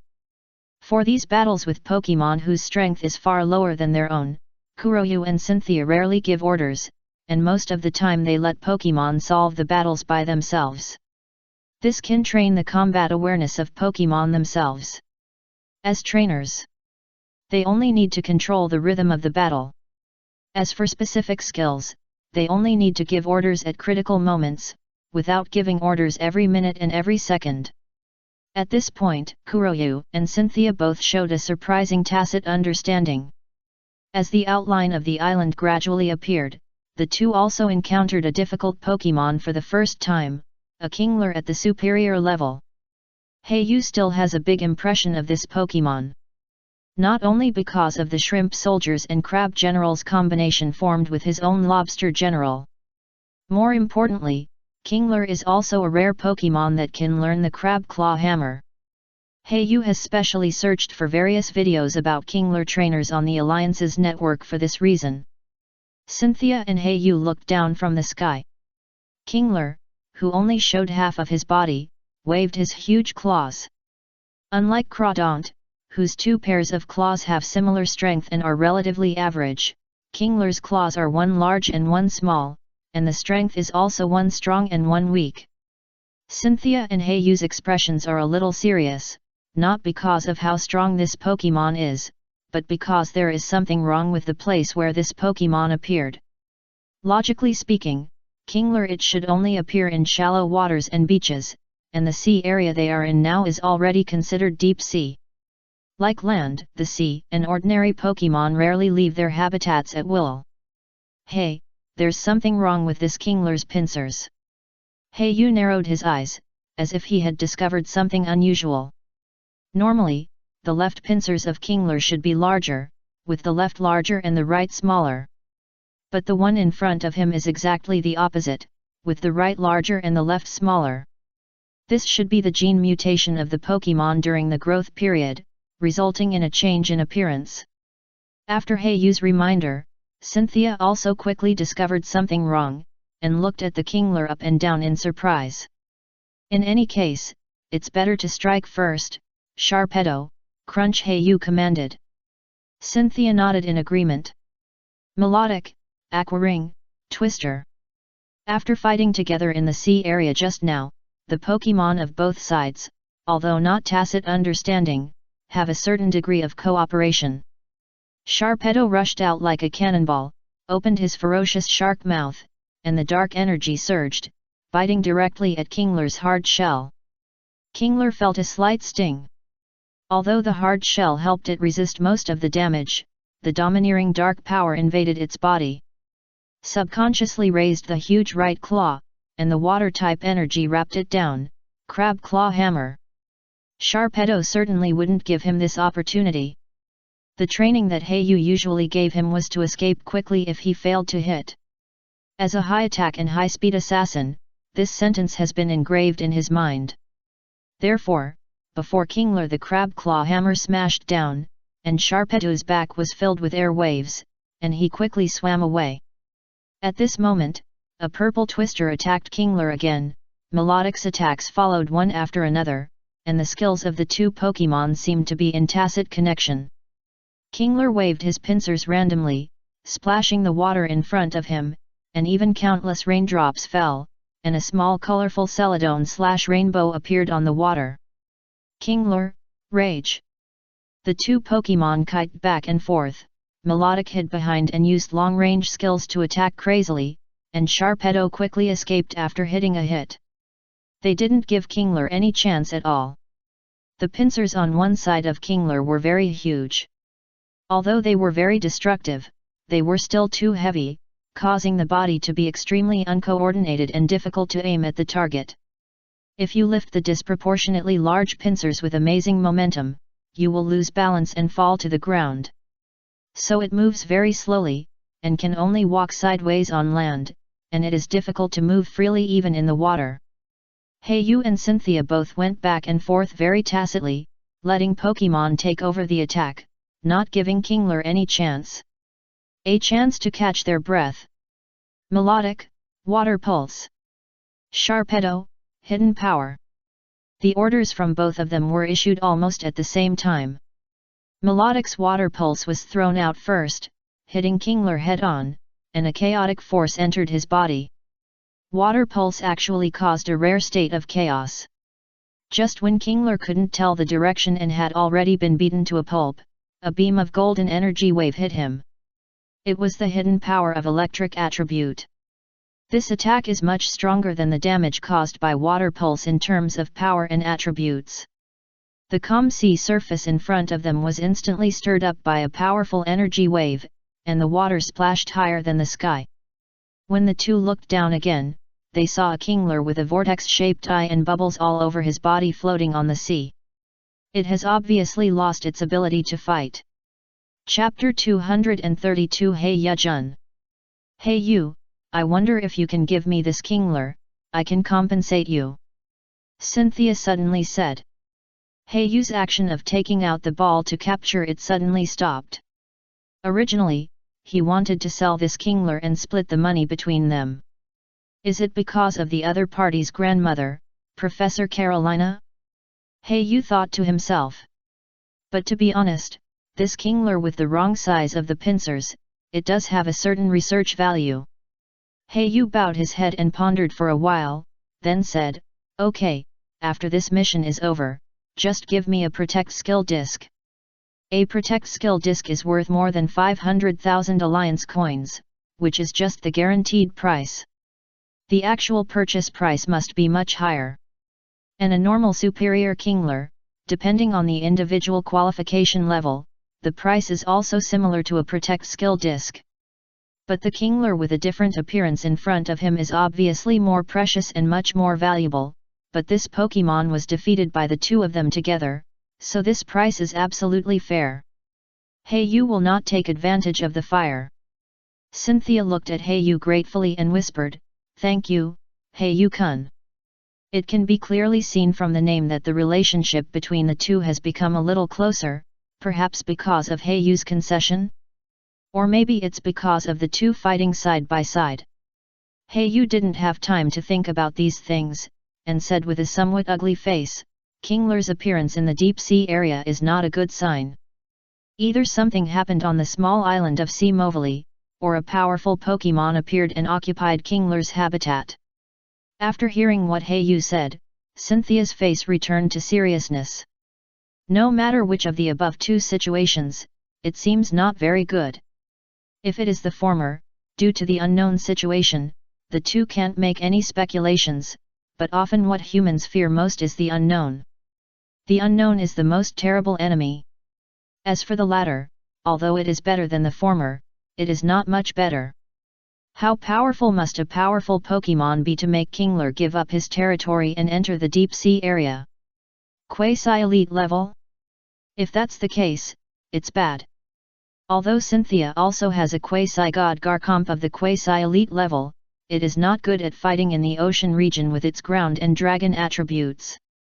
Since ancient times, water and ice have been inseparable. Most water-attributed Pokémon can learn ice-type moves. Cynthia and Kuroyu's faces gradually became solemn. It seems that this mission is not easy.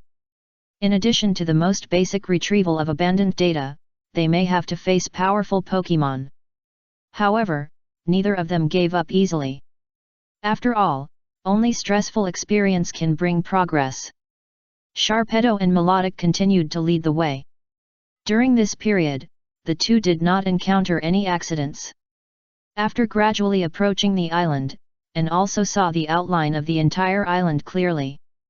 The entire island is not big.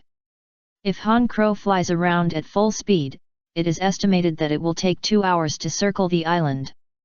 Except for a forest on the south side of the island, the rest is bare, with various abandoned buildings and audiobook waste. It is already overgrown with various weeds and vines, and some low-level small Pokémon can be seen. This place has become an outdoor wild Pokémon paradise. The traces of human existence are gradually being erased with the erosion of time. Whoosh! A gust of wind pressure landed on the beach, blowing up gusts of sand and dust. Cynthia landed successfully with a vigorous jump, and Yu beside her also stepped on the desolate beach with a hip step. I always feel that the temperature here is so low. Yu's words made Cynthia quite agree, silently put on a coat for herself, and then looked at Yu with a puzzled look. It means, aren't you cold? Yu was just about to take out his expedition suit from his space ring, but the beach in front of him suddenly trembled, and the sand kept jumping. Yu instantly realized that it was an underground building. C. Movely's new energy excavation platform is an underwater building that runs through the island and the land. The surface of the island in front of them is full of buildings similar to the living area of the dormitory building, and the information they want to obtain is located in the underground excavation platform. The vibration just now seems to be underground? Cynthia guessed uncertainly based on Garchomp's reaction. After all, one of Garchomp's best skills is earthquake. Cynthia is already very familiar with this familiar ground vibration. The faces of both of them are not very good. Finally, Yu took the lead in breaking the silence and said, "Let's explore the ruins in front first. After all, there is also the only entrance to the underground excavation platform." The two walked towards the center of the island. They encountered some low-level Pokémon along the way and let the Pokémon deal with them. The only thing that surprised the two was that these wild Pokémon seemed to have a lot of injuries. Was it a fight between tribes? Or snatch between territories? But when the two saw that there were traces of people in the ruins, they woke up instantly.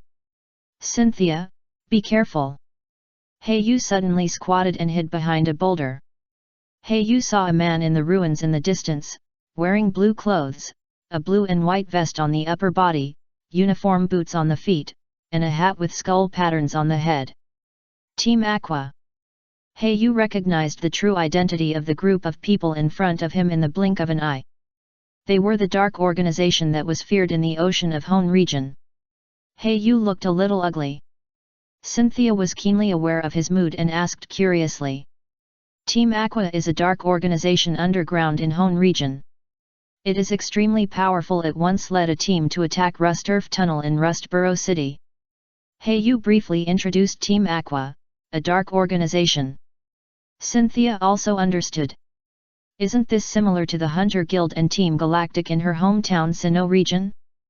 Yu hurriedly opened the Pokédex and called the police station directly, and then sent a message to Mr. Norman.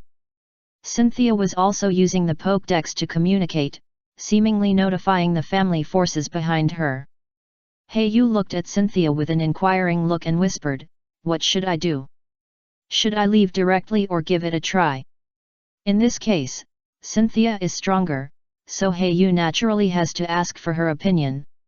Cynthia didn't say anything, but looked at Yu with a firm look. The education she received since childhood did not allow her to retreat when facing the dark forces. Obviously, Cynthia's meaning is self-evident. Yu nodded.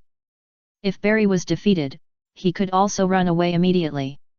He still believed in Sharpedo's speed on the sea. The acceleration feature is not in vain.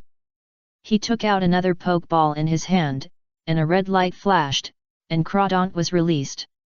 In the face of Team Aqua is a dangerous organization, so it's no joke. We have to go all out. Chapter 233 Team Aqua.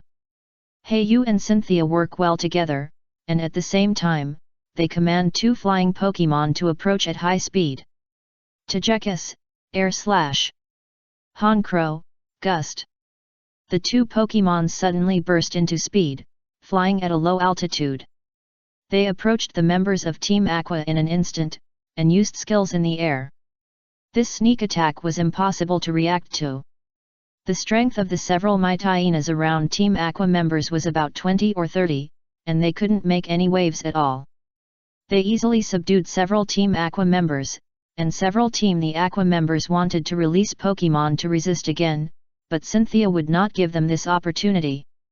Melodic, hypnosis. If they did not want to make too much noise, they would not have to go through so much trouble.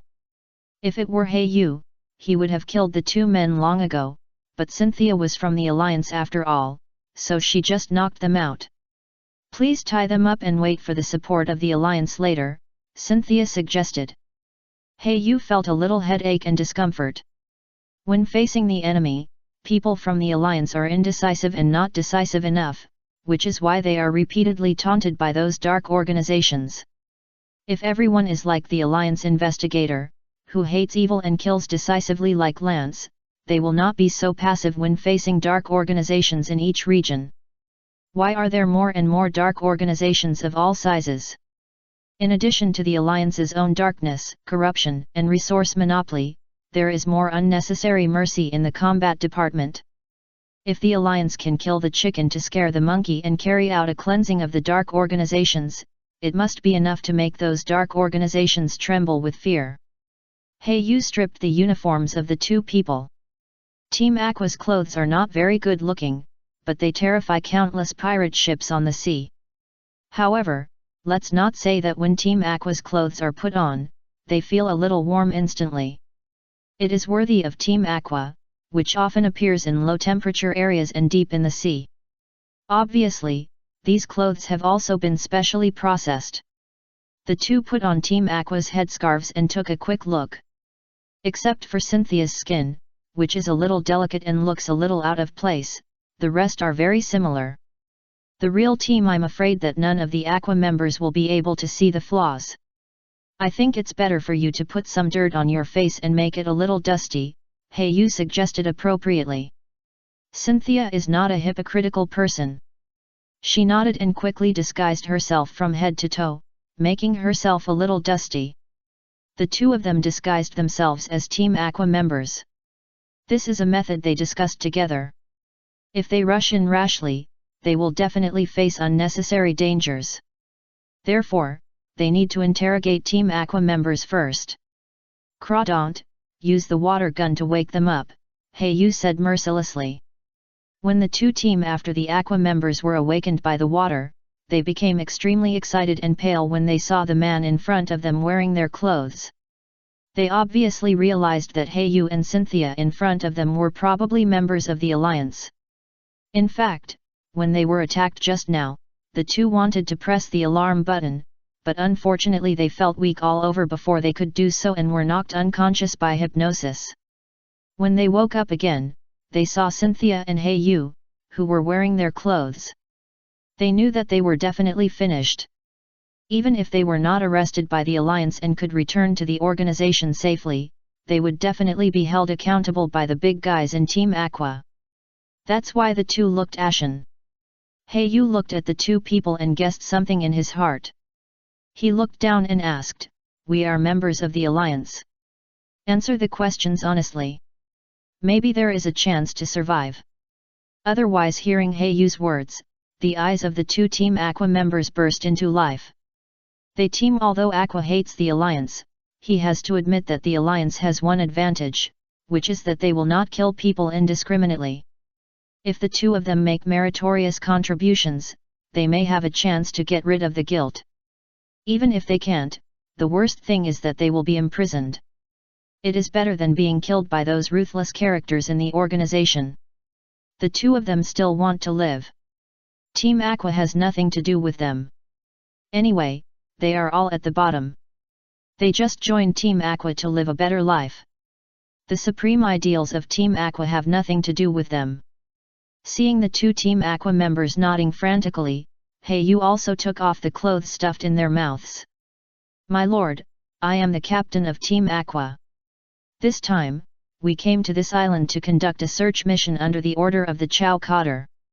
The two of us are just at the bottom, so our responsibility is just to stand guard." Before Hayu and Cynthia could ask questions, the members of Team Aqua couldn't wait to tell all their goals this time in one breath. Hayu asked, "Who is the leader of your team this time? How is the specific strength?" Hayu separated the two to avoid collusion and to ensure the accuracy of the information. As long as the answers given were different, they would immediately notice something was wrong. Team Aqua members were also very aware of the situation. Hayu and Cynthia were responsible for interrogating one of the Team Aqua members. In the end, the two got the same answer. The leader of this team was Ta, captain of Team Aqua, with the strength of a quasi-elite. It is said that this captain is also a close confidant of Team Aqua Cotter Chow. "How about it, do you want to go in and try?" Cynthia asked eagerly. If the opponent is too strong, the two will of course choose to give in and wait for the support of the alliance, but the opponent's strength is obviously within the controllable range. This opportunity to make great contributions and get training at the same time, Cynthia is naturally eager to try. But after all, it is a two-person action, so Hayu's opinion must be considered. Hayu ordered Crawdaunt to knock the two people unconscious again, and after tying them up, he said solemnly, "Be careful in everything." Seeing Hayu agreed, Cynthia was already a little impatient, and the two stepped into the entrance of a ruin together. A wave of Langzhen Lu's chill. This ruin's passage leads to the underground of this island, and may even lead to the bottom of the bottomless ocean. On the other side, the Alliance operator who received the alarm message sent by Hayu did not take it seriously at first, until he found out that the person who called the police was a direct descendant of the Alliance with second-level authority, and then he took it seriously. However, it is still necessary to report it layer by layer according to the rules. If so, it is estimated that it will take a long time for the Alliance's top leaders to find out. However, fortunately, Hayu also notified Norman, and Cynthia also hurriedly notified the family forces behind them. Therefore, an emergency meeting was held in the meeting room of the Hone branch of the Alliance. Especially Cynthia's special background, which gave the top leaders of the Hone Alliance a headache. Chapter 234 Rescue. The information of Cynthia and Kuruba appeared on the huge screen, and the specific situation of the two people reporting on Team Aqua was also marked on it. Why did these two little guys go to see Movali? The vice president of the Hone Alliance felt a little headache. At the same time, the eyes in the conference room were focused on Watson. Everyone knew that Watson leader was one of the shareholders of C. Movali. In addition, due to the Ray Cow incident some time ago, there was a lot of turmoil among the top leaders of the Alliance. "Don't look at me, I don't know either." Watson snorted coldly and walked out of the conference room directly. Obviously, some factions in the Alliance were very dissatisfied with Ray Cow's move. What attitude? Suddenly, someone cursed in private. The vice president of the Hone Alliance knocked on the table and said, "Send people to surround the island immediately. In addition, block all the entrances and exits of C. Movali. Don't let a Team Aqua members." As for the two little guys. Before he could finish his words, 3 people voted, "What are you waiting for? Why don't you go to rescue them?" Everyone looked at each other in bewilderment. Because the 3 people who spoke were the leader Norman of Orange Gym, the representative of the Joy family, and the 4th elite Sydney. The first 2 were easy to say, after all, the information of Hayu was more or less related. But the 4th elite Sydney's vote at this time surprised everyone, and someone immediately asked curiously, "Master Sydney, this Hayu is also a trainer specializing in evil attributes. Is he your registered disciple?" Everyone at the conference table also pricked up their ears and listened with interest. After all, each of the 4 elites represented one of the highest combat power in the Alliance, so they could not help but pay attention to it. Sydney squatted on the chair with an exaggerated action, still with a cynical look, and said casually, "It's just a little guy who I gave a few pointers. I think he is more in my eyes. If I delay any further, I might as well go to rescue him directly. Obviously, Sydney's words were very dissatisfied with the efficiency of the alliance. Bonnie, a classical blonde beauty sitting in the corner and also one of the 4 elites, rolled up her hair and said in a cold voice, "Actually, I am also happy to rescue him." Hayu is indeed an interesting child. Recalling the last encounter at the Movili City food court, Bonnie also took note of the purple mixed noodles that she invited to eat. The senior leaders of the alliance sitting around the conference table looked at each other. Originally, they all attached great importance to Cynthia and thought that this was the focus of the rescue, and did not take Hayu behind them seriously at all.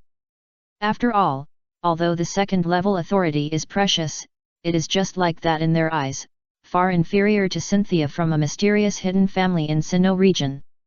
After all, Sinnoh region also learned about this matter and put a lot of pressure on them.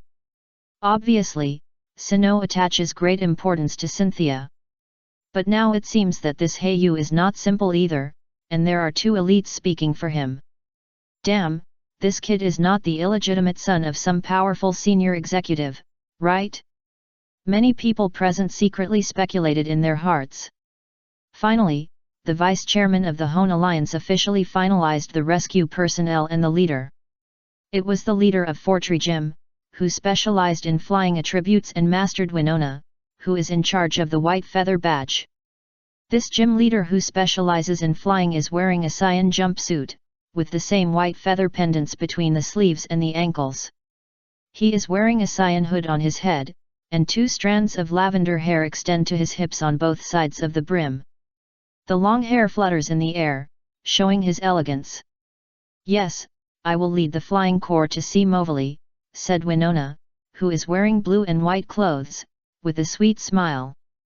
Hayu has been walking in the abandoned underground passage for half an hour, and he can only feel the temperature getting lower and lower, but there is no one in sight.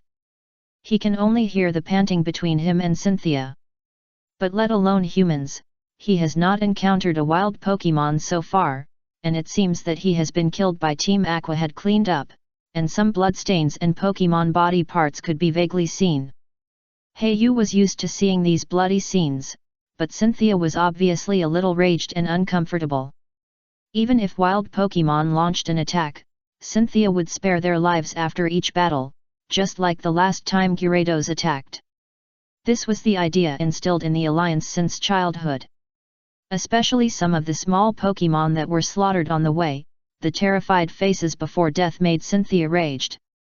How dare these people! Team Aqua is really a heinous crime. Cynthia frowned her beautiful eyebrows, and her expression was abnormally raged. It was obvious that Team Aqua could make the cold-tempered Cynthia show violent emotional fluctuations. Aqua has reached its outrage. As they continued to move forward, they could see some buildings one after another. It was no longer a ruins passage, and the outlines of some rooms could be vaguely seen. After the 2 walked through a long corridor, they finally came to the deepest part of the excavation platform.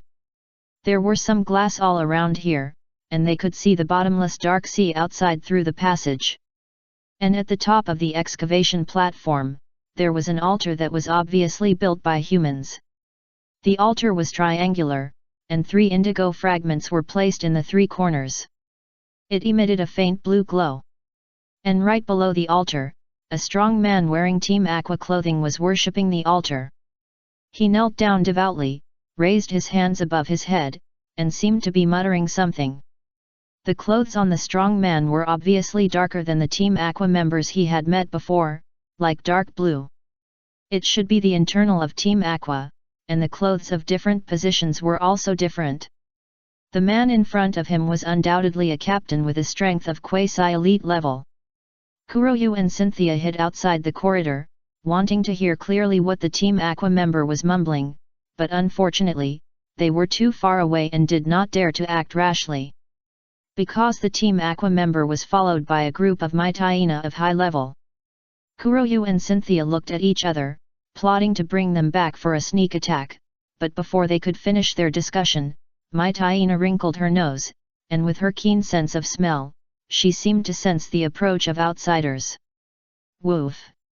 Barking non-stop at the exit of the corridor where Kuroyu and Cynthia were hiding. The Team Aqua captain's expression suddenly changed, and he quickly released a quasi-elite Pokémon, Sharpedo. Seeing that the sneak attack was hopeless, Kuroyu and Cynthia could only face the enemy head-on. Kuroyu released all the superior-level Pokémon, including his main force Crawdaunt, Sharpedo, and Honchkrow, as well as the temporary logistics team, Pelipper and Mantine, who were responsible for rain and assistance. Cynthia silently released Garchomp, Melodic, and Togekiss. Among them, Garchomp's momentum and the energy fluctuations it emitted were enough to compete head-on with the quasi-elite Sharpedo of Team Aqua, and even faintly overshadowed it. Cynthia took a fighting stance, and her solemn expression showed that she was serious now. Cynthia was a member of the Alliance who hated the Dark Organization, and she witnessed the corpses of wild Pokémon that were slaughtered before. At this moment, Cynthia's heart was already extremely rage. Chapter 235 Quasi-Elite Sharpedo. Kuroyu also knew that the main force against the enemy was Cynthia's Garchomp, so he consciously went to the group of superior-level Mytaina. The battlefield was quickly divided into two parts. Cynthia was responsible for confronting the quasi-elite Sharpedo head-on, and Kuroyu was responsible for the superior-level Peak Mytaina, and several ordinary superior-level Mytaina. Honchkrow Tailwind boosts all members. Crawdaunt, Brick Break. Sharpedo, Use Crunch. Pelipper, Cast Form, Full Strength Rain Dance. When Kuroba saw the other party release several more Mytaina, he gave up the idea of attacking the trainer. However, even so, the outbreak of Kuroba Pokémon is extremely fast, especially when Tailwind is blessed. It is like a sharp knife piercing the enemy's body, instantly breaking up the formation between several Mytaina. After all, the introduction of Mytaina on the Pokédex is like this. Wild Mytaina act collectively. Live a group life with strict hierarchical relationships, and will faithfully obey the orders of the leader. They will form a group of about 10, relying on orderly teamwork to pursue and resolve the prey will never escape.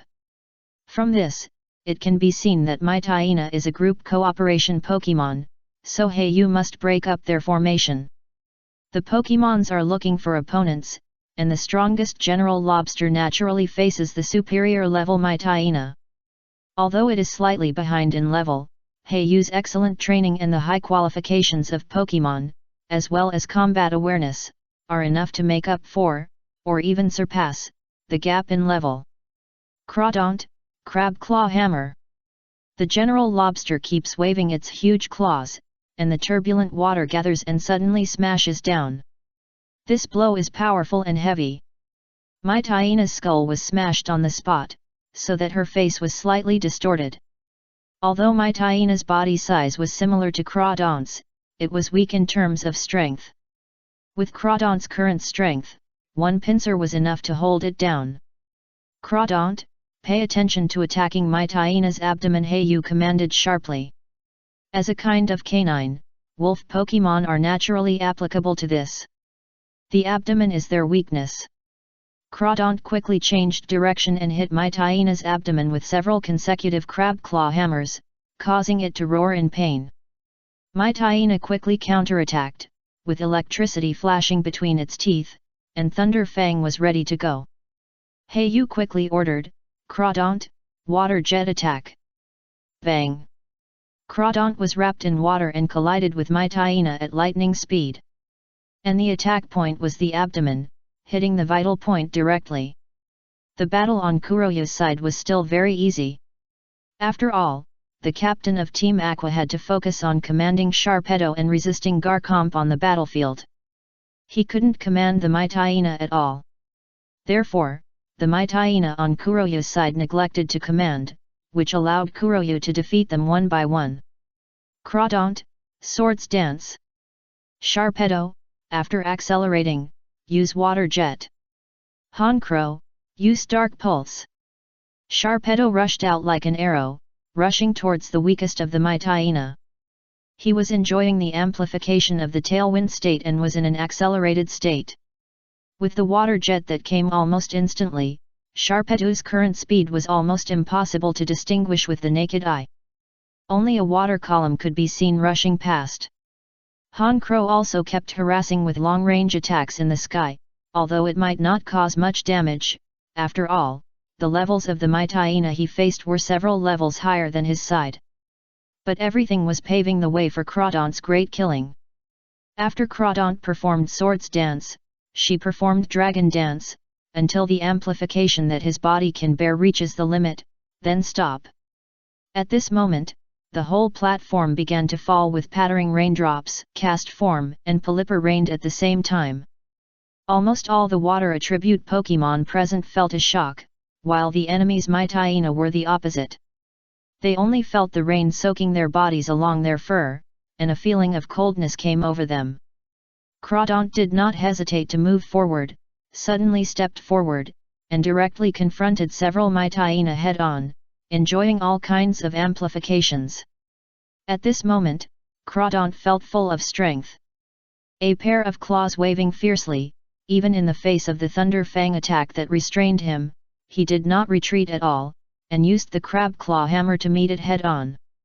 Heiyu did not have time to delay too much here. He still after quickly dealing with this group of mighty hyena, I went to helping hand Cynthia. From the corner of my eye, I saw that Cynthia's Garchomp was hit by Sharpedo's ice beam and was restricted everywhere. They were on the drilling platform of the underground building at the moment, and Garchomp could not use the same meteor, earthquake's powerful moves. Otherwise, the whole building would collapse and they would all be buried in the sea. This is exactly why Cynthia was restricted in her fight. Crawdaunt, Sharpedo, use Crunch at the same time. Kuroya looked at the wounded mighty hyena and decided not to delay any longer and quickly resolve the battle here before supporting Cynthia. Sharpedo opened his bloody mouth and bit the mighty hyena, but with the same skill, Crawdaunt's attack method was different. Opening the huge pincers to attack instead of the mouth, dark energy surged between the huge pincers, clamped suddenly, and a force that was enough to break everything poured into the body of mighty hyena. Several mighty hyena were defeated without suspense. Although they were both superior level, it only took Kuroya's Pokemon about a year. And the youngest Han Crow was even born more than half a year. But that team, the several mighty hyena released by Captain Aqua, almost all relied on decades of hard work to reach the superior level. One of them even showed signs of aging. It can be seen that even a superior level Pokemon can be very different. Level, qualifications, combat awareness, command, move proficiency, skill attack range, attribute restraint, and even the age of Pokemon will become the key to affecting the combat power of a Pokemon. Several mighty hyenas' abdomens can be seen to have suffered obvious heavy blows, and their mouths are foaming, their eyes are swirling, and they collapsed to the ground. There was no time to deal with the mighty hyena on the ground who had lost their combat ability because Cynthia and the captain of Team Aqua had been fighting for some time. Although Kuroya dealt with several mighty hyena quickly, Cynthia and Team Aqua members also made Garchomp and Sharpedo fight countless times during this period. Generally speaking, Garchomp was at a disadvantage. Although the Quasi-God was extremely domineering, due to the venue, he was restricted everywhere, and was also restrained by various ice skills. Skills such as Ice Fang, Ice Beam, Blizzard, etc. were constantly spewed out from the mouth of Sharpedo, a man from Team Aqua. Chapter 236 Team Aqua Captain. When Heiyu and Cynthia stood on the same front, they had time to observe the members of Team Aqua and the quasi-elite Sharpedo. This Team Aqua member looked like a middle-aged man, and he looked to be over 40 years old. At this age, he reached the quasi-elite level, so his talent must be average. However, he was able to be in Team A captain in Aqua means he is at least a decisive killer, so his moves under Sharpedo's command are almost fatal. He desperately used various ice attribute skills, and occasionally mixed some skills to attack Cynthia. It is obvious that this member of Team Aqua is also a trainer who is well versed in the essence of field combat. If Melodic and Gastrodon were not guarding him, he would have succeeded. He, I didn't expect that I could personally kill two geniuses of the Alliance today. Looking at your faces, they look familiar. I seem to have seen you two on the news some time ago. The little girl seems to be known as a genius girl? The middle-aged man from Team Aqua showed a cruel smile. He had not spoken just now, just recalling who was the person blocking him. Cynthia was relatively easy to recognize, after all, she was the genius girl reported by major media. Cynthia and Kuroya were stunned when they heard the words of the Team Aqua man. I didn't expect that the two of them were recognized. Ha ha ha, I didn't expect to meet two genius trainers from the Alliance here today. I'm really lucky. Are you guys sacrificing for my Crawdaunt who is about to break through the quasi-elite level? The Team Aqua man laughed extremely arrogantly, attracting the attention of the two. Crawdaunt? This Team Aqua man never released this Pokemon from beginning to end. Cynthia and Kuroya were very confused. Heiyu keenly observed that there was a Pokeball on the altar. At the same time, the three indigo fragments were connected to each other by energy, and finally all poured into the Pokeball.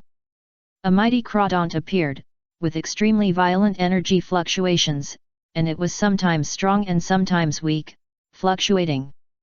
This is a sign of a level breakthrough. The Crawdaunt of this Team Aqua man is breaking through the quasi-elite level. It seems that it is not a real breakthrough, but a breakthrough with the external force of the three indigo fragments. No, go and stop the altar above. Heiyu hurriedly ordered Hankro to destroy the altar. Otherwise, once another quasi-elite Pokemon appears, the whole battle situation will be directly reversed. Here, at the bottom of the ocean, the environment here can be said to be the home of water-type Pokemon. The water-type energy in the air is extremely rich, which allows water-type Pokemon to release skills tirelessly. Hehe, it's too late. A quasi-god Garchomp. There are so many rare Pokemon. Is this the gift you sent to me? As long as I can get these Pokemon and use the God fragments to develop silently for a while, Team Aqua will be my world in the future. Ha ha ha. Team Aqua man laughed wildly. He seemed to have seen the scene of himself dominating the world. There are so many rare Pokemon, one of which is a quasi-god. No matter what the identities of the two little ghosts opposite are, the preciousness of these Pokemon is enough to make him take risks. These Pokemon represent his infinite future. Although his Sharpedo has reached the quasi-elite level, the limitations of qualifications and race still exist, and it is far from the quasi-god Pokemon. In fact, he has already prepared to cultivate the third Pokemon, and for this purpose he has specially prepared a lot of funds to buy the Pokemon egg, just waiting for Crawdaunt to successfully break through the quasi-elite level this time. With the two quasi-elite Pokemon Sharpedo and Crawdaunt, he earned resources and invested them all in the Royal 3. This action was not ordered by the top, but organized by the Team Aqua man himself, and had nothing to do with the overall plan of the Team Aqua top management. As for the fact that the Team Aqua man stole the indigo fragments distributed by the organization to infuse energy into his own Pokemon, the top management also turned a blind eye. After all, it was not just him who did this. The people below worked hard to collect such fragments all over the world, so naturally they had to give something in return. If you want the horse to run, you have to feed it grass. In this regard, the leader and senior management of Aqua also acquiesced to the behavior of their subordinates. Heiyu had roughly guessed the purpose of the three indigo fragments, frowned, and glanced at the man from Team Aqua. Obviously, the captain of Team Aqua was an ambitious man, but at the same time, he was extremely inflated because of the surge in power, which blinded his eyes. He actually wanted to control Team Aqua? He really thought Archie was a decoration. If one's virtue is not worthy of the position, he will be retaliated. His own character could not match the skyrocketing strength, and he was also a person who lost himself because of the power. In just a few seconds, as the arrogant words of the Team Aqua man fell, the energy of Crawdaunt on the altar finally stabilized. Melodic, Life Dew, restore Garchomp's physical strength. Gastrodon, be ready to attract water attribute attacks at any time. Umbreon, use wish. Honchkrow use roost. Cynthia and Kuroya looked at each other helplessly, knowing that they could no longer stop Crawdaunt, and could only let the Pokémon adjust their status to the best state. The Team Aquaman had cold murderous intent in his eyes, commanding the two Pokémon to attack. Sharpedo, Ice Fang, Crawdaunt, Crab Claw Hammer. The moment he heard the command, Sharpedo rushed out and launched ice towards Garchomp. Fang attacks. Crawdaunt was only slightly slow, but reacted quickly half a second later and directly faced several Pokémon of Black Feather. The two lobsters kept colliding fiercely in the field, swinging their claws at each other. But it was obvious that Black Feather's Crawdaunt was at a disadvantage. After all, a large level was pressed here. In theory, ordinary superior level Pokémon should be defeated in a head-on duel with Quasi-Elite. But Black Feather's Crawdaunt was able to compete head-on, although it needed Honchkrow and Sharpedo to assist, but it was enough to prove the superiority of the two Pokémon. And Team Aquaman couldn't help cursing when he saw that his Quasi-Elite Pokémon was fighting with 3 superior level Pokémon. Damn, stinky lobster, I spent so much resources to train you, but you can't even deal with a few superior level ants. Originally, he wanted Crawdaunt to quickly deal with Black Feather's Pokémon, and then return to the front battlefield to fight Garchomp. But he didn't expect that he would be entangled by just a few superior level Pokémon. Black Feather heard the angry curses from Team Aquaman, but he didn't care. This is the difference in the training concepts of both sides. Black Feather emphasizes laying a solid foundation and climbing up step by step. Even if his Crawdaunt is ordinary in race value and qualifications, it can be compensated by acquired training, and the qualifications can be continuously improved. The concept of Team Aquaman is to ignore future development and directly use energy to infuse the body to forcibly improve to the Quasi-Elite level. This leads to it will be difficult for the Aquaman's Crawdaunt to level up in the future, and he may only stay at the Quasi-Elite level for his whole life. It is even estimated that it will be difficult to break through level 63. Quasi-Elite, level 60 to 69, Chapter 237, Transformation and Divine Power. After all, in the eyes of this Team Aquaman, isn't Pokémon meant to be replaced all the time? When they can't keep up with their own pace, they need to replace Pokémon with higher qualifications and stronger strength. The first superior level Pokémon of Team Aquaman was not cultivated by themselves, but directly purchased on the black market. Obviously, Pokémon is just a tool in their eyes. Crawdaunt, Swords Dance strengthen, Sharpedo speed up and maintain Honchkrow, Tailwind don't stop, use Snatch at the same time. Hayu quickly issued orders in just a few seconds. Yes, it is the Snatch tactic with Honchkrow as the main force. It is also the greatest strength that Hayu can currently burst out. Honchkrow quickly patted Crawdaunt and Sharpedo, and Swords Dance state and acceleration state were quickly plundered to himself. Honchkrow shouted excitedly, opened his black wings, and black feathers kept falling from his wide wings. Honchkrow turned into an output machine again, but Hayu knew that this state could not be maintained for a long time. The more he increased his own power, the heavier the load his body had to bear. Even if Honchkrow often polished his body, he could only last about 3 to 5 minutes at most. Honchkrow, Sky Attack! Hayu shouted. Honchkrow, soaring in the air, instantly ignited blue flames, and feathers stained with flames fell from the sky. Honchkrow, who was constantly accumulating power, also reached the peak, and then dived directly downward, dragging waves of blue trails. He crashed into Crawdaunt, who had just broken through the Quasi-Elite of Team Aqua. Crawdaunt, Crab Claw Hammer. Team Aquaman felt the strong threat from Honchkrow, and could only divert his attention from the duel with Cynthia to command Crawdaunt. It was a pity that Honchkrow had already transformed into the strongest state at this moment, and could fight even a Quasi-Elite Pokémon. Mantine's helping hand status is still being maintained. Bang boom! A burst of explosions sounded, and the Team Aquaman couldn't help but look back at the battlefield on the side of Black Feather. The only response he got was Crawdaunt's dull voice. "Just claw."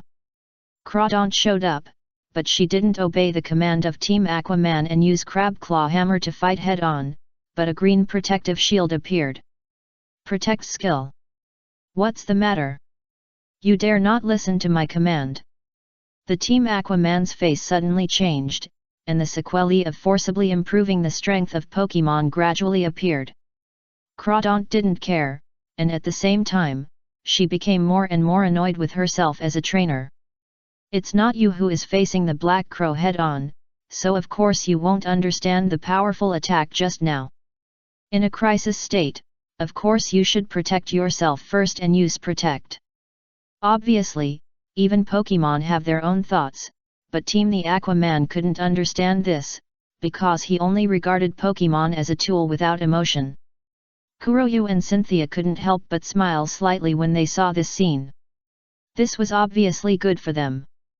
But the next scene made them stop laughing. Sharpedo, who was fighting fiercely with the enemy on the front battlefield, was panting and covered with wounds.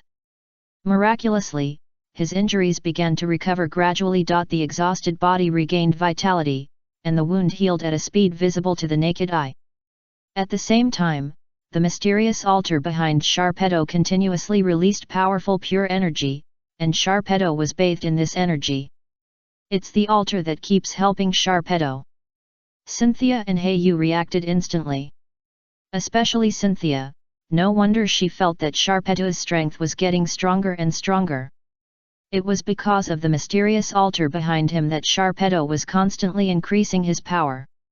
Heiyu's face turned fierce, and he said in a deep voice, "Cynthia, please cover for me and hold the opposite Pokémon. I will try to destroy the altar." Cynthia's expression was serious. She also understood that it was impossible to defeat the Team Aquaman by a head-on confrontation under such circumstances. She could only take a risky move and find another way. "Don't worry, leave it to me." Cynthia showed a firm expression. Sharpedo's injuries gradually recovered, and the wounds torn by Garchomp's Dragon Claw also slowly healed.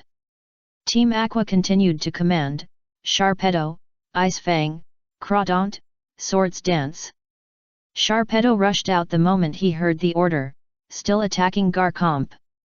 Crawdaunt, who had just broken through the Quasi-Elite, was slightly slow, but only half a second later, she began to dance a fierce war dance. Although she was increasingly dissatisfied with her trainer, she still chose to obey the command. Team the Aquaman saw that the Pokémon finally listened to his command, and his face looked a little better, but the anger in his heart could not disappear. At the same time, he made up his mind that he must sell the Crawdaunt after returning this time. Anyway, it was to earn resources, and it would be faster to sell it directly. He invested all the funds he got into the Water Attribute Royal 3 he bought as capital for future breakthroughs to Elite. Heiyu narrowed his eyes and ordered, "Han Chromantine, use haze." At the same time, Heiyu certainly couldn't let the opponent's Crawdaunt perform Swords Dance to strengthen it, otherwise, a quasi-elite level Crawdaunt combined with Swords Dance would dance. By then the Pokémon on his side really can't resist. A faint haze permeated the entire excavation platform, causing the vision in the air to blur a little. Heiyu hid his body and secretly released Zorua, whispering a few words. After hearing the master's order, the released Zorua showed a trace of cunning in his eyes and raised a barely perceptible smile at the corner of his mouth. It has already studied the characteristics of illusion and can't wait. Under the cover of haze, Zorua changed for a while and finally turned into the appearance of Heiyu. The real Heiyu had already groped towards the altar under the cover of haze. Cynthia observed that although Heiyu's expression did not change, his body was very stiff, especially his expression, which seemed a little empty. Thinking of Zorua whom she met in the banquet hall of the ship last time, she quickly reacted. "Garchomp, Dragon Claw. Melodic, Aqua Ring." Cynthia shouted domineeringly, while continuing to attract the attention of the Team Aquaman. At the same time, Cynthia also found that the underwater excavation platform they were on seemed surprisingly solid. The Pokémon had been fighting here for so long, but there was not a single crack on the glass around them. These were not some small Pokémon, but 3 quasi-elites, plus a bunch of superior-level Pokémon. Therefore, Cynthia's command became more and more bold. Dragon Pulse, Dragon Rush and other skills were used by Garchomp one after another. The battle situation became clear in an instant. Chapter 238 Altar. Although the battle situation became clear, both Cynthia and Kuroyu knew that as long as the altar facilities above were not destroyed, Sharpedo would continue to obtain energy and heal injuries. For example, now, Garchomp raised a pair of dragon claws and chopped down fiercely, leaving a deep tear on Sharpedo's back. The hideous and terrifying bloodstains would probably leave psychological trauma if seen by some inexperienced league trainers. But for the 3 people present, they were already accustomed to it. Even Cynthia, who was born in the league, had long been accustomed to it. But it hasn't yet. As Garchomp continued to pursue the victory, pure energy appeared above the altar again and gradually covered Sharpedo's body. In just a few seconds, a burst of green fluorescent spots appeared. Sharpedo's wound became refreshed again, as if it had never been attacked and had no injuries. Haha, it's useless. Even if your Pokémon is a quasi-god, so what? The final result can only be that you will be dragged to death by me. The man of Team Aqua showed a ferocious expression on his face and laughed wildly. Crawdaunt, go up and use Night Slash. The Pokémon of the 2 enemy imps both mastered the haze skill. Seeing that their Crawdaunt could not perform Swords Dance enhancement, Team Aquaman also simply let his Crawdaunt attack directly. Although his Crawdaunt forcibly increased its strength, causing the energy in its body to be somewhat empty, the Pokémon cultivated by the male imp seemed to be extremely excellent, so that he could even rely on several superior-level Pokémon to compete with his quasi-elite Crawdaunt. But the quasi-elite level is quasi-elite. Although it will be entangled by several superior-level Pokémon for a while, as long as time goes by, the battle will gradually show an advantage. Not to mention, his Crawdaunt is carrying a scope lens, which can increase the probability of hitting the vital point of Pokémon. And the skill Night Slash originally has a probability of hitting the vital point, and the 2 are superimposed. In a previous battle, his Crawdaunt even attacked 3 times in a row, hitting the vital point continuously. Team the Aquaman's Crawdaunt splashed high, and between his pincers, the evil energy representing black surged wildly. He smashed down quickly towards Honchkrow flying in the sky. It didn't matter if he was dodged after 1 attack. He just kept jumping and smashing. As long as he could hit Honchkrow once and hit his vital point, with the powerful quasi-elite level, even if Honchkrow enjoyed multiple amplifications, he would have to die in the northwest. But Honchkrow obviously understood this. Even without Heiyu's command, he still kept flying in the air at high speed and avoided attacks one after another. But at this time, the Team Aquaman seemed to find something wrong. Previously, the 2 little kids, a boy and a girl, were giving orders one after another. Why can't I hear the girl's command now? Where's the voice of the kid? Subconsciously looking at Heiyu, the Team Aquaman quickly discovered something wrong with his intuition from years of walking in the black zone. Something is wrong. Facing the explosion of skills flying in the air, the Team Aquaman thought frantically in his mind. The Team Aquaman looked at Cynthia, only to see the girl's eyes wandering, looking at the altar from time to time, and was instantly awakened. Damn kid, how dare you move the fragments of God! The Team Aquaman hurriedly climbed up the altar and cursed at Heiyu. At the same time, his hands were still moving fast, releasing several Pokémon of low level, not even reaching the superior level. Team Aquaman no longer has any extra Pokémon. Quasi-elite Crawdaunt, Sharpedo, and 4 superior level Mytaina are all he has. He can no longer summon any powerful Pokémon. The few low-level water attribute Pokémon he released now are just the ones he casually captured on the sea and prepared to sell. But there are Pokémon beside Kuroyu. Krokorok is not a vegetarian when he sees someone trying to attack his trainer. Attack with his fangs and claws, Thunder Fang, biting the body of the water attribute Pokemon crazily. Kuroyu looked at the 3 fragments, which were placed on the patterns on the ground. The patterns were quite strange, shaped like water drops, and a bit like an incomplete skull. Kuroyu picked up the azure fragment closest to him, and as expected, he became much weaker when he sent energy to Sharpedo fighting below. Just when he wanted to take the second one, the Aquaman rushed forward with bloodshot eyes, and Heiyu subconsciously raised his hand to block. Put down the fragment of God. Heiyu heard the man's roar, drew the dagger from his waist, and instantly took a fighting stance. The Aquaman was obviously not a pushover, and instantly summoned the brass knuckles from the space equipment. The two began to fight on the altar in this narrow space. Obviously, both sides had no Pokemon to release. The main forces were all fighting on the energy platform below, and Krokorok held back the low-level Pokemon of the Aquaman. Now both sides can only engage in the most primitive fighting between humans. Will Heiyu be afraid? Will he fall into a disadvantage? Of course not. At the beginning, the special training before completing the Reikao mission was not in vain, especially in that dim factory, fighting Pokemon directly in close combat, which had already honed Heiyu's fighting skills to be extremely solid. Although Heiyu's body size is not as good as the middle-aged strong man in front of him, his agile posture and fighting skills are enough to make up for the difference in strength. Swish ding ding, the sharp weapons of both sides collided, and the friction made a fierce collision sound. Heiyu shook the dagger in his hand, making the opponent unable to figure out his attack path. An inch longer, an inch stronger. Heiyu's dagger has a much wider attack range than the opponent's brass knuckles. Use your own strengths to attack the opponent's weaknesses. Heiyu deliberately controlled the distance between the two, and soon, the Aquaman's arm was wounded one after another. Heiyu seized the opportunity, his face turned fierce, and he turned the dagger upside down, leaving a deep scratch on the opponent's wrist. Bright red blood gushed out instantly. Ah! Intense pain instantly surged all over the body, and the man screamed with a distorted face. Although Team Aquaman also have some basic training, it is definitely far inferior to Heiyu's.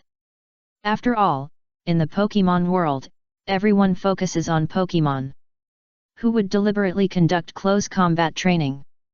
Even if you practice martial arts to the best level in the world, can you resist the skills of Pokemon? As the Team Aquaman on the altar was seriously injured, the battle below was gradually defeated without the command and the altar. Cynthia commanded Garchomp to pursue the victory and beat Sharpedo step by step. At the same time, Heiyu's Pokemons worked closely together and successfully suppressed the Team Aquaman's quasi-elite level Crawdaunt. Chapter 239 Support arrived. Heiyu looked at the Team Aquaman who was pressed under him and had been subdued. Crawdaunt was also easily solved by Garchomp, and it didn't even last half a minute. It felt unexpected, but it seemed reasonable. Forced power is not your own after all. Uncontrolled power will eventually be backfired. The Aquaman gritted his teeth and tried to make a final desperate resistance, ordering those low-level water attribute Pokemon to attack Heiyu. But how could those Pokemon who were temporarily captured obey orders? Seeing that the battle situation was not favorable, they had already scattered and fled. Even if they could obey orders, it would not have much impact on the battle situation. How could several Pokemon that had not even reached the superior level attack them under the Pokemon of Kuroyu and Cynthia? Tick tick tick tick. The blood from the wrist of the Team Aquaman dripped onto the platform along the corner of the altar. Kuroyu stood at the altar, and Cynthia looked up. The two looked at each other and smiled knowingly. Melodic, hypnosis. Cynthia ordered with a frosty face, and Melodic, who had been guarding beside him, hypnotized the Team Aquaman and made him faint. The two had time to clean up the battle. The first thing was to remove all the Pokeballs of the Team Aqua member, and take back the two quasi-elite Pokemon and lock them in the Pokeball. Kuroyu looked at the poke ball with a little envy. Ball, but unfortunately, I can't take it for myself in front of Cynthia. And the Alliance's support must be on the way, and by then, this level of Pokemon must be handed over.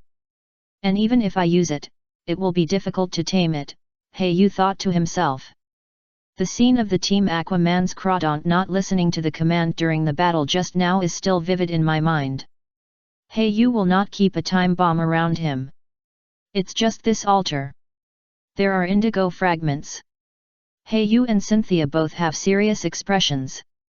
From the magical performance in the battle just now and the role of forcibly promoting Pokemon to quasi-elite, they realized that this is not an ordinary item. Just then, a hurried sound of footsteps came from the passage. Hayu and Cynthia, who were still thinking, suddenly became tense and turned to look at the entrance. They only saw a man with Altaria beside him. The sweet-looking girl is the leader of Fortree Gym, Winona, who is in charge of the White Feather Badge. You two are Cynthia and Hayu, right?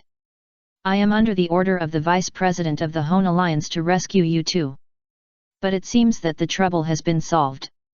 Winona touched the soft feathers of Altaria beside her and smiled sweetly. Hayu and Cynthia's expressions relaxed. They knew the appearance of this flying leader.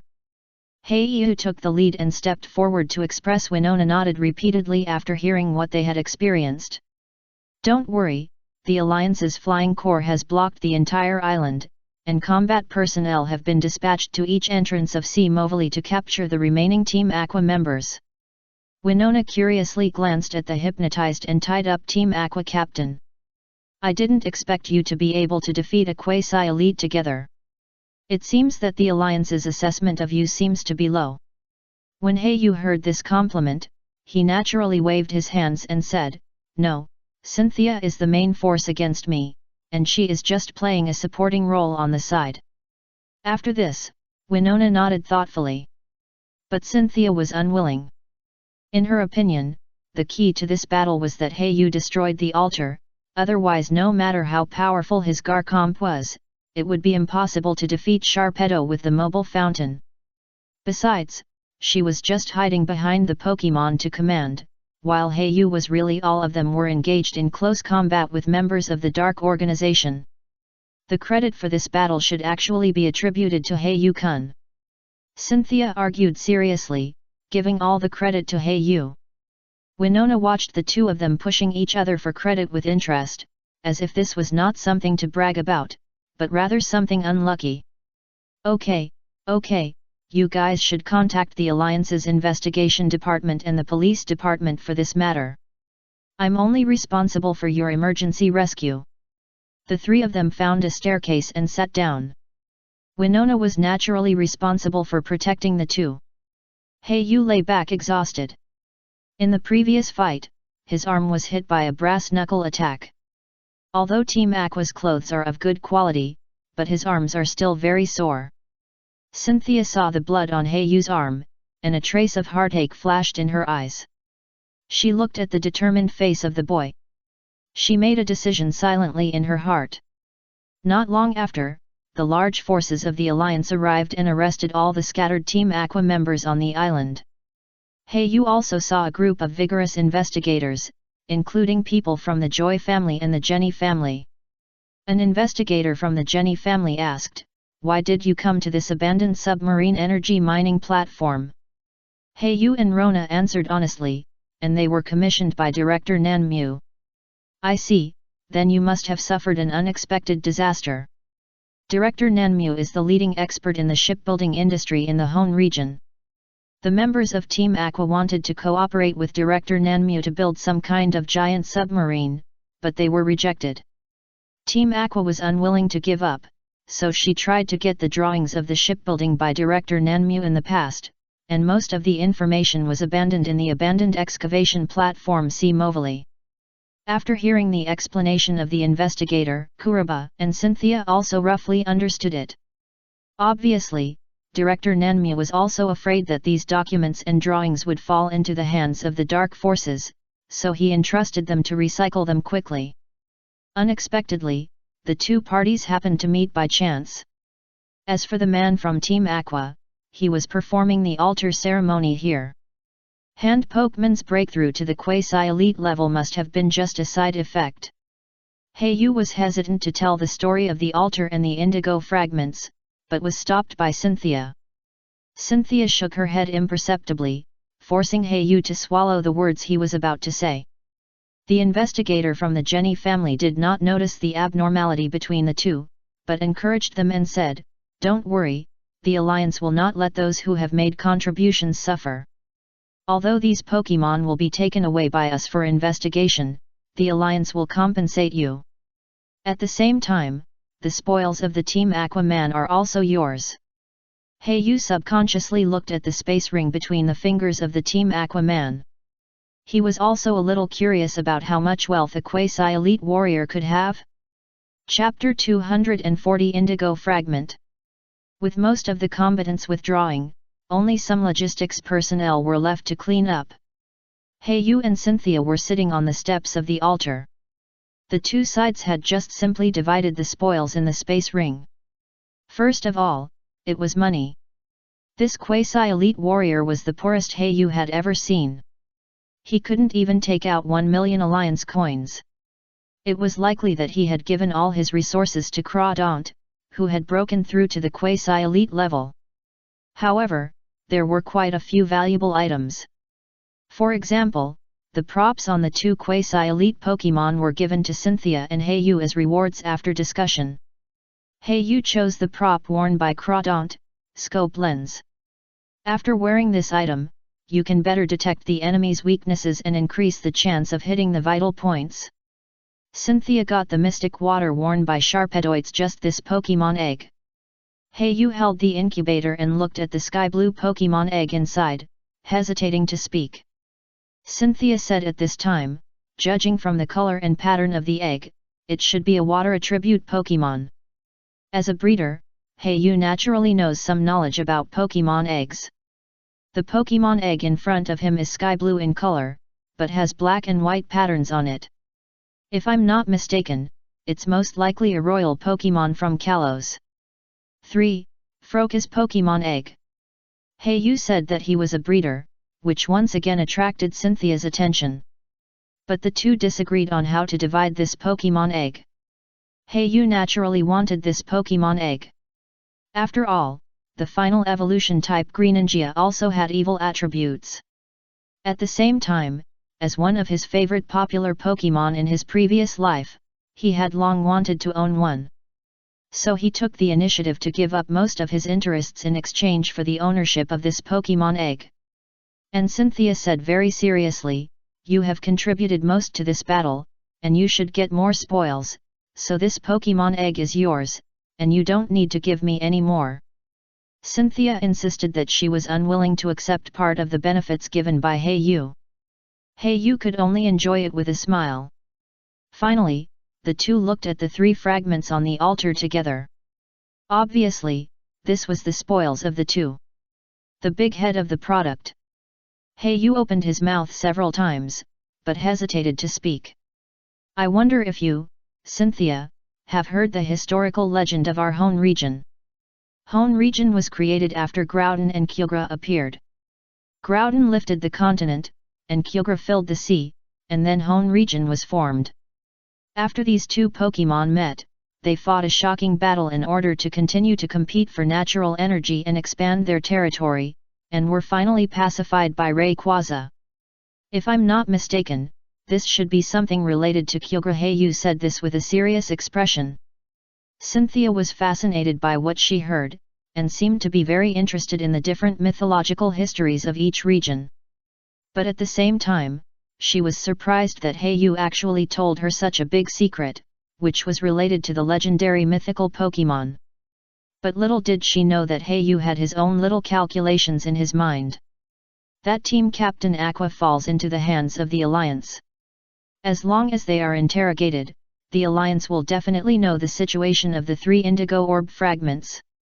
With my current strength and background, I can't keep them at all. If Heiyu chooses to conceal the truth and deceive Cynthia to take all 3 fragments for himself, there is only one possible consequence in the end. That is, he will be targeted by a senior member of the Alliance. In the end, not only will he not be able to get the fragments, but even his life and property may be threatened. What he has to do now is to share the risk. If Cynthia also gets the indigo fragment, with the strong backing of Sinnoh region behind her, she will definitely be able to withstand the pressure from the senior members of the Alliance. At the same time, you can also share your own risks. The risk originally aimed at Hei Yu alone has been divided up by half. At that time, you only need to contact Norman Leader and the Joy family to mediate. This matter can be done. Hei Yu looked at the 3 indigo fragments with a fiery gaze, and then looked at Cynthia's beautiful face, and he had already made up his mind. In the end, as Hei Yu expected, Cynthia took the initiative to say, "Hei Yu, I only have 1 water attribute Pokemon, Melodic. I only need 1, and the remaining 2 are yours." Hei Yu smiled faintly, which was the gesture of a winner. He was sure of Cynthia's temperament, so he dared to say how precious the fragments were.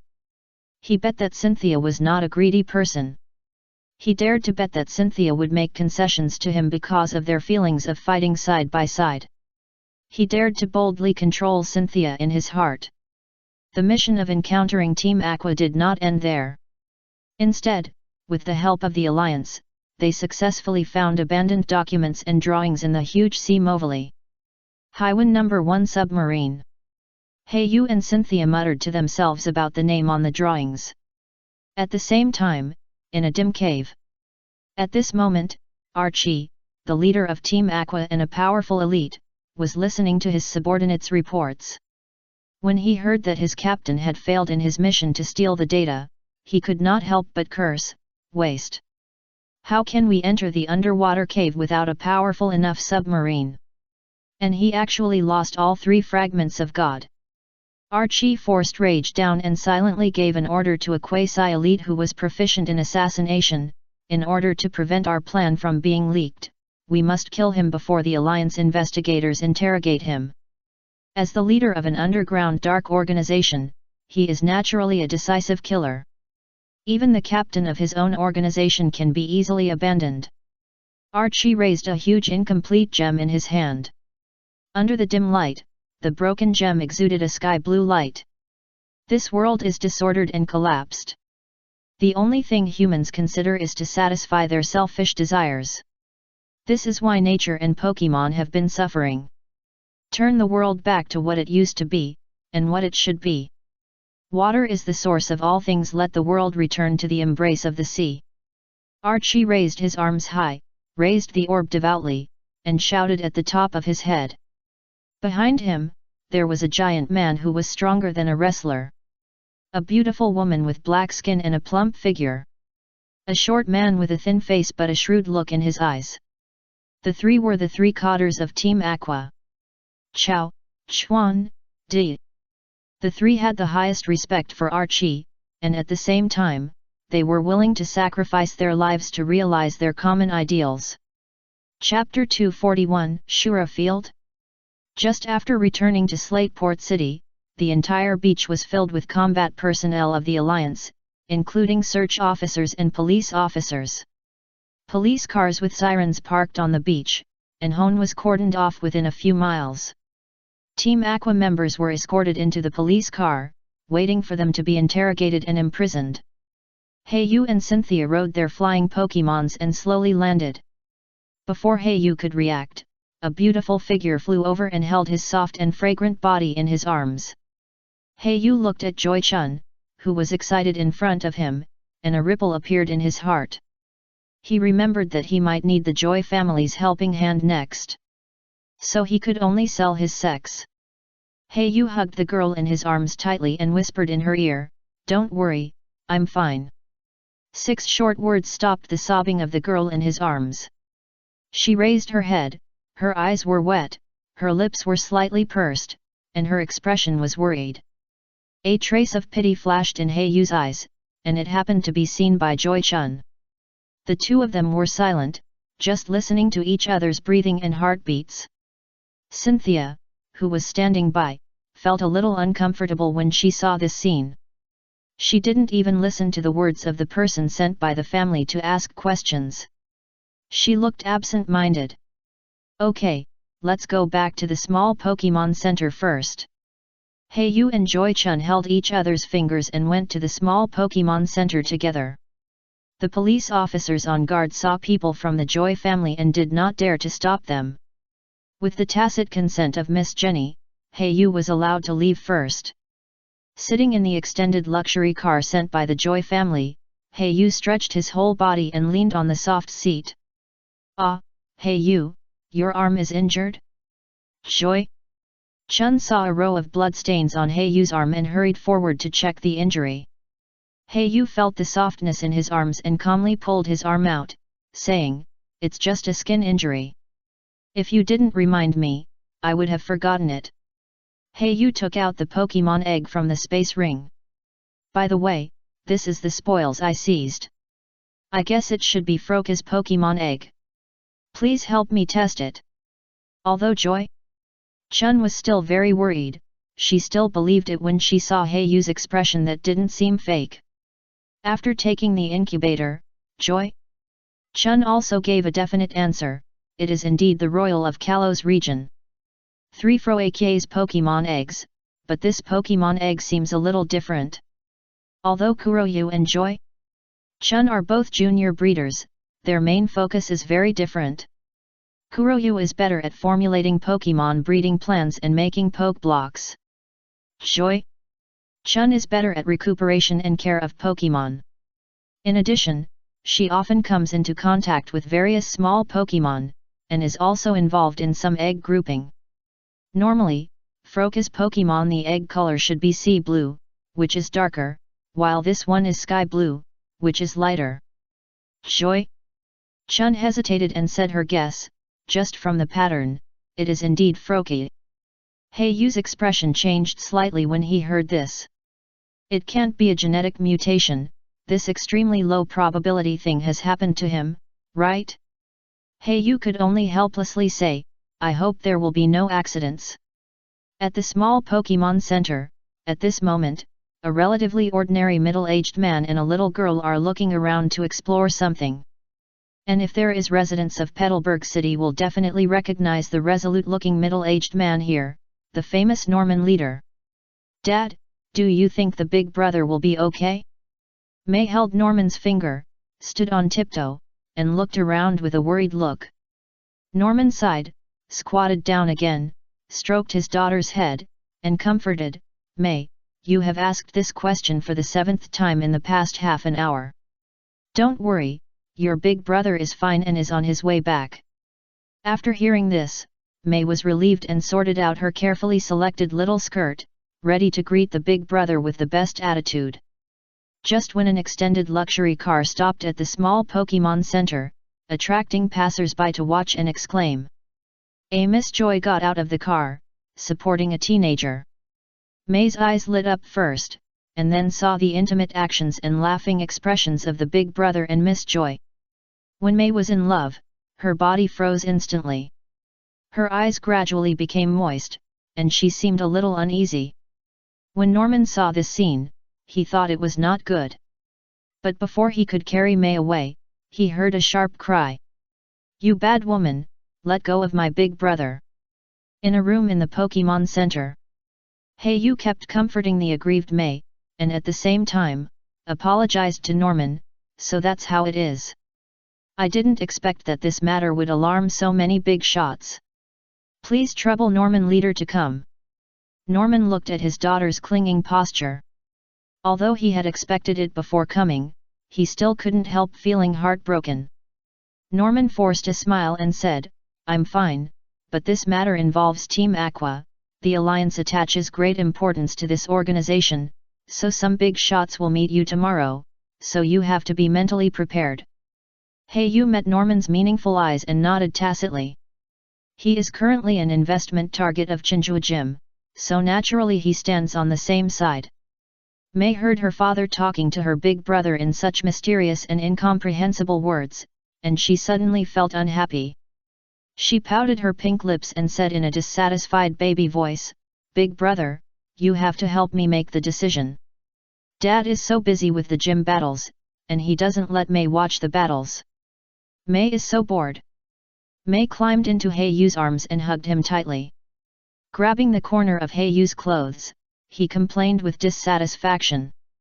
When Norman saw this scene, especially when he saw his daughter actually climbed into another man's arms, his heart was broken, and his hand hanging in the air fell down weakly.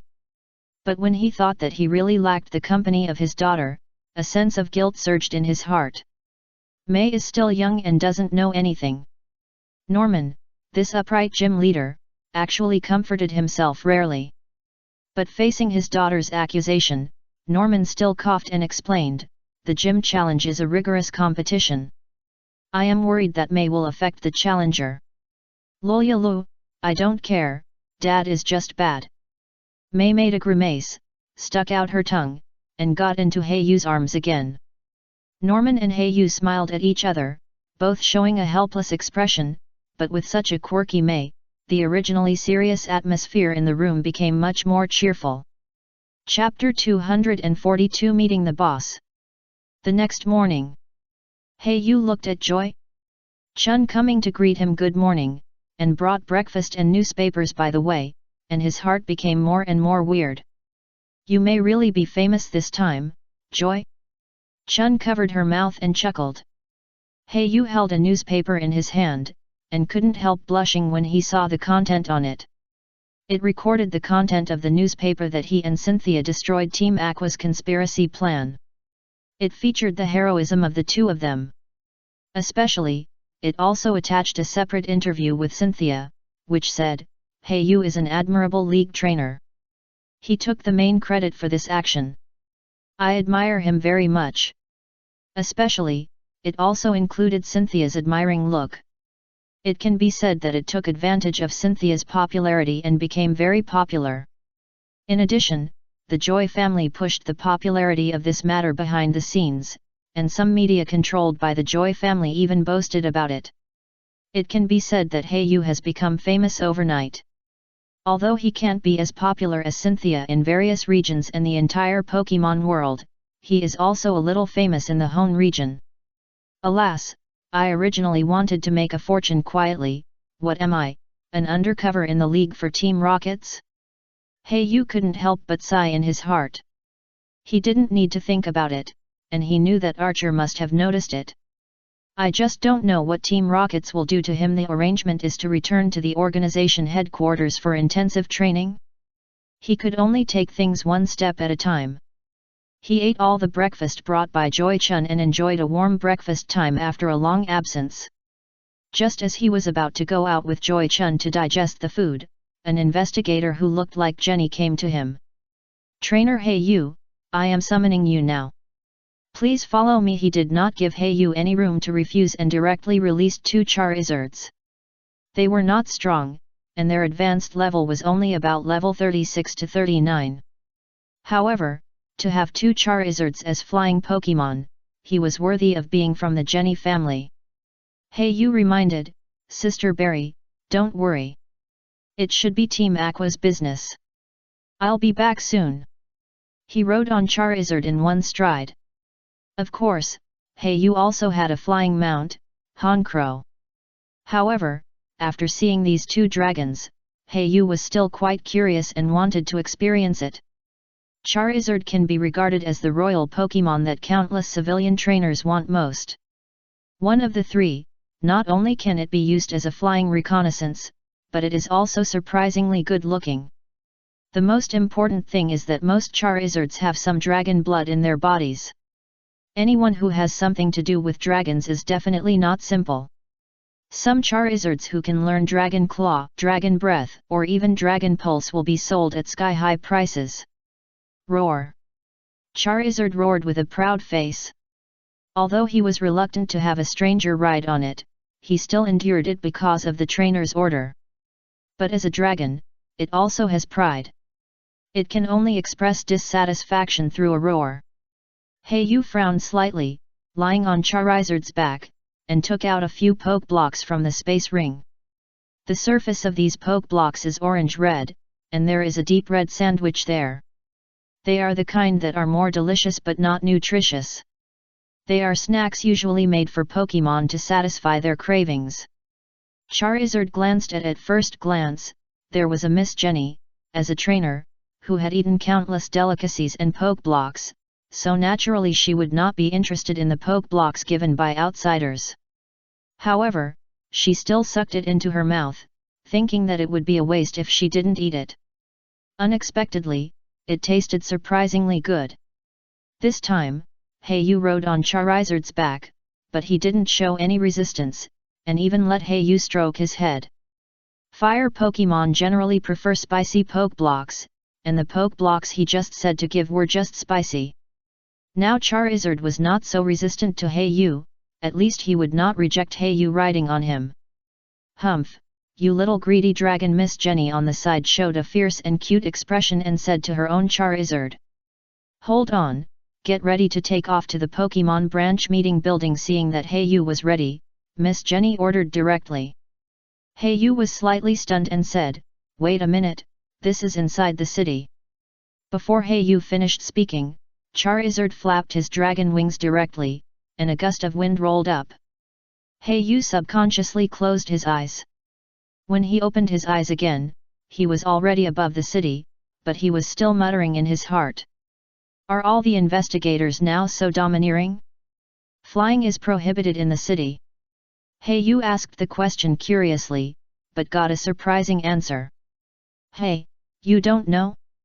"That's right, our investigators have always been quite mysterious."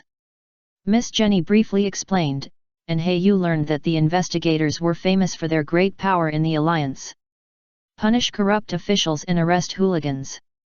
Except for their direct superiors, they can disobey the orders of any other senior officials in the Alliance, and are almost independent of the entire Alliance system. But they have the right to review and supervise the gym and all other departments. It's a bit like the Jinyue of the Ming Dynasty in the past. Among these many rights, one is the ability to fly Pokémon in the city, even if the city has been marked as a no-fly zone. Although Charizard's level is not high, it is only advanced, not even superior. But after all, the place they were going to was in the city, not far away. So they arrived at the location in just 20 minutes. A huge high-rise building stood in the west of the city, and the emergency landing platform on the top of the high-rise building came into Hayu's sight. Each city has a branch meeting room for the Alliance, which is convenient for holding meetings and discussions at any time. I will be responsible for sending you here, and you can go in by yourself. Investigator Jenny acted decisively. After sending Hayu, she rode Charizard away. Before leaving, Charizard looked at Hayu reluctantly, as if he was still savoring the delicious Pokeblocks. Behind the receptionist, Hayu walked in the well-decorated corridor and met many Alliance staff along the way, including Kuroyu. Even saw the Vice Mayor of Slateport City. Finally, he stopped in front of a conference room. Kuroyu pushed the door open and entered the room. There were all kinds of people sitting at a huge table. A few of them were familiar to Kuroyu. The Mayor of Slateport City. The Vice President of the Hone Alliance. Watson Leader. Winona Leader.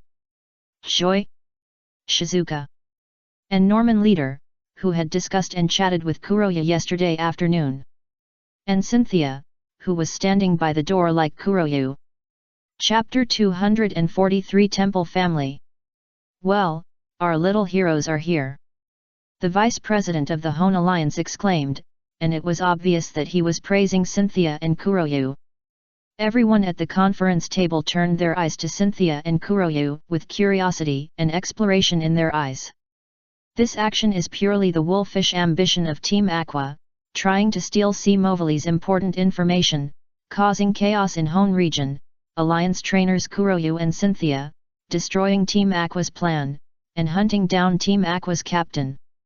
The Vice President of the Hone Alliance first praised the two, and then asked meaningfully, Team Aqua is collecting some kind of water-attributed treasures, and seems to be carrying out some big plan. I wonder if you two have any clues? Kuroyu and Cynthia were shocked and looked at each other. It was also understood that the top leaders of the Alliance probably knew that they had already got the indigo fragments in their hands. But facing this level of tempting treasures, could the two be willing to hand it over? What's more, the blue orb fragments were also the spoils that the two of them fought hard for and risked their lives to get. Seeing that Cynthia and Kuroyu, the two juniors, did not speak, the bigwigs at the conference table began to exert pressure. Cynthia had the Sinnoh Alliance behind her, so the Hone Alliance executives present would not go too far, but Kuroyu did not have such a strong backing. Therefore, the Alliance executives present all spoke out to exert pressure. Kuroyu, as an Alliance trainer, should contribute to the development of the Alliance and devote yourself without reservation. That's right, Kuroyu, your parents are island guards, and they died at the hands of Team Aqua. Some Alliance executives could not wait and showed their greedy faces. Obviously, what they wanted to covet was the two blue orb fragments in Kuroyu's hands. Kuroyu lowered his head, and his face became more and more ugly. At this moment, Norman, who had been suppressed for a long time, slammed the table and said angrily, "Kuroyu was still talking to Team Aqua yesterday. Aqua's dark underground personnel fought, and they were summoned before they even had time to rest for a few days. Obviously, as the investment force behind Heiyu, Jim is also a backer behind Heiyu. And the representative of the other backer, the Joy family." "Joy? Jun's grandmother, Joy?"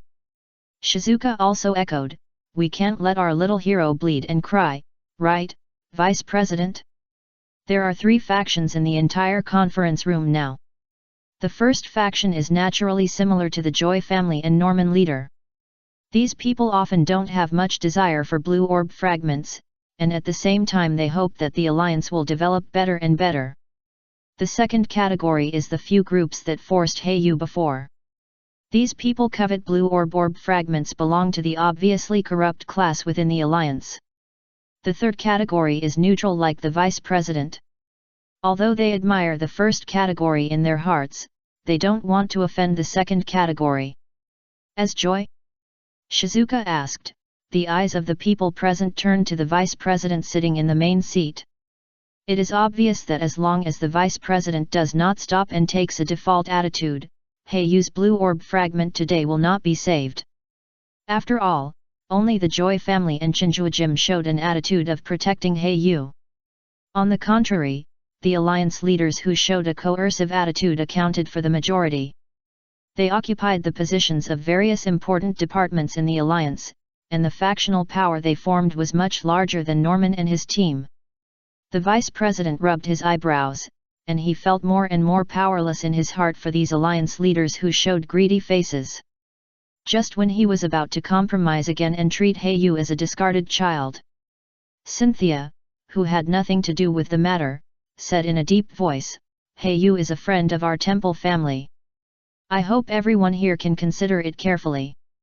Although the words were brief, the tone was sonorous and powerful. Cynthia was still young, but the courage she showed impressed the alliance leaders present.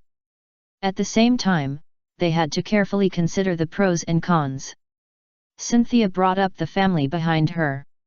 It was obvious that she wanted to keep Heiyu. Was it a girl's sentiment, or was there an exchange of interests between the two? The vast majority of people were biased towards the second type.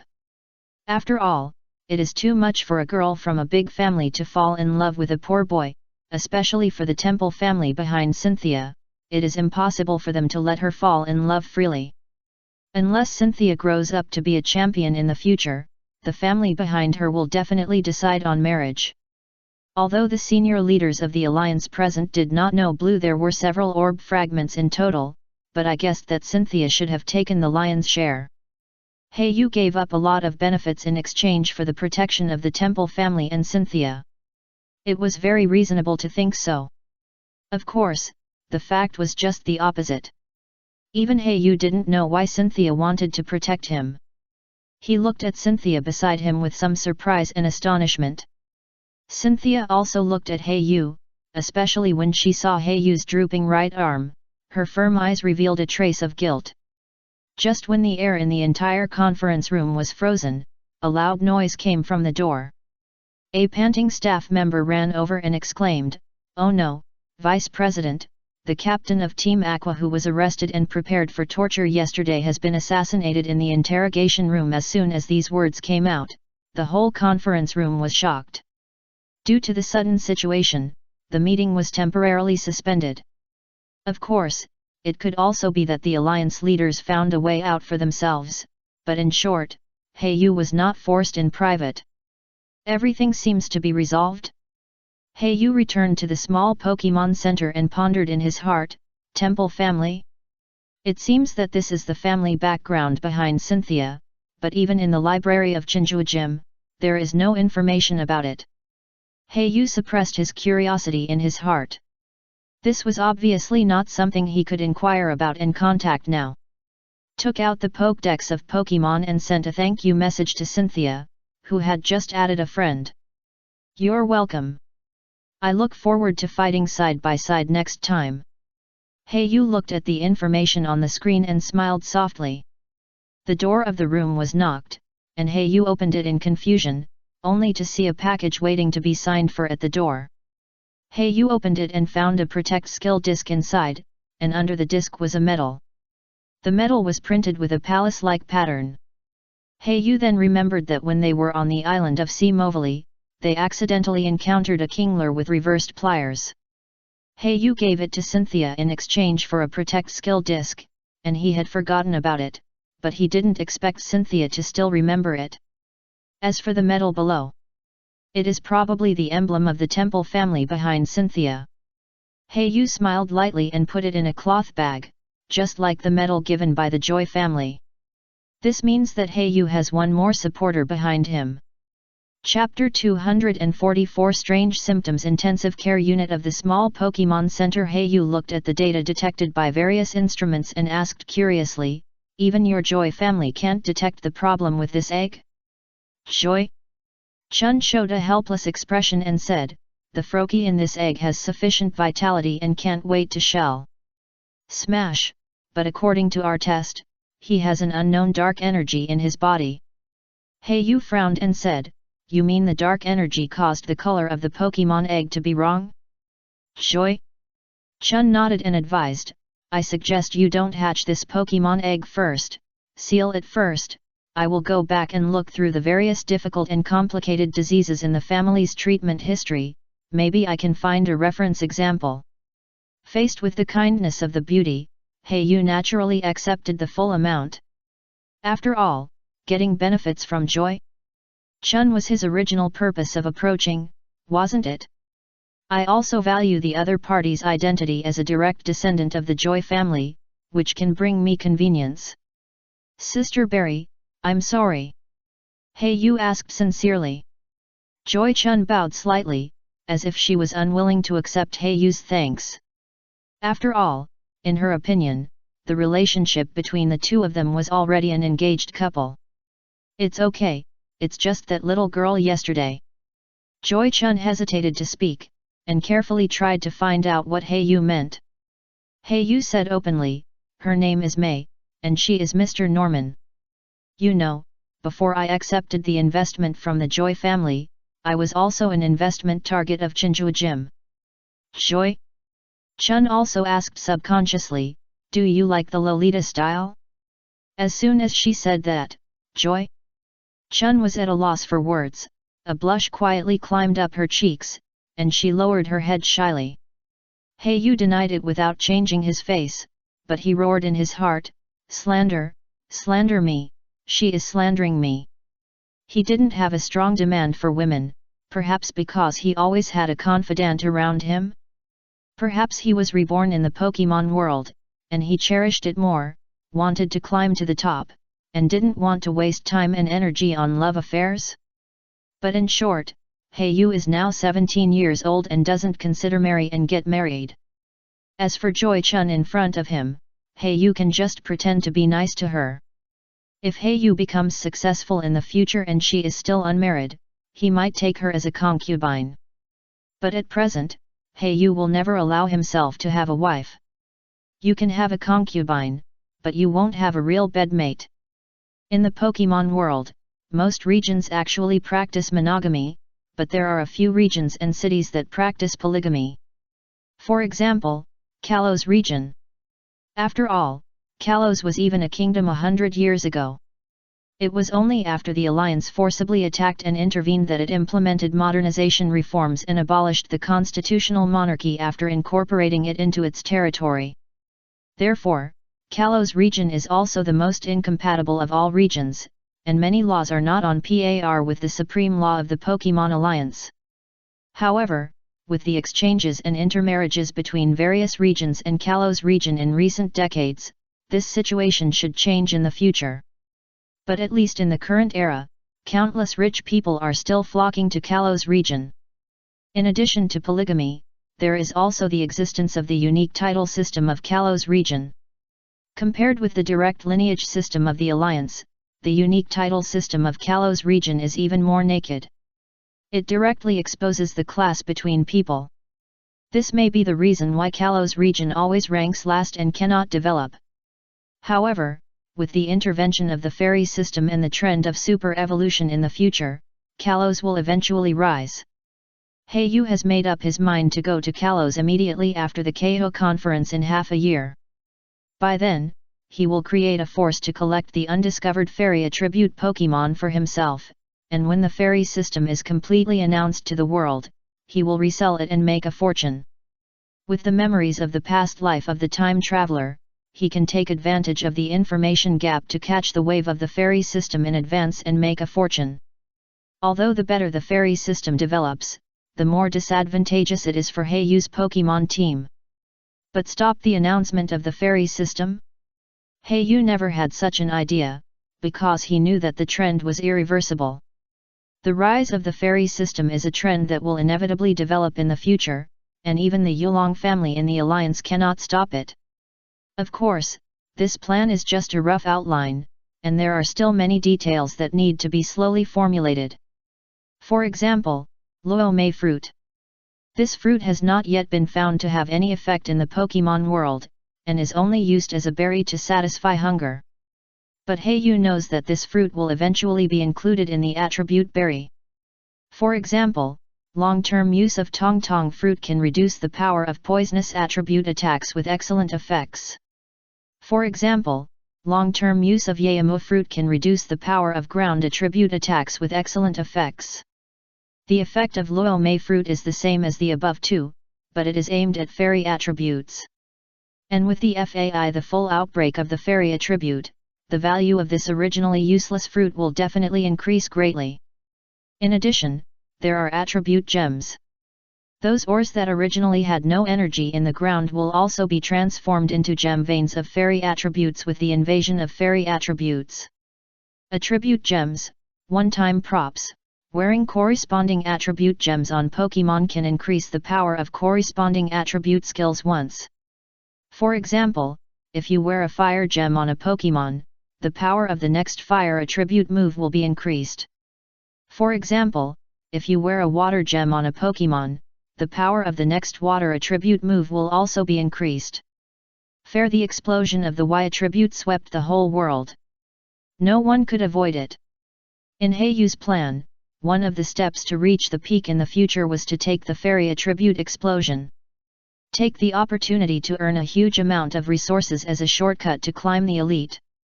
Otherwise, it would be very difficult for him to reach the elite level without a strong force behind him. Heiyu lay on the table in the room and wrote furiously, making a detailed plan for what he needed to do in the future. It has always been his principle to plan before taking action. After doing all this, he took out a book from the space backpack again. This was a book compiled by an intermediate cultivator. The content mainly involves various difficult and complicated problems of Pokémon, and Heiyu also hopes to find out the situation of Froka Pokémon eggs from it. After all, he always has a feeling that he must not give up this Froka Pokémon egg. This may also be the complex of watching animation in his previous life. Heiyu himself has no way of knowing. After all, human emotions are always the most difficult to guess. Chapter 245, Making Intermediate Poke Blocks. As expected, this blue orb, the fragments not only have the ability to quickly heal water attribute Pokémon, but can also be worn as props. Yu looked at the blue orb fragments absorbed into Crawdon's body and couldn't help but sigh. In the past 2 days, he has also figured out some functions of the blue orb fragments. The first is that it can heal the injuries of water attribute Pokémon. In addition, it can also be worn as a prop for Pokémon, and the power of the amplified water attribute moves is far greater than the mystic water currently worn. Yu conservatively estimated that it is more than 20%, which almost exceeds the upper limit of the attribute props that can be amplified. The most important thing is that this will not occupy the prop position of Pokémon, because the mystic water in Crawdon's body has not been excluded. And according to the data detected by the current instruments, there is a kind of inexplicable magical power contained in it. Could it be the divine power that belongs to Kyogre? Yu stared at the blue orb fragment in his palm and chose to integrate it into Sharpedo's body. Although it is currently impossible to fully explore the blue orb fragments, the secret of the orb fragments, but for him, it is undoubtedly a great opportunity. If Sharpedo and Crawdon's talents are at the quasi-elite level, then as long as these 2 orb fragments are there, Yu is confident that he can climb to elite. Of course, all this is still far away from him. After all, no matter how high the talent is, it takes a constant stream of time and resources to pile up and exchange. Yu cleared the clutter on the table, and then took out the long-lost Pokeblocks production machine from the space ring. Since he read the book compiled by an anonymous intermediate breeder last time, he has been greatly inspired. It's time to tackle the production of intermediate Pokeblocks. After all, his main focus as a breeder is Pokeblocks production and breeding plan making.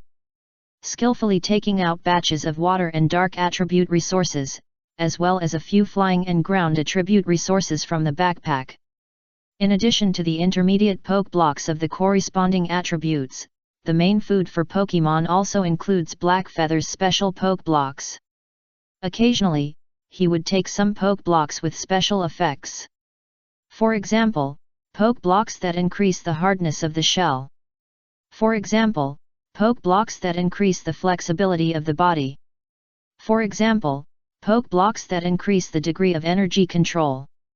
These Pokeblocks with special effects are all the formulas recorded in the notes given by Blackfeather's training enlightenment teacher, Mrs. Meta. So far, Blackfeather has not only been in Rustboro City Trainer School as a teacher for 7 days, and obtained a formula for intermediate evil attribute Pokeblocks as a reward. He has never acquired other formulas. This is thanks to the huge Pokeblocks formula left by Mrs. Meta. He doesn't have to worry about the formula. Let's make a few primary Pokeblocks to warm up. In fact, Yu can now make intermediate Pokeblocks, but the success rate is extremely low, and it may take hundreds of times to succeed. Therefore, the investment cost and the reward is totally disproportionate.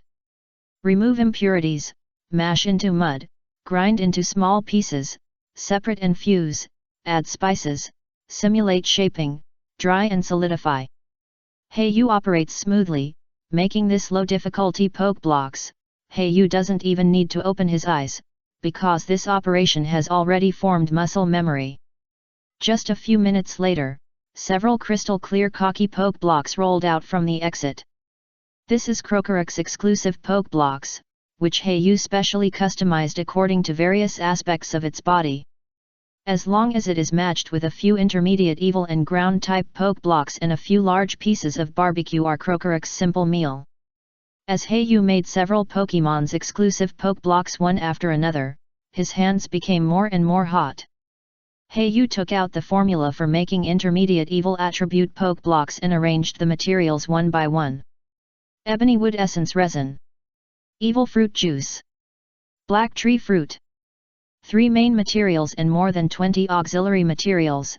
Yu prepared the materials to be processed in advance. Making Pokeblocks with full concentration it is easy to forget the time, and a day passed quietly. During this period, Yu forgot to eat and sleep, and even the lunch delivered by the room service was placed in front of the door without being touched. Hundreds and thousands of times of repetition, various waste materials and semi-finished products piled up in the corner. Finally, when night fell, with the sound of the poke blocks machine, a dark and gloomy poke block rolled out, shining with a dark luster, and the black inside was deeper than the primary poke blocks. Intermediate evil attribute poke blocks. This means that Hei-Yu has taken another big step on the road to becoming a breeder. Although he cannot pass the assessment of the intermediate breeder with his current knowledge reserve, it is also considered half a step into the door of the intermediate breeder. After all, making poke blocks is only one aspect of the breeder, and Hei-Yu is good at this aspect. For example, Joy Chun may have difficulty making the most basic primary attribute poke blocks, but he is far beyond Hei-Yu in terms of Pokemon care and medical treatment. Every breeder has his own strengths. Some may be good at egg group classification and genetics, some may be good at making breeding plans for Pokemon, and some may be good at dealing with various difficult and complicated diseases. And Hei-Yu is undoubtedly good at making poke blocks, which is also the most profitable among all breeder subdivisions. 1. After all, I chose to become a breeder because of its high social status and ability to make money. Hei-Yu stretched and put the intermediate evil attribute poke blocks into the specimen library in his space ring. It was a small commemoration. He turned to the training room of the small Pokemon and took back all the Pokemon that were being trained. But seeing Zorua sleeping in the corner with saliva dripping from the corner of his mouth, Hei-Yu's face still darkened. Hei-Yu grabbed Zorua's neck again and lifted him up. Zorua was so scared that he changed immediately and turned into Umbreon. Kuraba was shocked. He didn't expect Zorua to be so strong in transformation. In addition to being able to transform into Crawdaunt, he could also transform into the human form of his master. Now he has learned the transformation of Umbreon. Illusion feature, fake and real, it is worthy of being Zorua's exclusive feature. Fortunately, Kuraba's trainer authority still exists. Without his order, Zorua would not dare to transform into his appearance. Looking at Zorua, who used fake tears skill again, 2 tears squeezed out of his cunning eyes. Kuraba severely criticized, "More sweat in training, less blood in battle. If you slack, if you keep going off, when will you be able to evolve into a handsome Zorua? This week's chocolate bar is gone." Originally, Zorua looked like he was playing bad, but when he heard that his chocolate bar was going to be deducted, he immediately cried out in grievance. "Yo yo yo!" A pair of furry little hands kept waving in the air, as if protesting. Chapter 246 Slateport City. Big Brother May is here to play with you. Early in the morning, before the alarm went off, Hei-Yu was awakened by a knock on the door. When he opened the door, it was May, who had dressed herself up very cutely, who was desperately standing on tiptoe and knocking on the door. "Haha, May, you got up so early, but the vendors in Slateport City may not be open yet." Hei-Yu first suggested that they go for breakfast, and May happily clenched a finger that Hei-Yu extended, and jumped to the restaurant. The place they were going to today was Slateport City, which is also one of the landmark buildings of Slateport City. It is an open-air place selling all kinds of small things. Some of the things sold here are hard to buy in other places. Every once in a while, some people will find bargains here. It is worth mentioning that the venue of the gorgeous competition is next to the Kana open-air market. Walking on the bustling streets, Hei-Yu led May. The handsome boy and the cute little girl, in the eyes of outsiders, are completely a pair of close siblings. "Big brother, you eat." May raised the ice cream in her hand high, put it close to Hei-Yu's mouth, and looked at it expectantly. Hei-Yu took a sip, turned his head and focused on the vendors on both sides. The things sold here are indeed very strange, and there are many things he has never heard of. For example, there is a special enhancer for sale here. Attack enhancer, defense enhancer, speed enhancer, special defense enhancer, special attack enhancer, life enhancer. It is said that it was made by a breeder who specializes in pharmacy. If you want to buy all 6 bottles of enhancers, you also need it costs nearly 200,000 alliance coins. In addition, there are stalls that sell incense. For example, the leisurely incense that can increase the dodge rate of Pokemon. The full incense that can make Pokemon attack after the enemy Pokemon.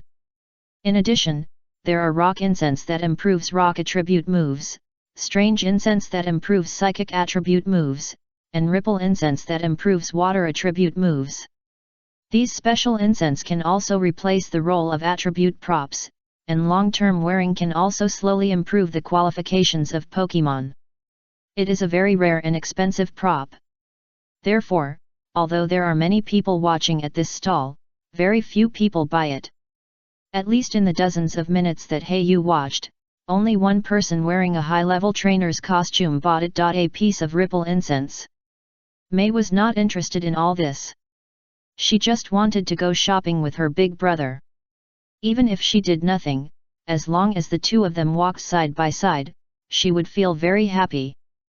Hand in hand, the two gradually walked to the northeast corner of Slateport City. There is actually a stall selling energy powder here. Hayu hurriedly trotted forward and packed up all the energy powder and energy root on the stall in front of him. You should know that these two rare medicinal herbs are very difficult to collect on the market. After all, those farmers who specialize in planting them have already signed contracts with those big companies, and the rare medicinal herbs have long been taken away. How can retail investors like Hayu get their turn? The energy powder and energy root that I bought at the Chinese medicine store in Lavaridge Town last time had already been used up by Hayu. Hayu took May by the hand and continued to stroll in Slateport City. In order to prevent May from getting bored, Hayu specially bought a few dolls. Big brother, I want that Torchic doll. Somehow, among dozens of dolls with different Pokemon appearances, May fell in love with Torchic at first sight. It seemed that she had a special liking for it. While strolling, they walked to a store selling skill learning machines. Seeing the endless stream of people inside, Hayu walked in with satisfaction. The store was very large, and the move learning machines according to different attributes were divided into 17 areas, because the fairy system had not yet been discovered. Hayu went straight to the general attribute at the first time, and sure enough, the Protect skill disc was sold out. Fortunately, hidden there is only one power left. Hayu hurriedly called the clerk to pack it up. The quicker the better.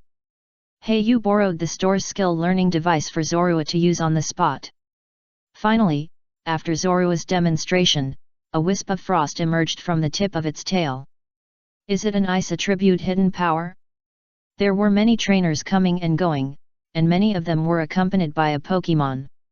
Most of them came because of the Slateport City venue. All of them bought skill discs to enhance the strength of Pokemon. Seeing Hayu's hidden power discs actually opened ice attributes, and they all showed envious eyes. Hayu thought about it and understood what these people meant.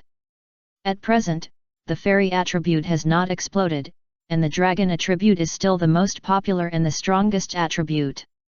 The only thing that can counter the dragon attribute, besides the dragon system itself, is the ice system. Therefore, the price of ice-related items is naturally rising. Then, Hayu selected several skill discs for Crawdaunt to expand the attack surface, such as Sludge Bomb, Facade, and X-Scissor. Selected a Foul Play skill disc for Umbreon to make up for Umbreon's lack of attack. Wandering around the attribute areas one by one, gradually came to the Psychic attribute. Hayu was so excited this time. After all, most of the Psychic attribute skills of the transformation type are very powerful. Magic Coat, Skill Swap, Miracle Eye, Gravity, Power Swap, Guard Swap, Mind Swap, etc. Hey, it's Wonder Room! Hayu couldn't help but exclaimed. Wonder Room! This skill is very strange. It is a space-type skill that can create a bizarre space coverage range and exchange the special defense and physical defense of Pokemon in the space. And it just so happens that Umbreon's double defense is ridiculously high. 110 physical defense and 130 special defense racial values are a perfect match with the Wonder Room skill. Transferring the double defense you have improved to teammates through the Wonder Room skill, combined with Helping Hand, Prayer, and other skills, you can form a perfect auxiliary system. For example, in battle, you can exchange your own double defense to Crawdaunt or Honkrow. At that time, you can attack and defend, and the Lobster General with various amplifications and assistance. Coupled with the treatment of blue orb fragments. Heiyu has only 2 words in his mind: invincible. It's a pity that the space-type skill discs are often the most valuable. Almost second only to the field type. The price of 300W Alliance coins is almost daunting. But for Heiyu, who now has tens of millions of dollars, it is easy to win. In this case, his team currently has 2 core sets. The first set is naturally based on Honkrow's Snatch tactics, which bursts out the strongest power by refining various amplifications of his teammates. And the second set is based on Umbreon's Helping Hand, Attract, Yawn, Protect, and then combined with the synchronization characteristics and Wonder Room. You can let a Pokémon enjoy various boosting assistance, whether it is Sharpedo, Crawdaunt or Honkrow. They can instantly become powerful Pokémon that can attack and defend with the assistance of Umbreon. Chapter 247 Emergency Information. Mr. Norman brought May to visit today and was ready to leave Slateport City. At the beginning, Norman received an urgent transfer order and even suspended a gym competition. At present, in Slateport City has been playing for 2 days, which is considered a holiday for myself. It's time to go back and continue to maintain the operation of the gym. However, May hasn't had enough fun yet. Especially when she thinks about the fact that she has finally met her big brother and will be separated so soon, she feels even more reluctant. Big brother, May is leaving, remember to miss me. May's tearful eyes were filled with tears, and she looked aggrieved. She pouted unhappily, as if she thought of something, and added, Big brother, you must stay away from that bad Joy. As soon as this was said, passers-by around looked over here in surprise. Want to see who dares to slander Miss Joy like this? Heiyu quickly responded perfunctorily, thinking in his heart, are the children in the Pokémon world too mature? May, goodbye. Mr. Norman, goodbye. Heiyu looked at the 2 people who walked into the station and waved goodbye. Big brother, remember to think of me, bye. Heiyu turned to leave the station and suddenly felt something.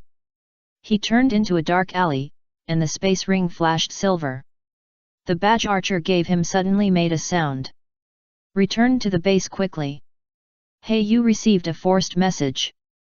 It turned out that Archer unilaterally asked him to return to the base by force.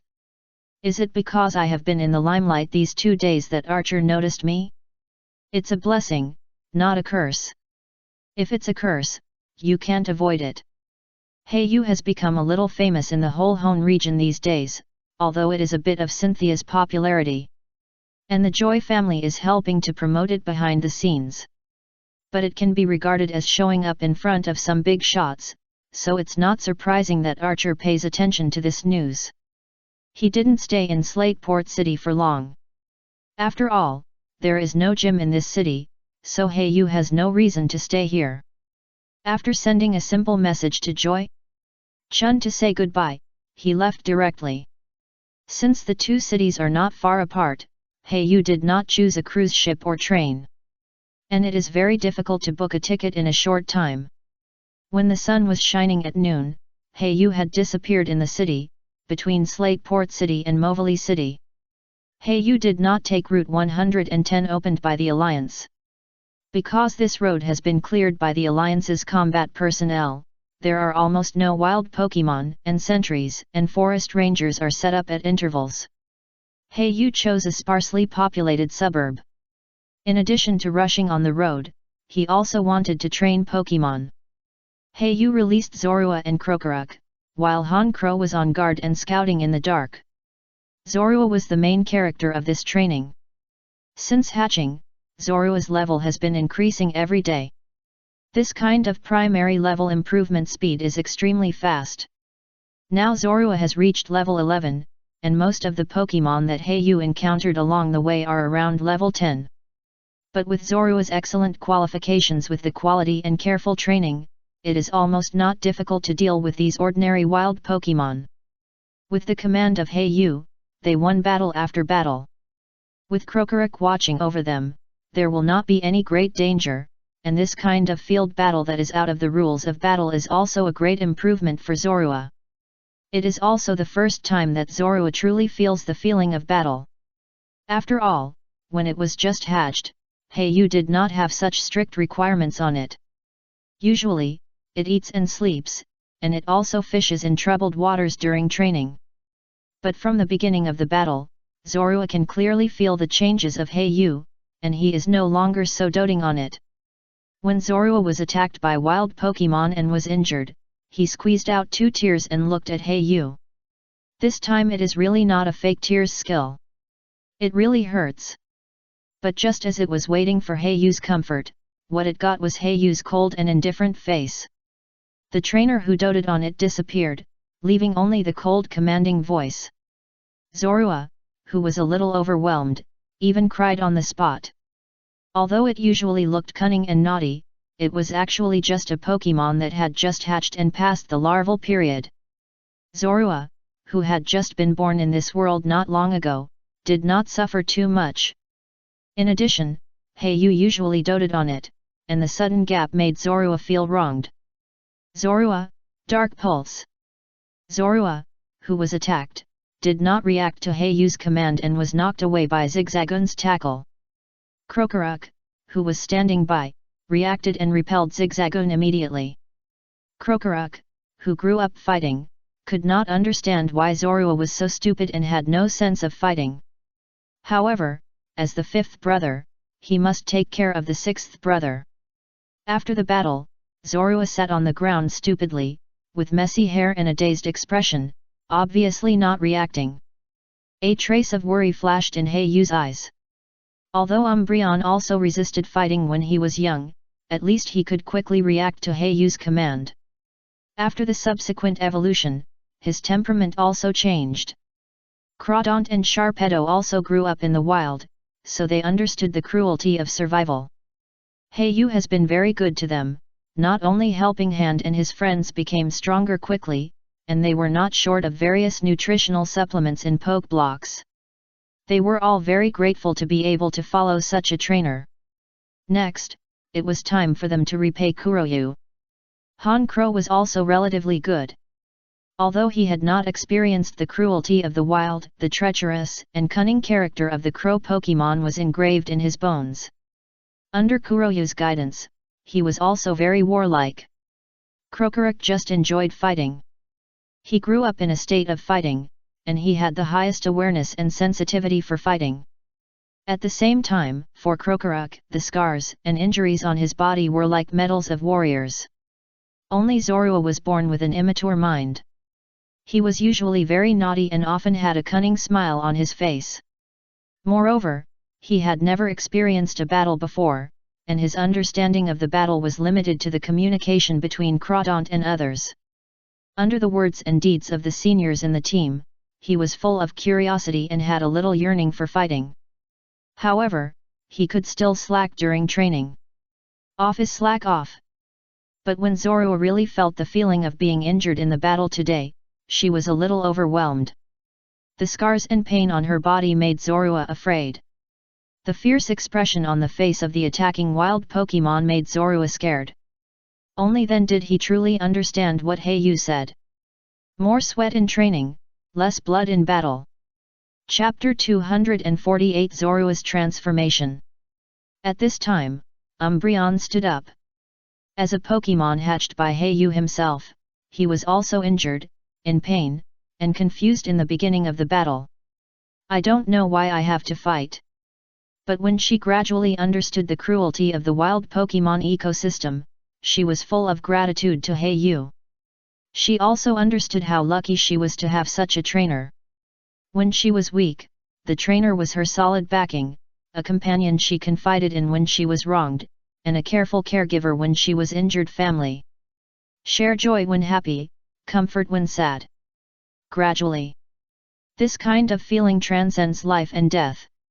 If Kuraba is in danger one day, Umbreon will not hesitate to sacrifice his own safety. When I was weak, you took care of me. When I became strong, I would protect you. Umbreon told Zorua about her change of mentality step by step. As the only female Pokémon in the team. Although she is usually aloof and arrogant, she is also a bridge for communication between every Pokémon in the team.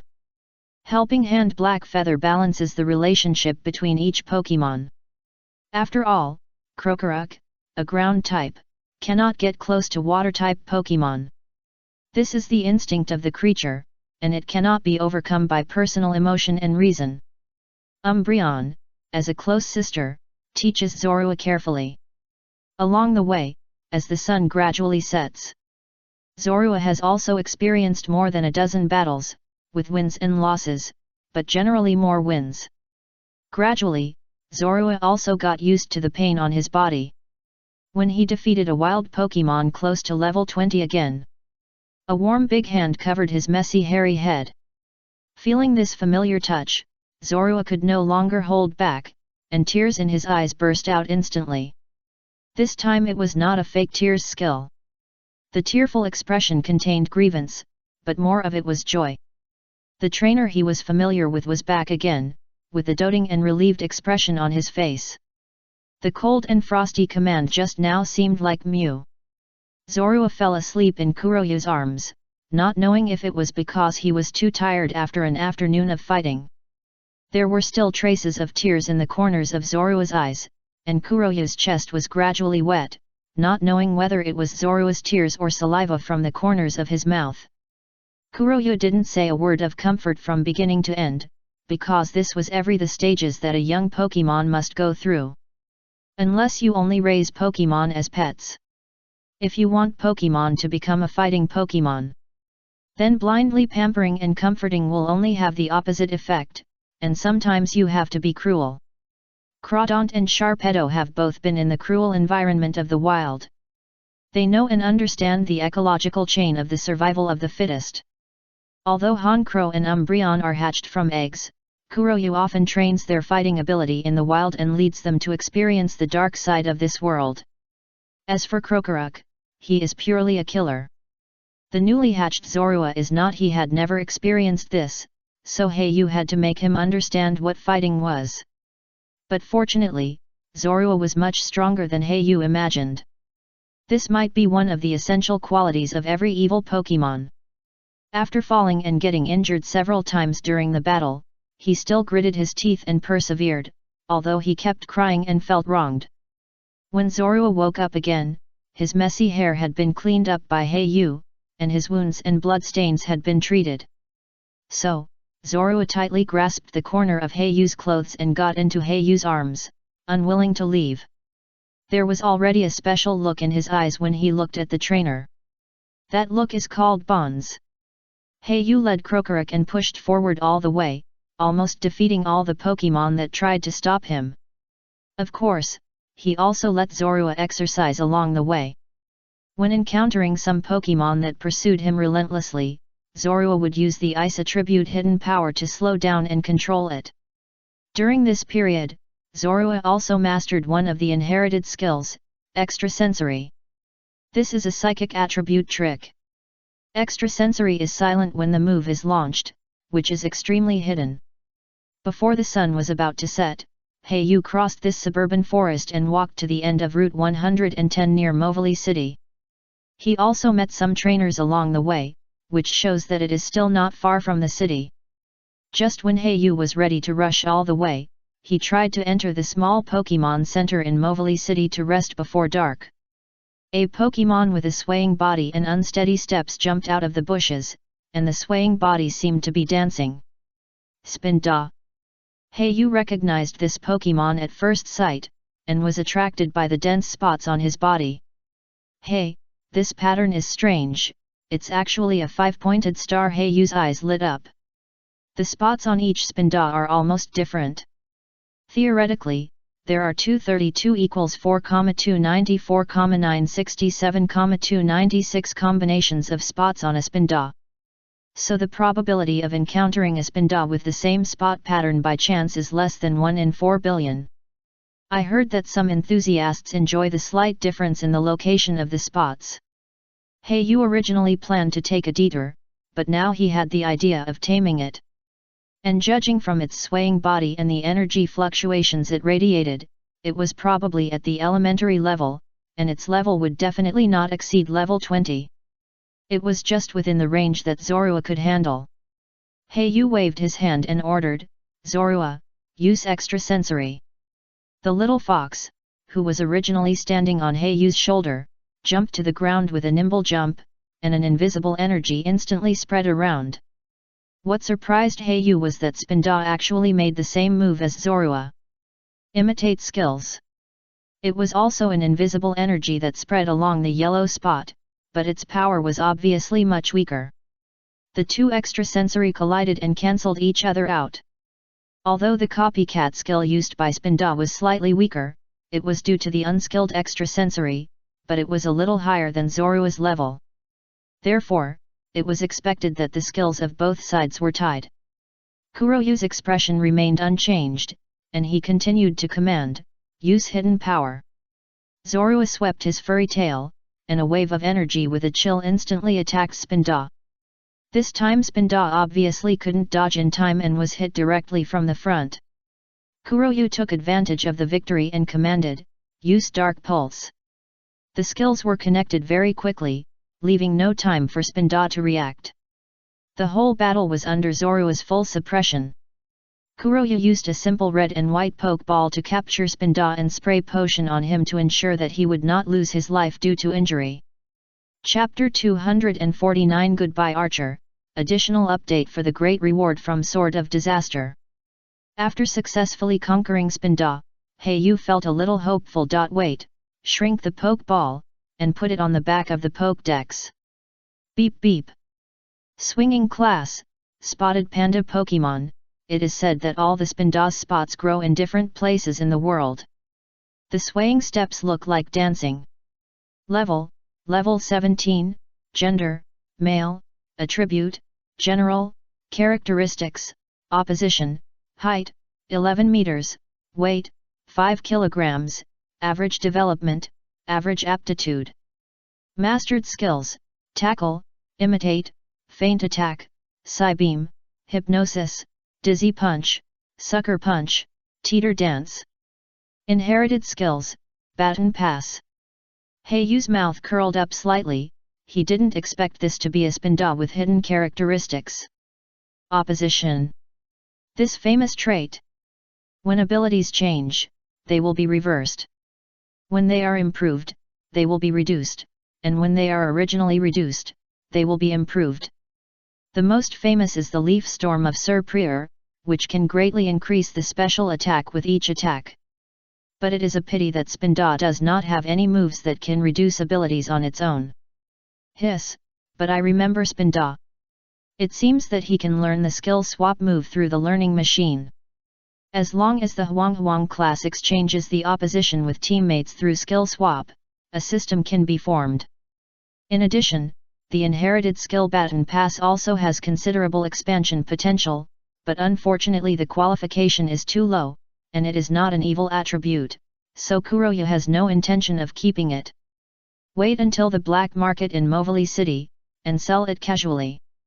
Kuroyu stroked Zorua's head, encouraged him a little, looked at the increasingly dim sky, and quickened his pace.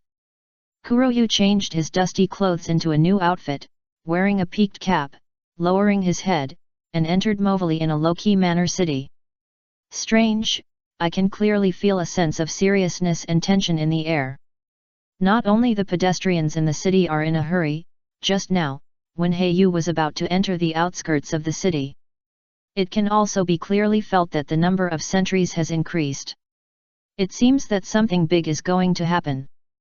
Walking into the small Pokemon Center in Movili City. The familiar hall made Yu dazed. The small Pokemon Center that seemed lively before was now very deserted. Hurry up and go to Team Rocket HQ report to Archer, Yu thought silently. Yu hurriedly finished dinner in the restaurant, and after filling his stomach, he gathered his body and headed for the black market. Yu, who was already familiar with the route, quickly entered the black market and could clearly feel a murderous atmosphere in the air. There was no one shouting in the originally noisy stall area. Many people sold things on the market, and they all wanted to exchange them for props or materials that could temporarily and quickly improve their strength.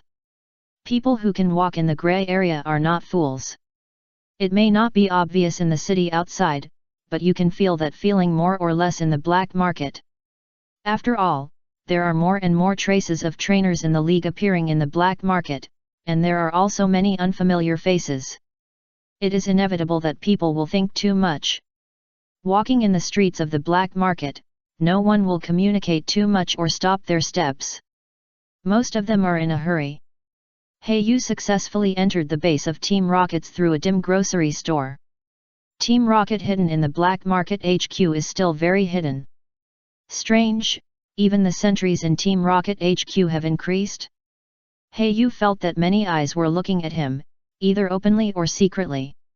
Until he took out the medal that belonged to the captain, those prying eyes gradually disappeared. Hayu walked calmly towards the office building where Archer was. More and more Team Rocket's members appeared along the way, but Hayu ignored them. He was able to blend into this environment calmly. When he saw Archer again, he was still wearing the white suit and looked like an elegant nobleman. "Your subordinate Haitian, meet Archer."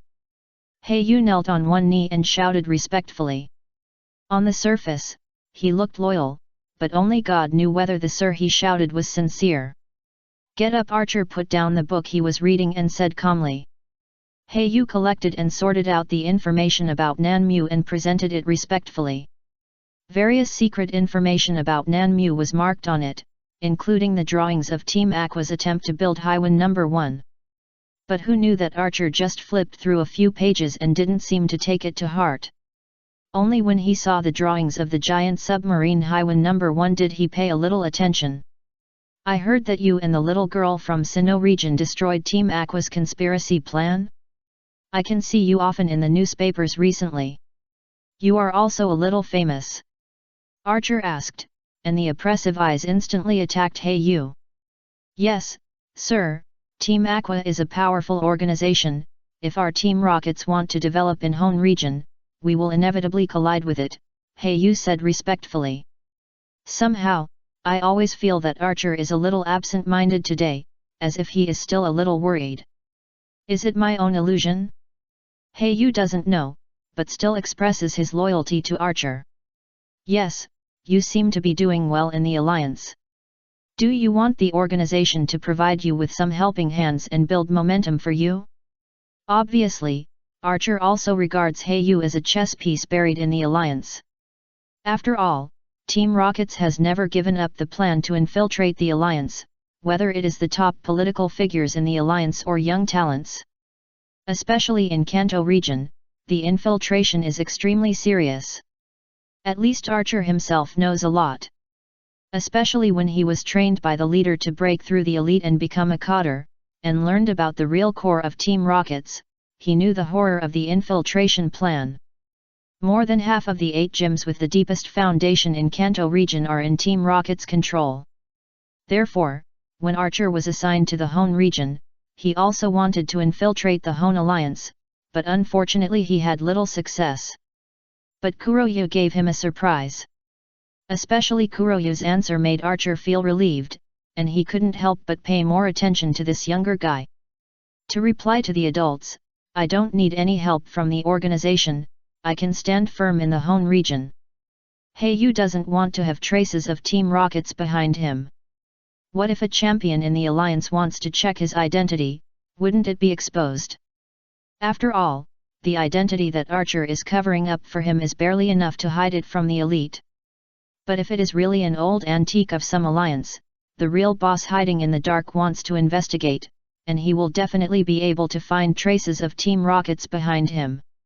Chapter 250 Knock, Extra Chapter for the Great God Certification of Sword of Disaster who gave a big reward. Archer put down the book in his hand, nodded, and didn't waste any more words on this topic. "If you need any helping hand, just ask Wu Xin directly. As long as the request is not too excessive, the organization will approve it. Archer fed Hayu a sweet date, and just when Hayu felt a little relieved, Archer suddenly warned, "But I need you to understand one thing, sometimes you can't have both fish and bear's paw, I hope you understand what you are doing."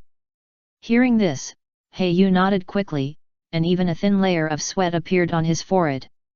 Obviously, Archer's knocking showed that he already knew the little thoughts in Hayu's mind. Although he claimed that he was working hard for the organization's development against the Hone Alliance, he still hoped to gain benefits from it. And not just the benefits of Team Rockets. But Team the Rockets Alliance has the benefits of both sides. This move of eating from both sides obviously makes Archer a little dissatisfied. After all, Archer is a cadre and an elite. He can basically guess the thoughts of those under him.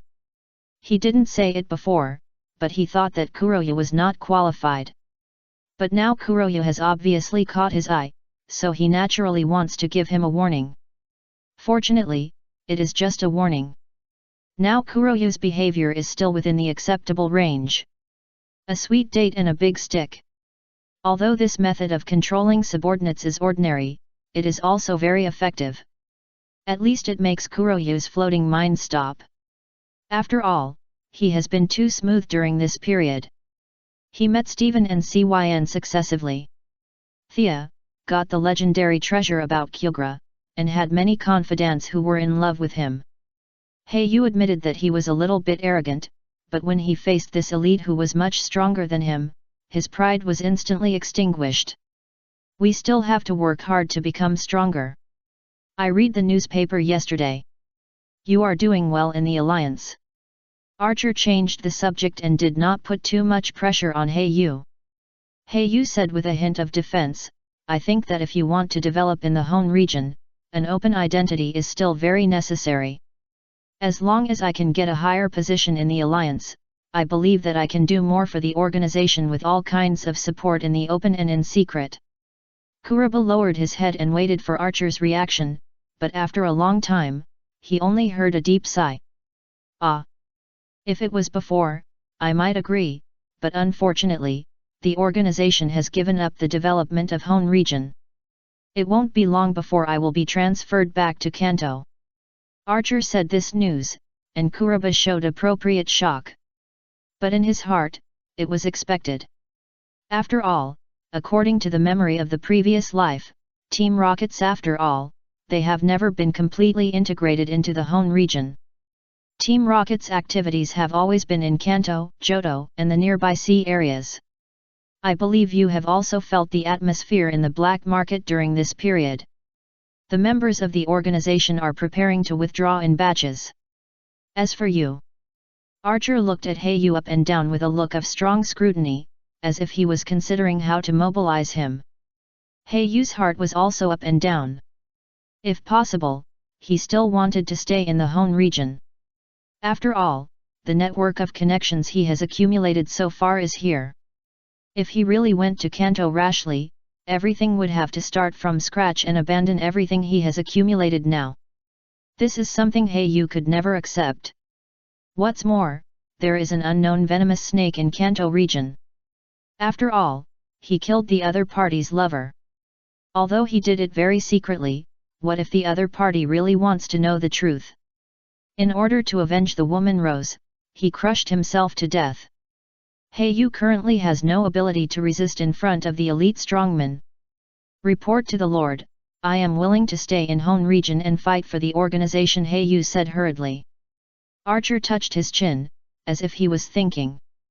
Originally, he wanted to bring Hayu back to Kanto region for core training, but it seems that this little guy is unwilling to leave. Considering that he must have his own direct line in Hone region to act as an eyeliner and pass on information. Okay, you will work under Wu Xin in the future, although the organization will not develop the Hone region, it will still retain some small bases. For specific information, go directly to Wuxin. Although the black feather in front of Archer made his eyes light up, it was far from amazing, so he didn't feel any pity. At the same time, he also had a little expectation in his heart. Wuxin, who he focused on training, can gain a foothold in the complex Hone region.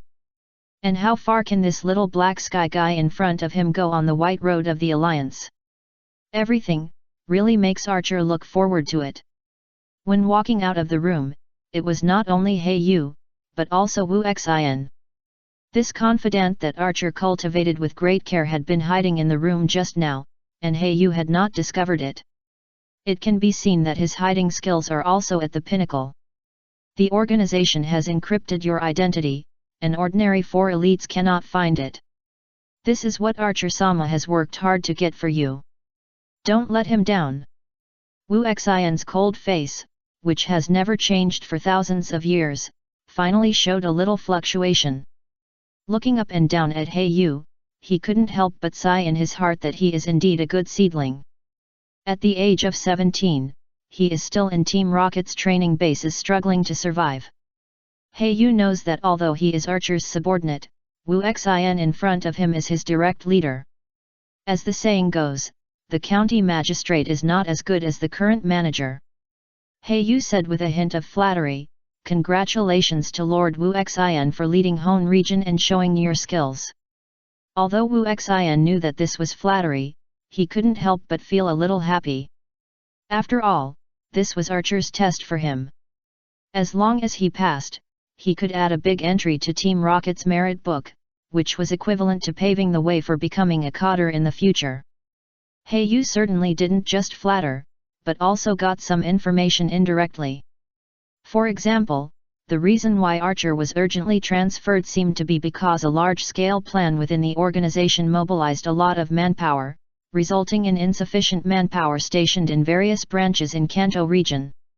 Archer was urgently transferred to the Rage Lake base near Kaji City, and the transfer order has been issued.